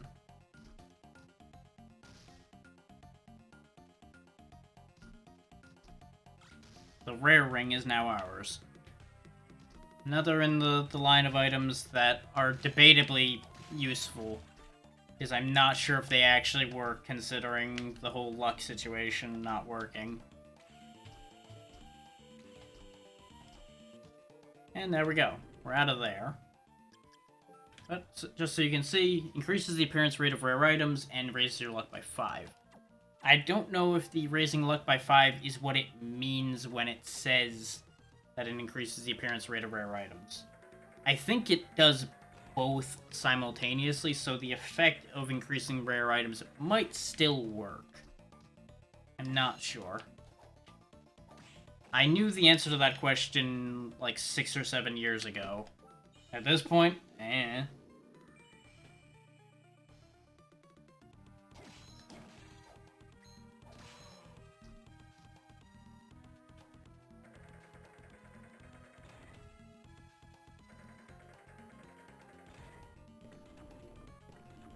And now, we fight a lot of bats.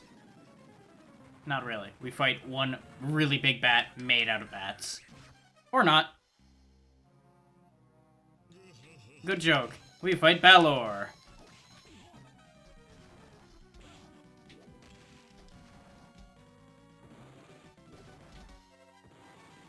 Now this fight is one that you can very easily lose without realizing you're losing. Because you can get comboed by these hands pretty badly.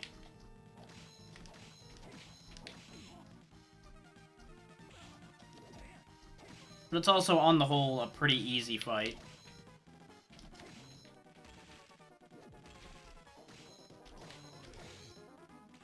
Till he does his laser eye.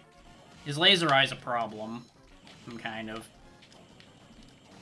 Especially when he starts doing that. Because he just starts going ape.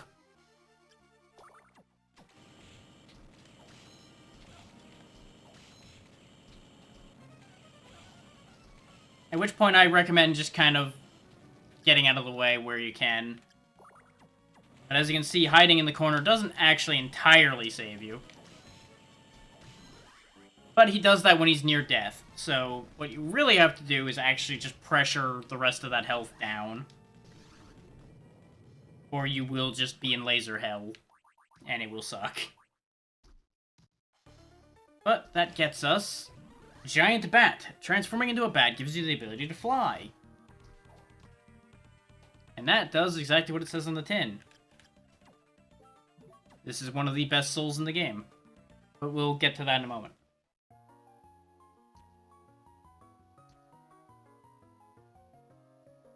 And now Jay remembers everything.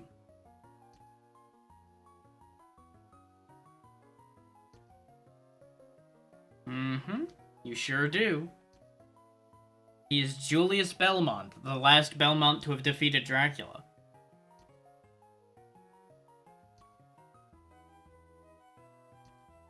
Mm-hmm.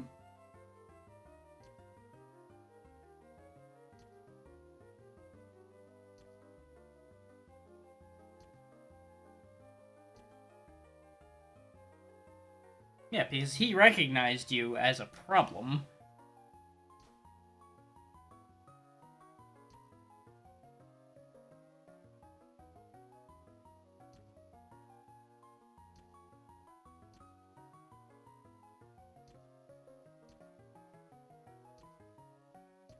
Mm-hmm.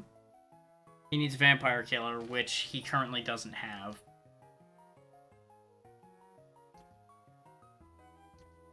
Mm-hmm.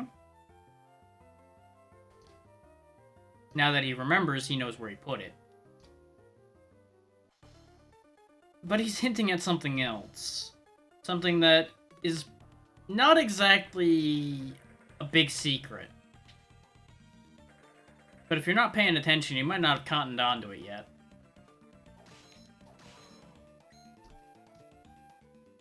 And I'm just going to go ahead and explain that one at this point, since it's been so heavily hinted at. The issue currently is, Julius sees in us the correct set of circumstances for the resurrection of Dracula. We are the strongest candidate for Dracula right now. Graham is rushing to become Dracula, but he's doing it not incorrectly, but he doesn't have everything he needs. And we'll get to that issue here in a bit.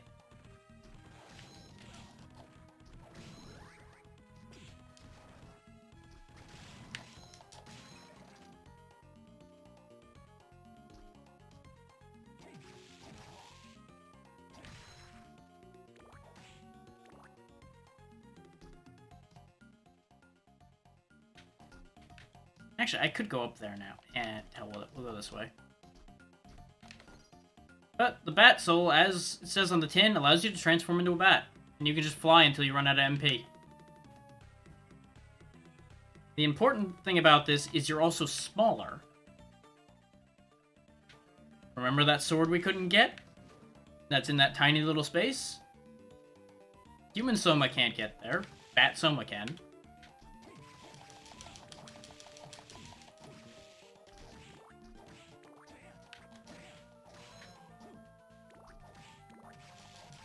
Also, here's another Were Tiger.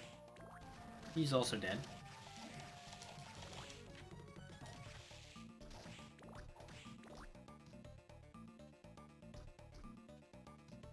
I don't even know why I went over here. This is a fucking dead end, even for bat mode.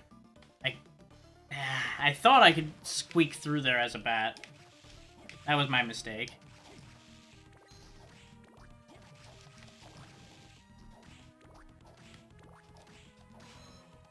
Oh, and for those interested in what Balor's ability does, it's just a big old punch.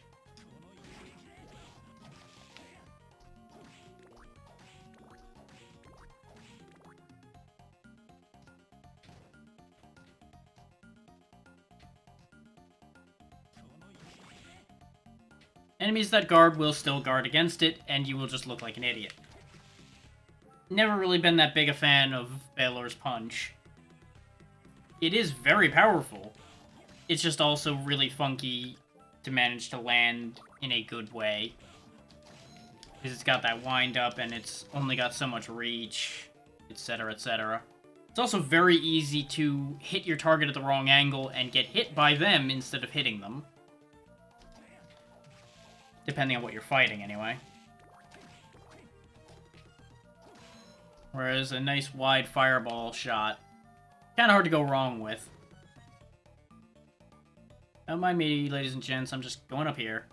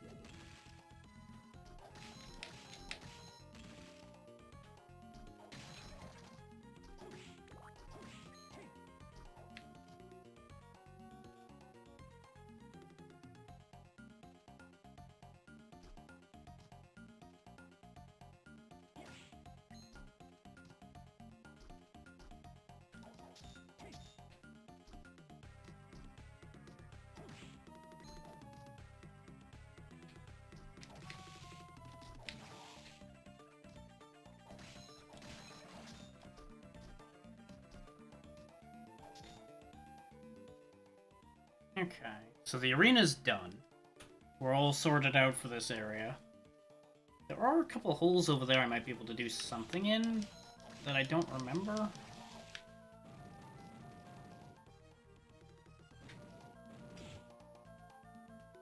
As you might imagine, we're of course intended to go up to the final bit here.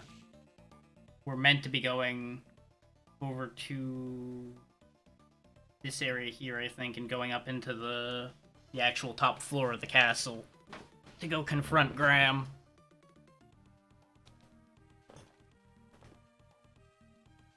Now, we could go see what Julius is doing as well. And those paying attention will know exactly where he went as well. And since I'm not really gonna bother doing that at the moment, because you don't have to the best of my memory, I will tell you where he is. You remember that dark, shielded room up here in the garden? That's where he went. He'll remove the seal there, and he'll be in that room.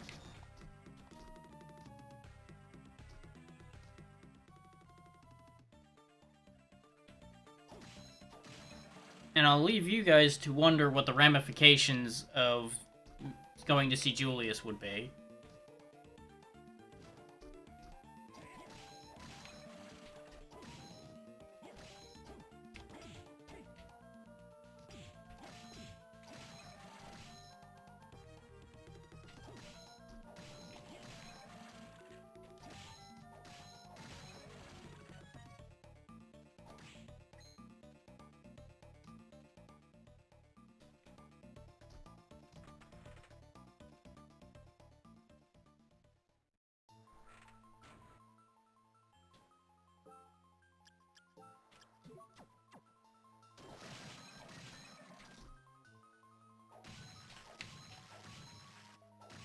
Clean all these needles out.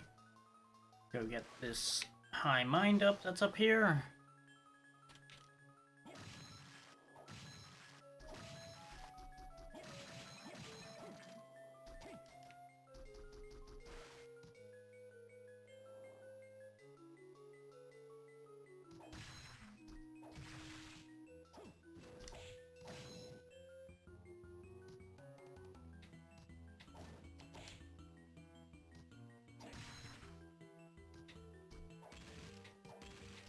There's a breakable wall here, okay. Which has pudding. Yay, pudding. Underground cemetery. One more area. Jesus. We just got the shit punched out of us. More flame demons to dispose of.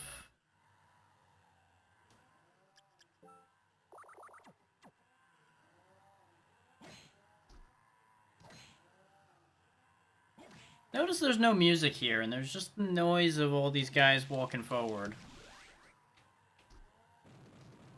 And this is another case of those paying attention will realize what this means. And it's not great. This is a boss door there. But at the very minimum, we're going to save first. And I think this is a warp room over here. No, this is actual other room.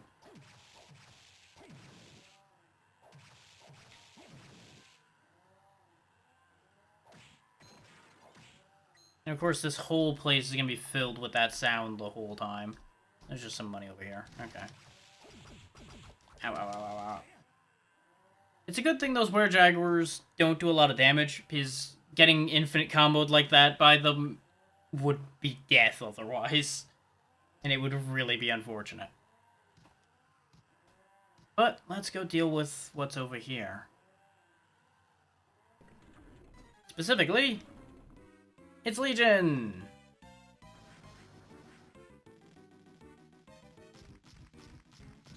Because it can't be a Castlevania game at this point without Legion being in it.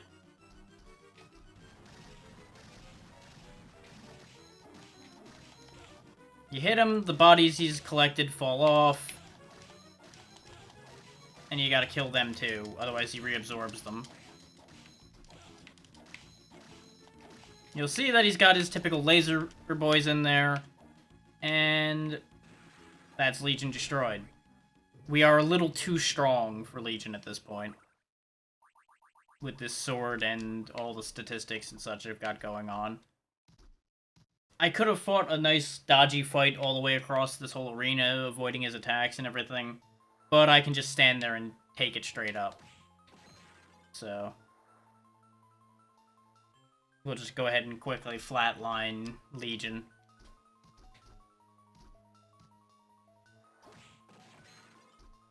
Grab the high potion.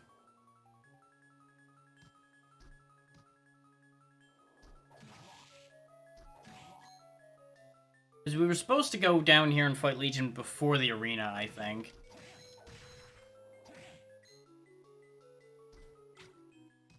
So at this point, we kind of just make him look like a chump. Which he kind of is a chump fight, to be fair. He just is a big ball of bodies that occasionally will shoot lasers.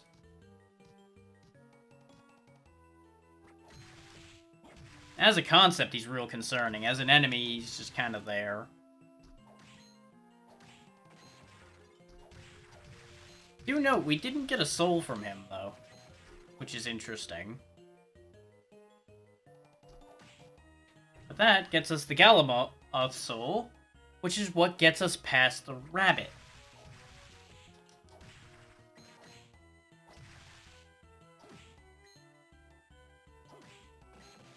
Now, as far as I remember, getting past the rabbit is completely optional.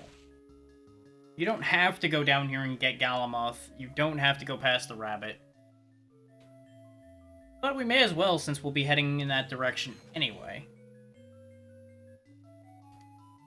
And I may as well map out this corner of Legion's room. Just for sake of argument. Yeah, we'll be very close to 100% map completion. We just won't have that many souls, and we won't have that much of the extra stuff.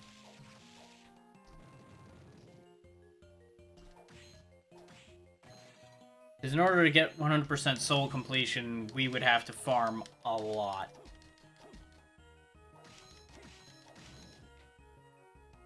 And honestly, I just ain't here for that.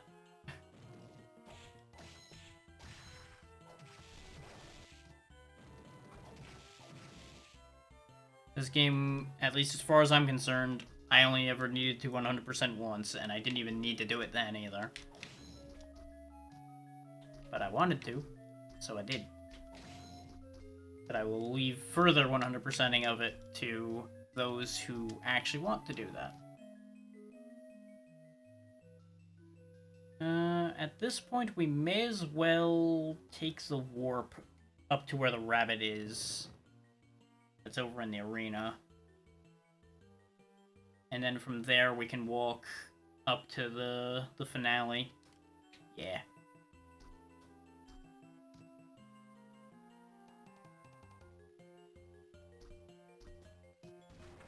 But at this point, spoiler warning, do not listen to what I'm about to say if you're not willing to know how the endings of this game will work. At least get a hint as to part of how it works. As you might have gathered from the ancient books laying around, you have to have a certain set of things equipped when you go to do the finale in order to get the best possible ending.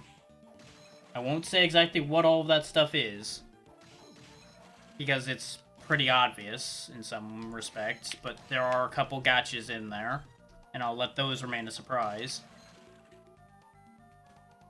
And I will let you guys see what the nature of the change between the endings is. Because we are flying through this. Even faster than I thought. So I might do both endings. At least both endings that I've ever done. I don't remember if there's a third one or not. I don't think there's 3. I think there's only 2.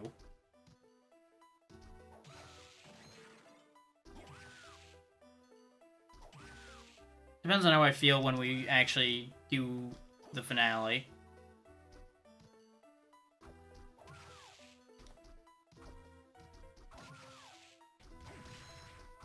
Right now, it's just kind of satisfying to be crushing everything in here after how much trouble they caused us when we were here the first time.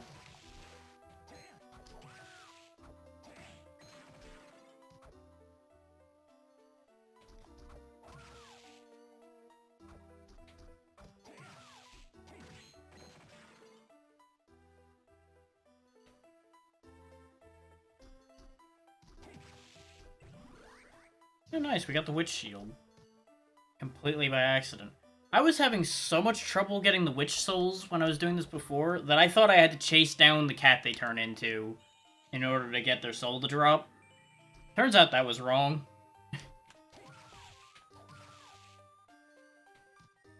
Ended up looking real stupid chasing cats around. I think that's one of the ones that's just straight up an ability, yeah. You'll notice we're missing 2 abilities still, actually. Good joke, buddy. That gives us access over here.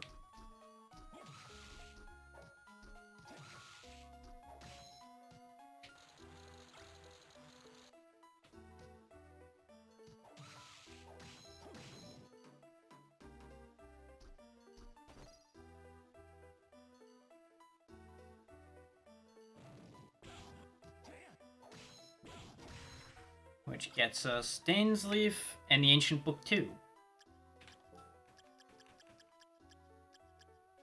The second spirit is the King of Bats. Also, I'm going to give you another hint with these ancient books. Note the color of the books. Yeah. Yeah. Now, there's one of the things where we need to do that we're missing right now. We do not have all of the things we require according to those books. I'll tell you that right now. Also, getting past that rabbit was just for Dane's Leaf and the book, by the way.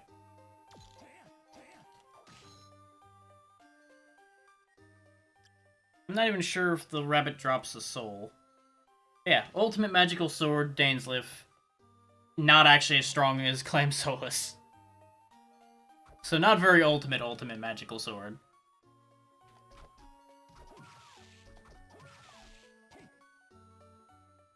But we have it now.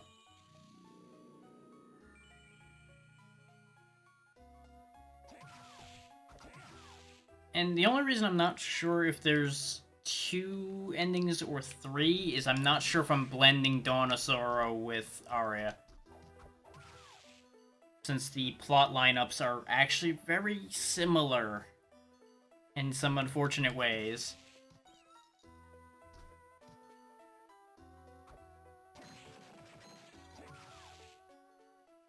Which, admittedly, it's kind of only a thing you'd really only catch if you paid attention and compared the two in your head. But once you actually pay even a little bit of attention, it does stand out pretty harsh. Actually, that's how that works.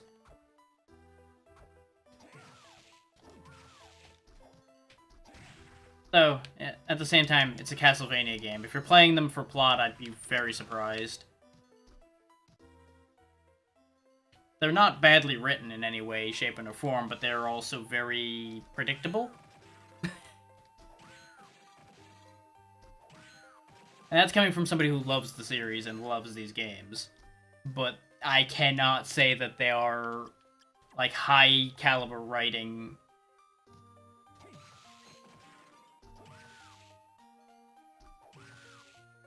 I went the wrong way. I literally just need to walk over to this one path and go up.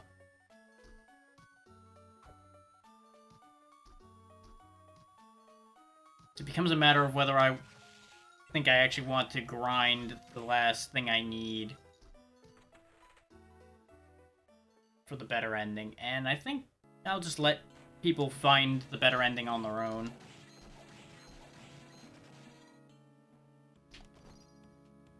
But all we have to do is fly up here. Watch out for the succubi. That was one minor thing I said wrong before, is I called the Liliths succubi, which they are, but they're not necessarily the exact same thing. We've got final guards, which are just upgraded versions of the big armor we were running into before, with a new trick, of course, of that fire wave.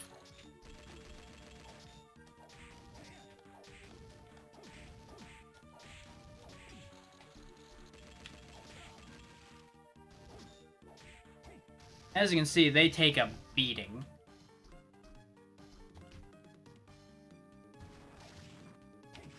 Actual basilisk. We're not going to deal with that right now. I don't have the health for that.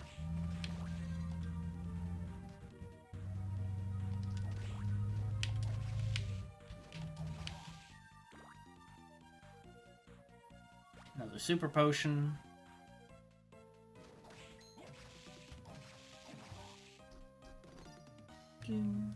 Ow. There's our warp point for this section. Which, considering I'm actually taking a lot of damage, I'm going to quickly warp back to the early bit. And I may as well hit up Hammer's shop one last time as well. Make sure we're fully stocked out. And also make sure to show off whether he has any new items in his shop at that point. Totally not doing this just to pad out the game a little more. No, not at all.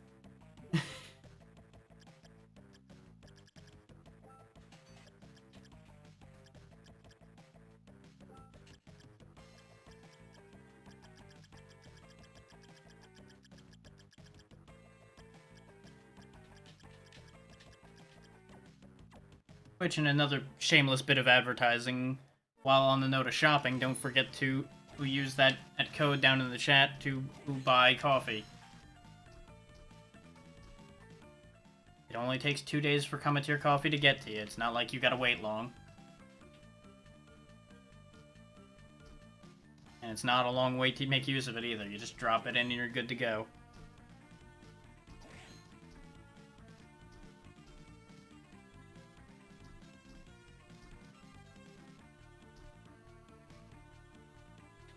I think I went the wrong way.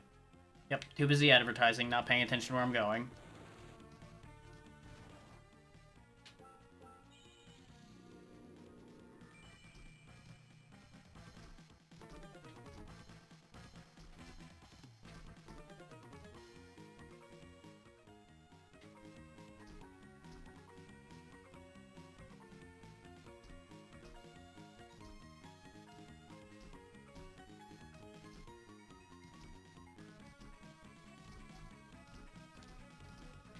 Now, of note, my current plan, by the way, for the other sponsored stream I'll be doing for this sponsor is it will most likely be Saturday's stream that I do more sponsored content for.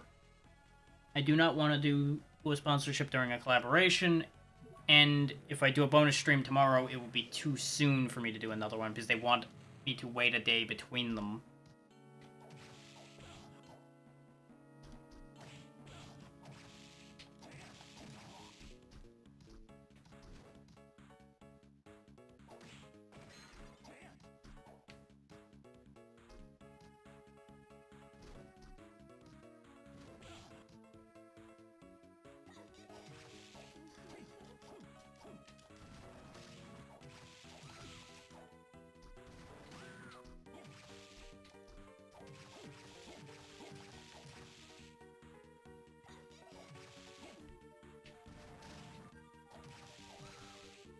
And of course, you see these succubi taking on the form of our friend Mina. Because of course, what else would get your attention that they know of? And these Stolas summon skeleton knights. Which is just annoying. Not really impressive though, considering skeleton knights are kind of old hat at this point. But if they summoned anything stronger, it'd probably be a real problem.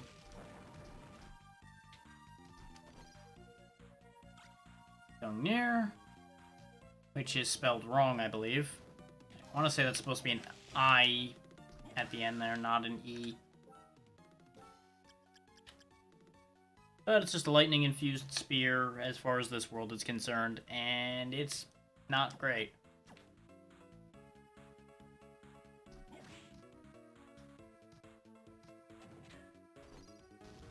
You... I fought one to show it off, I ain't gonna bother with another one. They are not worth the time they take to kill. Mine. Goodbye. Satan's ring. Yeah, as you can see, grants you some decent power compared to the rune ring. So we'll go ahead and put that on. It does mean our mana is going to generate a lot slower. That's okay.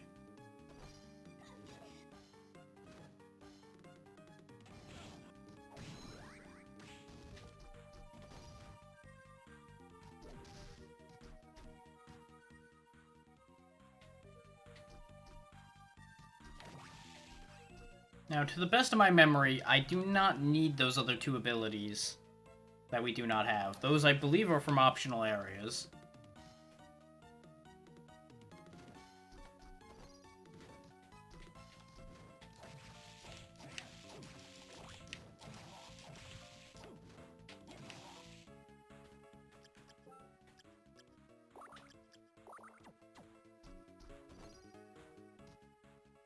Just gonna duck in there to reset the enemies. Which was apparently a mistake.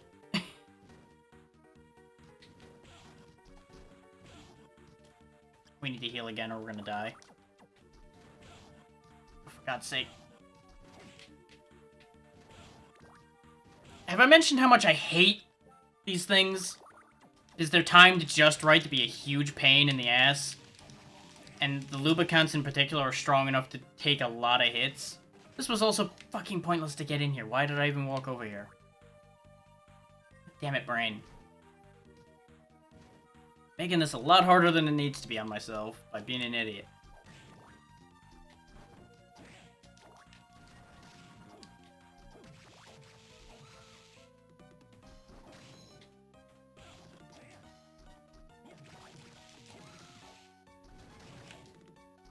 Now, I'm not sure if lighting these skulls does anything. No, they seem to just be lighting as we pass. That's just a thing.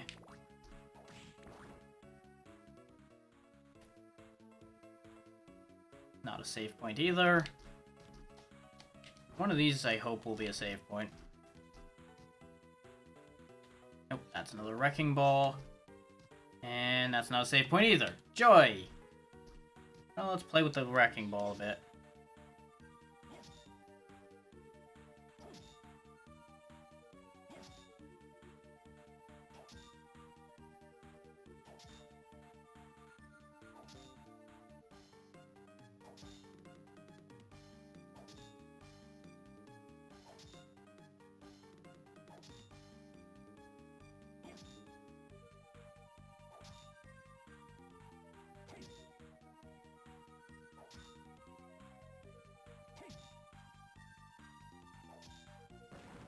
we go.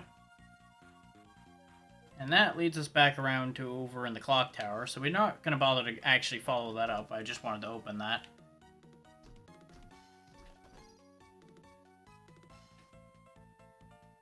There's a save point. Okay. We're good. Things aren't going to go horribly wrong. At least not that kind of horribly wrong.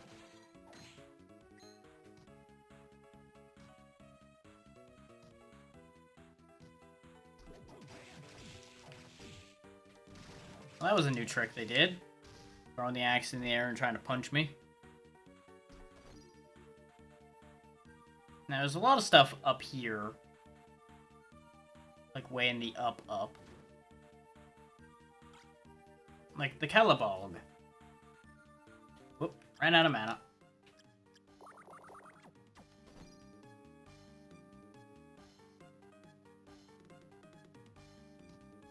And another section of this area that we could have gotten through other means, anyway, but we got there that way. Now, the Calabog is the Sword of Darkness, and it's a little bit weaker than our current weapon. So we're not going to really use it.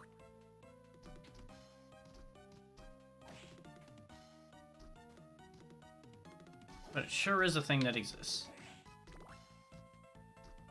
And this guy will raise his sword up and get out of our way.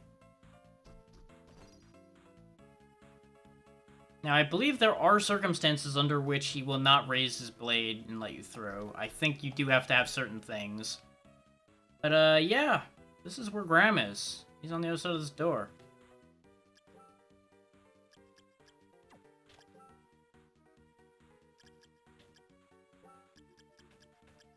Yep, we do not have what we need. Well, I'm gonna do it this way anyway. It'll be fine. Hi, Graham.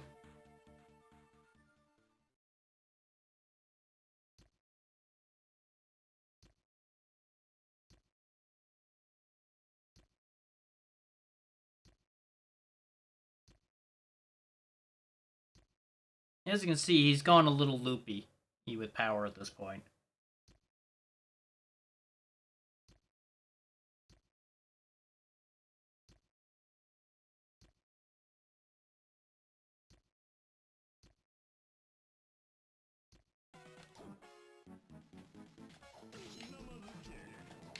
So yeah, Graham's gonna do a lot of Dracula's old tricks, pretty much. Teleport around, throw fire at you. Including the classic triple fireball.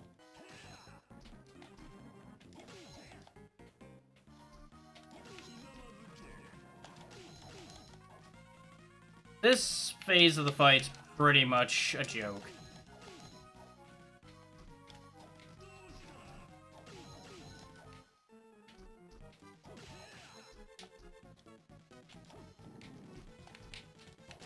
This is the only attack he has that really would be any threat. And I'm just gonna stand here and take it just because I have no patience. Considering I have all these healing items to fix myself with.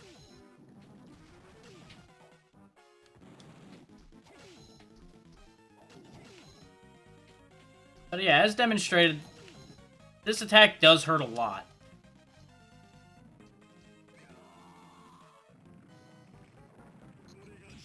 Now he goes full demon mode, which is an issue, because he hits really fucking hard in this form.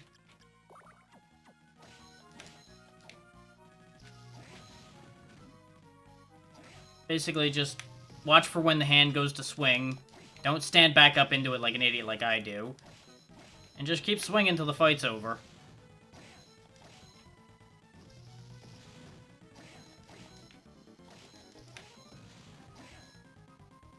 And as you can see, that phase is not really an issue either.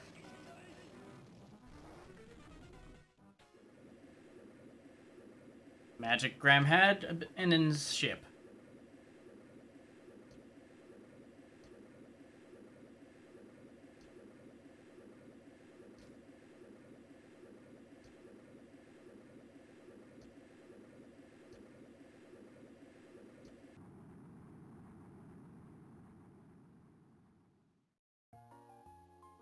Ta-da!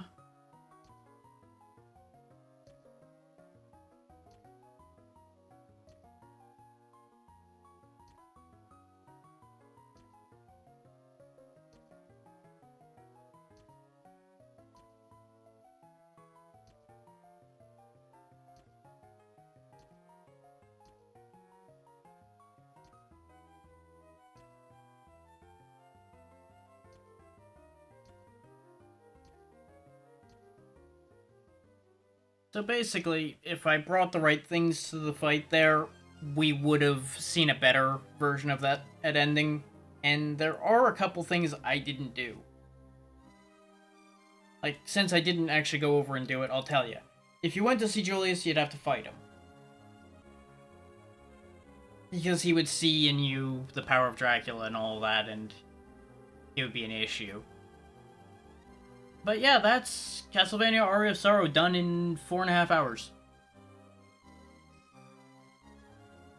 Better than expected. I really thought I was going to get stuck more. But again, this is my favorite game. I know this game backwards and forwards. Plus or minus a lot of missing memory. Because of how long it's been. One sec. Thought I saw something weird for a second there.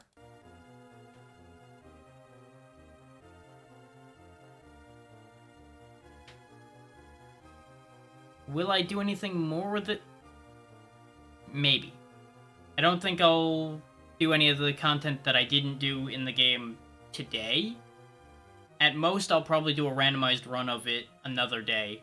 Possibly even tomorrow as a bonus stream. I don't know. I do kind of want to do a bonus stream tomorrow, as I've said multiple times. I just haven't decided what I want to do with it. I might, like, do randomized Aria. I might do crowd control Symphony of the Night. I've got things in mind I could do. One way or the other, it won't be sponsored content tomorrow.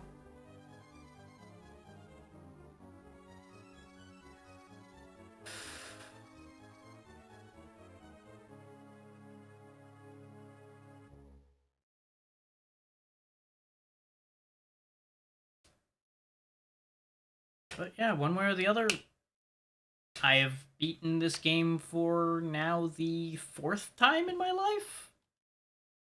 Either 3rd or 4th. And while it's not a game I can honestly say I can always go back and play again and again, I can absolutely play it now and then.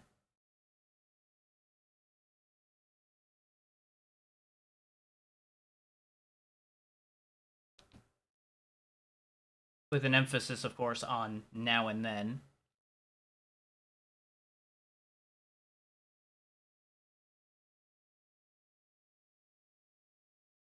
But of course, I'll plug the coffee one more time before we raid out. It's at least the first frozen coffee I've encountered in terms of the market. I don't know if it's the only one, but it's absolutely at least an interesting idea that it's frozen in tiny little capsules and then you just drop them in and you go. I haven't seen it before. It's easy to use, as I mentioned before. We only talked about price at the beginning, but point being, even without the discount code attached to my link or any other sponsored users' links, it's $2 a cup. That's still cheaper than you can get coffee most anywhere, or especially these days. And then of course my usual ending thoughts. Friday will be another collaboration with Xeno. We're talking about different games right now. We are not going to be continuing Battle Block, it seems, so far, because we both kind of weren't that impressed with it. Even though we really enjoyed that game once upon a time, it really lost its shine at this point. I mean, at least for us, because we've done it too much. Let's see.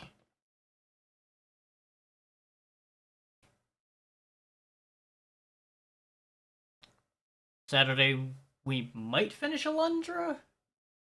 I'm having a hard time scaling distance in that game still. We might finish it, we might not. If we don't, we'll absolutely finish it the next Saturday. Sunday, I still need to figure out what I'm going to play for. I might put up a poll between today and Saturday on Twitter, so keep an eye out on there. In between me shilling product, because gotta make the money. You know how that goes.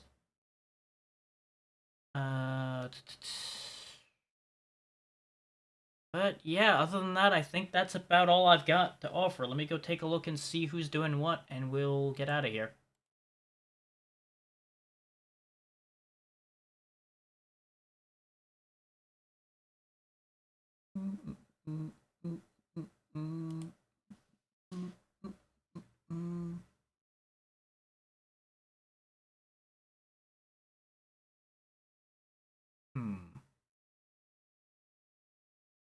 I once again have two choices.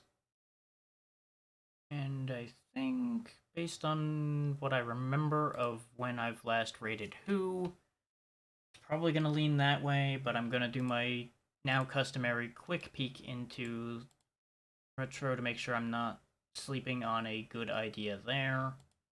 Only going to scroll like halfway down.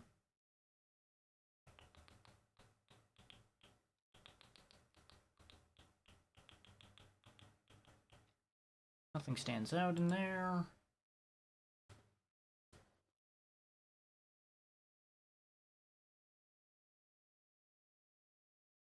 Actually, I'll pose this to you guys. Would you rather go watch somebody play Okami, or would you rather watch somebody play Power Wash Simulator? That will help me choose between the two people I have immediately in front of me need to choose between. I'll give you guys a couple minutes to decide on that one. If I hear anything one way or the other, that will sway the choice.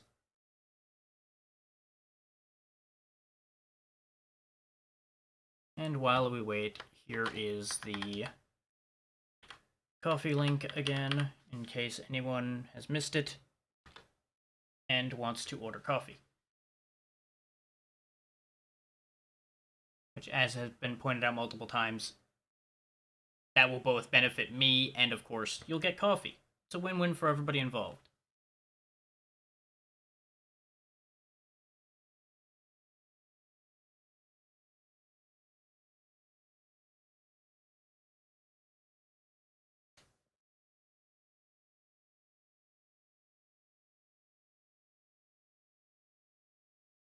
Me personally, I'm leaning towards watching Okami.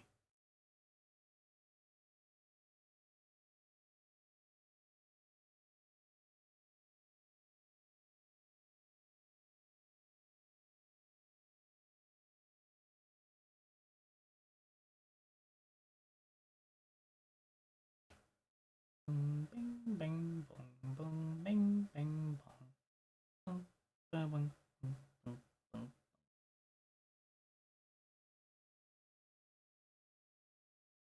Okay, I'll just go with my idea then.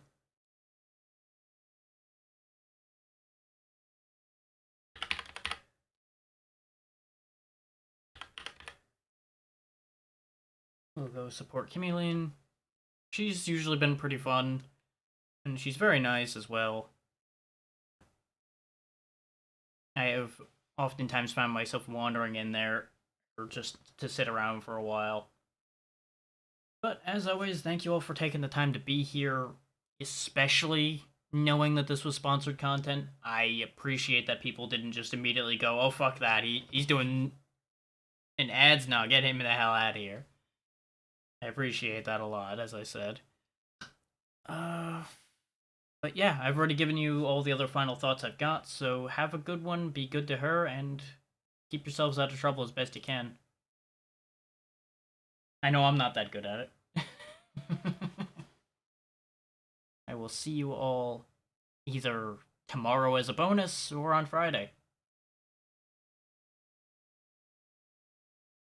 You can create lily pads on water. You can use them to cross any body of water.